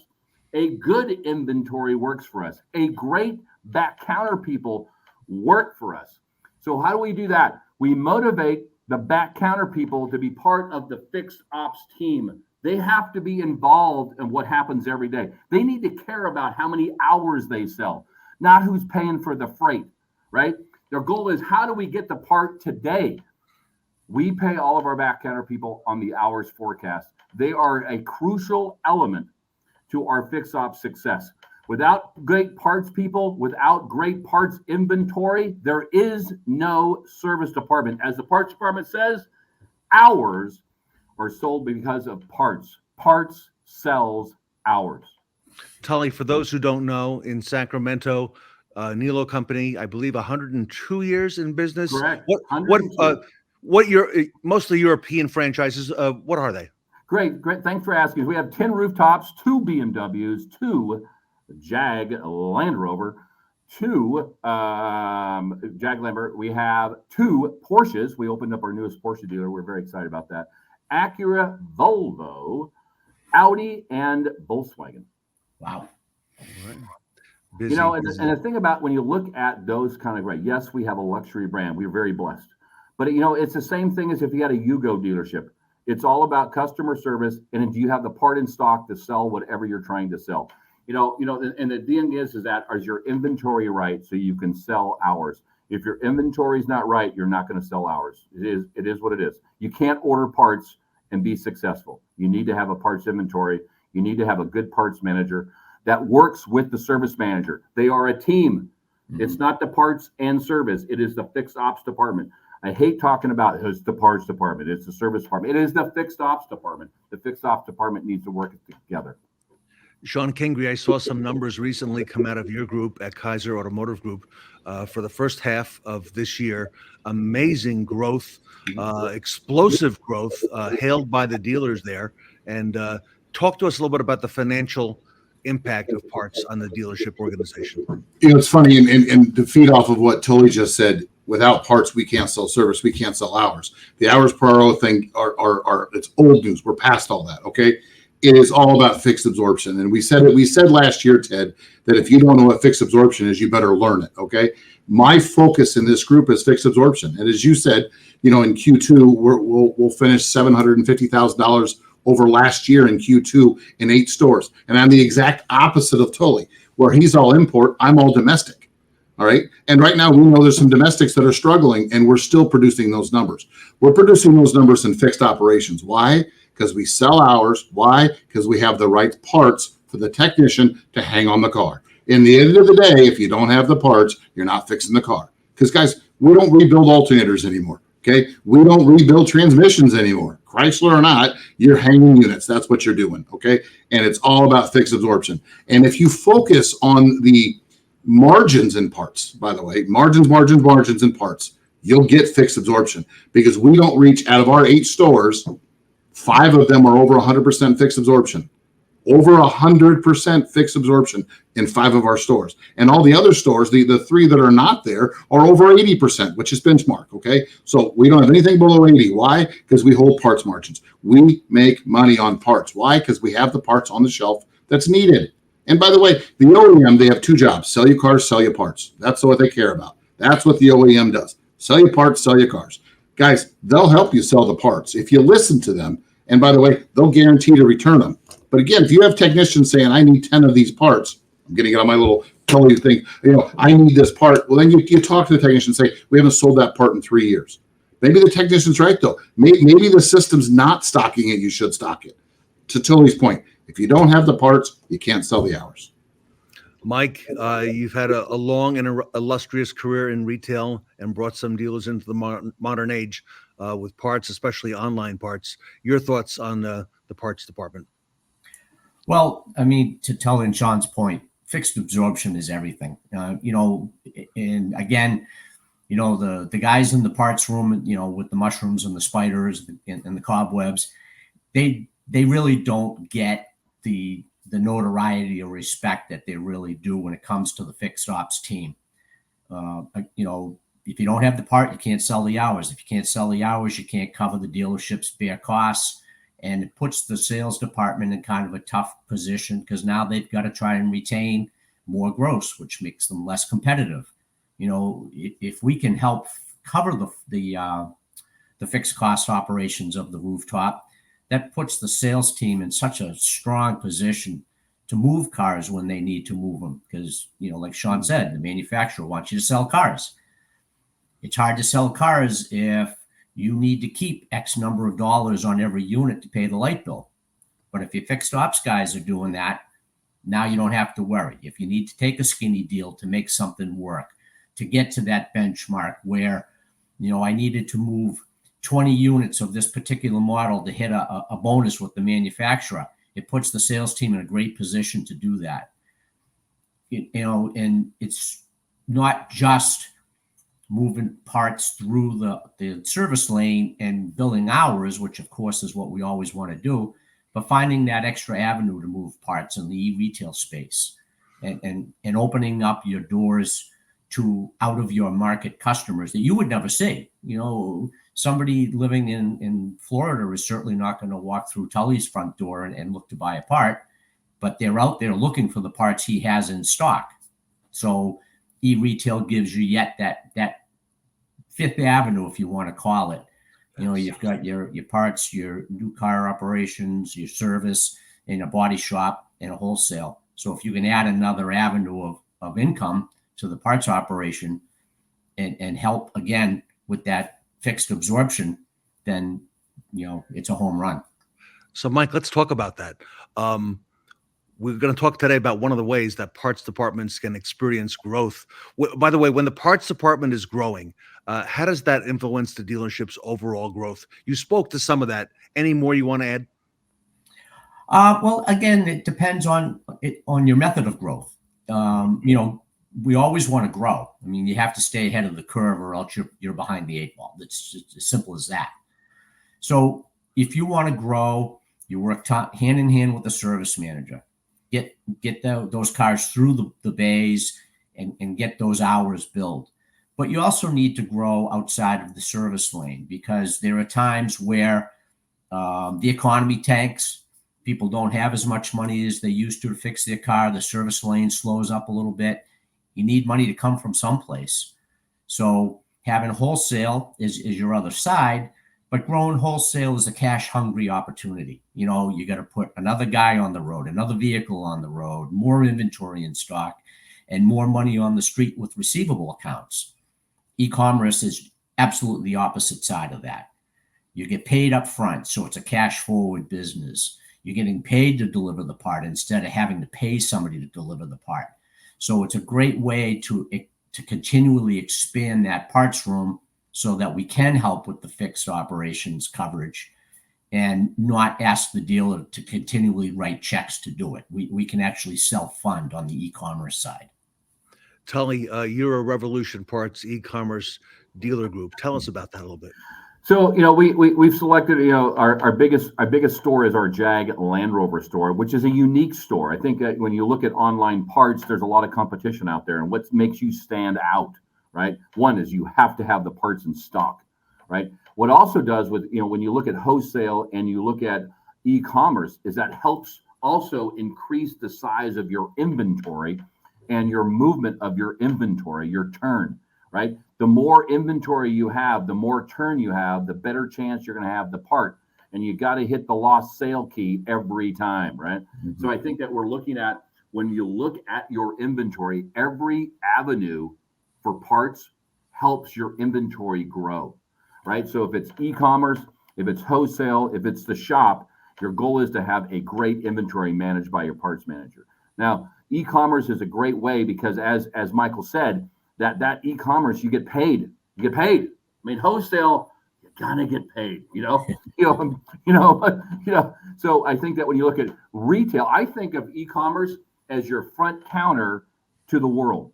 And that front counter to the world is if anybody wants to buy a great part. So we have Land Rover golf bags to Land Rover parts available for sale to the World Wide Web as we look at. So I think our goal is that if you don't have e-commerce, the question is, why not? Two is that you have to have the right partner. You can't say, hey, I'm open for business. Here's my website. Give me a call. That doesn't work. People don't want to call anybody on a web. You got to have the right company, the right partner, of course, to make it happen. And that's what Revolutionary Parts does for us. Tully, as a follow-up for you, we've seen a lot of change in the retail automotive business the last 4 or 5 years. We've seen a lot of that together. What would you say, from your opinion, is the biggest issue facing the parts department today, and how would we address the challenges we're seeing? So I feel that the parts does not get any respect, and I think that, you know, I'm probably guilty because, you know, we like to blame parts for everything, right? You don't have a part, you know, come on, you know, so I'm guilty. But I think that when you look at it, parts is that you need to understand if you're going to run a good parts department, right? And as Shawn is after fixed absorption, I am after selling 150% of my capacity. That's all I care about. I don't care about fixed absorption. I care about selling my capacity. He feels about the same thing, just a different way of looking at it. And if you are going to sell that capacity, you need to have the utmost respect for your parts department, or else it will not work. And if your parts department is not involved in your meetings, like if you have a manager's meeting, where's the parts guy? Well, he says he's busy. He needs to be there. He needs to be part of the whole package of a store. Because without the parts department, we can't sell accessories to the sales department. Without parts, we can't sell any hours. Without parts, we can't be an e-commerce business. Without parts, we can't be in wholesale. And as someone said before, OEMs want to sell what? Cars and parts. And what does OEMs really like to sell? Wholesale parts. They want to sell fenders, bumpers. That's what they want to sell. So you've got to make sure that you give the utmost respect and give the credit where credit's due to the parts department. Have them in there. Have them be part of contests. Like we have a contest going on. The back counter people are, of course, involved in that. We've got to keep them as a team member. Great point, Tully. Shawn, what would you add to that biggest challenge facing? No, he couldn't say any more perfect, you know, and I love Tully, and that's why he's a good friend of mine. Guys, it's not, and he said it on his first kickoff, it's not the parts manager, it's not the service manager, it's parts and service, okay? And if you don't have a parts and service manager that are like this, then you have the wrong people. That wall is gone. It is gone, gone, gone. And if you walk through the shop and it's, oh, it's parts, oh, it's parts, oh, it's parts, and your technician, you need to fix the problem. You need to stop what you're doing and address the problem. And as I said in my original one, if the tech says, I put 3 of these parts in the last 12 months. Well, show them you have or you haven't, okay? Remove the wall. And to Tully's point, every meeting, today, literally right before we came on here, I'm sitting with the parts manager and the service manager in the same meetings. Normally, quite frankly, it didn't have a lot to do with parts, but I don't have the meeting without the parts manager because there's no he said, she said, there's no finger pointing, there's no walls. It is one department. It's all about fixed operations. There is no more parts and service. And quite frankly, to Tully's point, we're gonna abolish the name hours per RO. We're gonna abolish the name parts and service managers. It's gonna be fixed operations managers because that's what they are. And I want to add one thing is that the way you make them get is their pay plans have to be the same. Yes. I understand a parts manager might make a little bit more of a percentage, but their pay plans need to be exactly the same on how they get paid. And when that happens, the wall goes away. The best thing I ever did was make parts and service manager pay plan the same and put back counter people on the pay plan because guess what happens? We all now care about selling hours. When we do inventories, I make my service department be there for the parts inventory. It sounds crazy because we all don't want to go back there and it's all in the dungeon, lock and key. Wait till they see how they have to count parts and how many widgets it takes to make that $1 million worth of inventory go. And now they're all involved. To Tully's point, they're all paid off of each other. My service managers are paid off of parts performances. My parts managers are paid off of service performances. It's all of this. They're all together and they all care. And again, it stops the finger pointing. Yeah, absolutely. Creates Mike, a team. Mike, okay, a lot of love here for parts. What are you seeing with the dealers? Yeah, like to see it. 40 years in the parts business, and I'm finally seeing some love. It's nice. Yeah, I mean, the guys couldn't have said it better. I mean, you have to work as a team on the in-house portion of it, or else it doesn't work. You have that constant battle between departments because they've got their own best interests in mind. So you make that go away, everybody benefits. Again, my focus is a lot of it is e-commerce, and a lot of the challenges that we see are truly engaged people who understand the customer experience and teaching them that, the customer experience is everything. Everything else that we strive for, profitability, efficiency, that all falls below the customer experience. If you don't have that nailed down, you're not going to be successful because people aren't going to come back. And on the e-commerce side, one of the oddest things that I learned over the years was that you don't need parts people to be successful in parts e-com. You need people who care, who are engaged, who understand customer success. You can teach people parts, but you can't teach customer experience or the need to make sure the customer is happy. Some people have it, some people don't. And, the atypical parts guy from years gone by was the grumpy old guy who didn't want anything to do with the retail counter. He just wanted to talk with techs and body shops. So finding people who don't come from that background is important if you want to be successful in e-com. And, one of my favorite stories is we had 15 people in the call center when I was running the Tasker organization. And when people came in and applied for a position with our company in the customer success center, I would look at their background. And if they had a parts background, I wouldn't hire them. Because they came from that mold. They were grumpy. They don't like retail people. So I would hire people with great communication skills, great customer experience skills, and then I would teach them how to be parts people. And one of our very best salespeople was a young girl who was a receptionist at a golf club, and she came in, had great people skills, great communication skills, great computer skills. And within, 2 or 3 years of being on the team, was the top selling agent, not only just in the e-com department, in the entire company. The girl was selling $3-4 million a year worth of business on e-com. Wow. And she was fluent in 7 brands. That's the other thing. Parts guys, they tend to specialize. So you can teach parts to anybody as long as they have that right skill set for customer experience. Mike, look into your crystal ball at Revolution Parts. How do you see the parts department changing in the next, say, 5 to 10 years? And what role is e-commerce going to play, and how are dealers needing to prepare for that? It's all going to come down to efficiency and technology. We need to figure out how to be more productive, how to do more with less. We're tasked with, how many other businesses do you know where a blue collar guy like myself, I don't have a college education, I'm a high school graduate, the dealer will entrust you with millions of dollars, because that's what it is. It's liquid capital. It's just sitting in little boxes on the shelf. So managing that money and making sure that it's working as efficiently as it possibly can for the benefit of the dealership is important. So we need to leverage technology. We need to leverage efficiencies everywhere we can, because the demands on the parts and service operation, the fixed operations, to Sean's point, the demands on that part of the business to make the dealership profitable is just going to go up.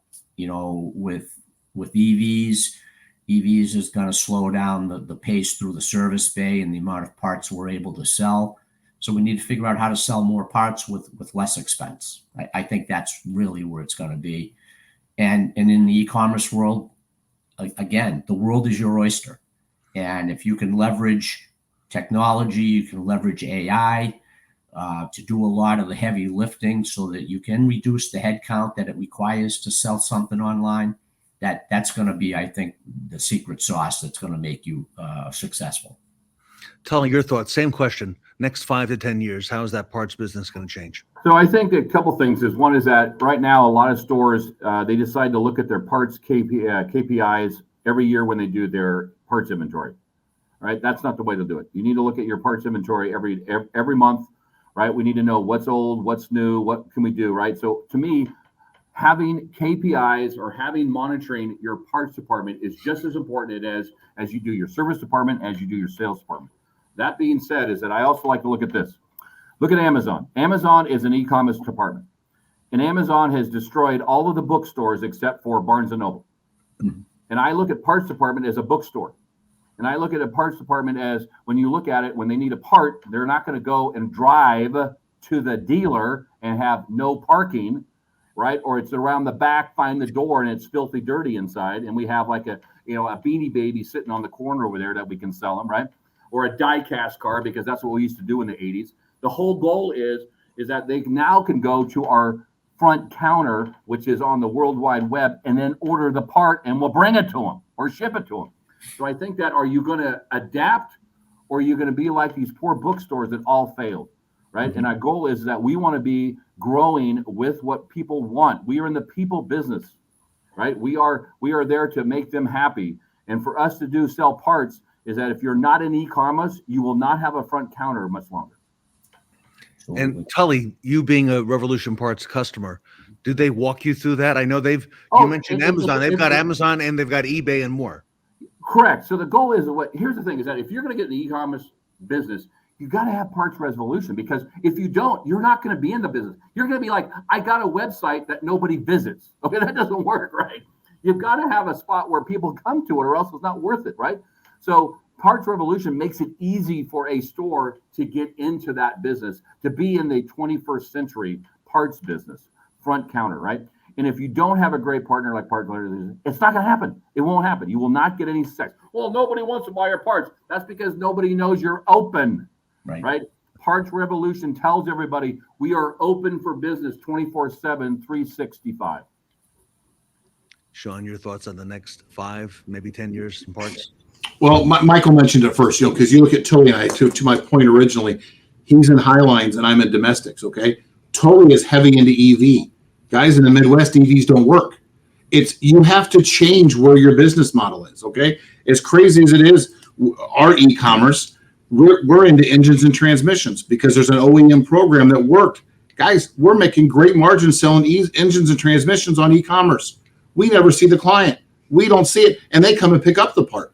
Something outside the box, you got to think outside the box. Because to Tully's point, you got to change your business model. I always use the two, Blockbuster Video and Kodak, because we're all about the same generation, okay? What happened to Blockbuster? They didn't change with the times. What happened to Kodak? They didn't change with the times. Either you change with the times or you're just not relevant. At the end of the day, you're just not relevant anymore. And to think that I would have a parts inventory, by the way, because I can get them the next day. I don't have to inventory myself. I can sell a transmission, make good margin, by the way, and not have to touch the thing. They'll drop ship it for me. You got to think about it. I never touch the piece of equipment. They drop ship it to where I'm selling it to, and I'm making margin. I like margin. Margin pays the bills. Yeah, absolutely. And there's nothing better than selling something you never touch. That's right. That's right. A follow-up again for Tully, if I can come back to you. You've got some great employees there who have really taken upon themselves. I know one of your parts managers who has been doing videos and being out there on social media and talking about e-commerce and parts. Tell us how important it is to have that kind of attitude, because I have not seen that traditionally in some of the folks coming out of parts. So that's our Jag Land Rover store. Larry's done a great job on looking at stuff. So when you want to buy something, like it's so funny, is a golf bag. I hate to tell you, there's a Land Rover golf bag, right? And the issue is that when someone wants to buy something, you're not going to buy it without a picture, right? Or the picture is just a flat picture. So the goal is, what Larry has done is that he has videoed all of his accessories and talk about great things. Christmas time, great stocking stuffers, right? The goal is, what are we doing? We're marketing parts. Oh my God, have we ever said that out loud? Never. Our goal is that we're marketing parts at apartment a different way, right? Two is when a customer comes in the service drive, what do we have? The service drive should be wrapped around the what? The parts boutique. It's not in the back corner with something that's been there 40 years.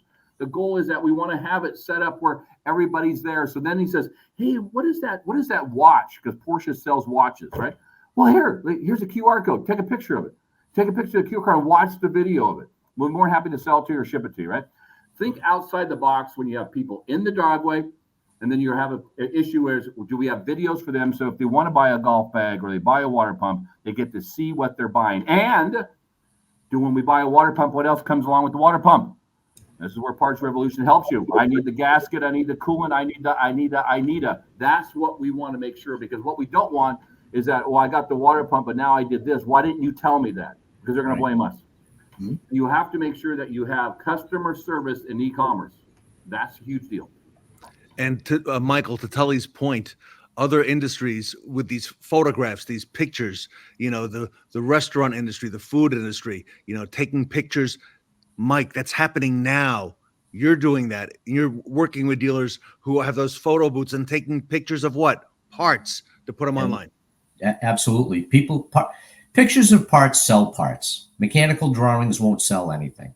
And we've preached this for years and years and years. By the time I moved from Tasker to Revolution, we had a library with 1.7 million SKUs of pictures. It was large enough that Amazon was actually trying to buy it. Well, Amazon doesn't buy stuff unless they think they can make money. So that's what we preach when we talk with the various dealerships that are in the e-commerce world, is make taking pictures, make updating descriptions part of your daily routine. I love the videos about the accessories.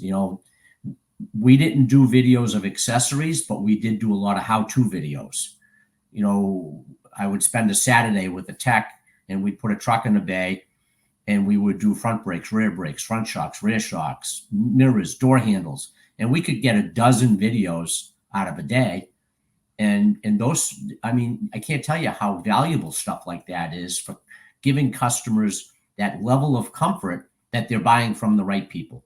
That, not only are you just trying to sell me a part, but you're trying to tell me how to do it. You're trying to tell me what I need in addition to it. Are there any special tools that are involved that you can help the customer maybe avoid a painful Saturday afternoon, trying to put a set of brakes in and not having the right torque spin or the right spanner that runs the piston back into the caliper. Things that can really ruin someone's day. So being engaged and being informative is really a super important part of the process. And it's not, taking photos and updating descriptions costs nothing. It's 30 seconds of someone's time, but the long lasting value is enormous. Gentlemen, lightning round to sum it up today. 30 seconds or less. I'll come to Tully first, then Shon Kingrey and Mike King to bring it home. Tully first. Tully, how crucial is parts e-commerce for the future of parts departments at dealerships? Tully Williams. It's a huge deal. If you're not in the e-commerce, then you're saying, I don't want to sell parts to the public. I don't want to have a front counter any longer. And to me, that if we are not in the e-commerce business, you're not going to adapt to what Shawn said. There's EVs, there's things that we have done. There's e-commerce now in the service department. We text. It sounds funny that we're saying texting, right? If we didn't adapt texting, where would we be? E-commerce is that important for your service department, for your parts department. Shon Kingrey. It's funny. There's a GM that was his first GM job is in Janesville, one of our stores. And one of the things I taught him is the similarities between variable and fixed. And here we are talking about pictures. You talk about e-commerce. When you look at stock photos of a new car, and if you ever sit through a sales meeting, they say stock photos don't sell cars. You have to have 100 pictures of every used car. Guys, it's no difference with parts. If you don't have picture of the parts, you're not going to sell the part. It's the same thing. Variable and fixed aren't that much different. We're just a little behind figuring that out. Michael, I love the answers. Bring it home. Yeah, I mean, to the guy's points, being engaged, photos, being online is not an option anymore. And it's almost to the point where if you don't have an e-commerce presence right now, you're already late to the party. There's people out there that have built reputations that have traction in the market that now you're going to have to fight that much harder to get past. But if you have a passion for great customer service and you have a passion for parts, which I do, I love selling parts. I know it makes me sound like kind of a geek, but I love selling parts. So having a passion for the business and understanding customer service, e-commerce is definitely going to be a required component of your parts operation going forward. Everybody, to join the revolution that's happening in parts, visit revolutionparts.com. I want to thank the panel today, Tully Williams from the Nilo Company in Sacramento, Shon Kingrey from the Kaiser Automotive Group in Wisconsin, Michael King with Revolution Parts. Everybody, thank you so much. Very informative. Thank you for your time today. Thanks for having us.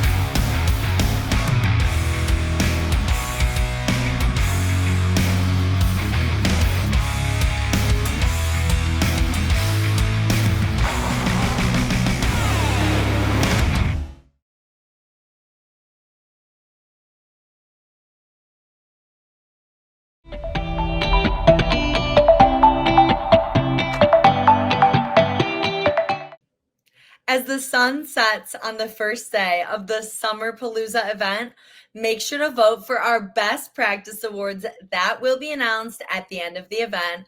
We'll be back on the beach for day 2 with the Fixed Ops Roundtable at 9 a.m. Eastern.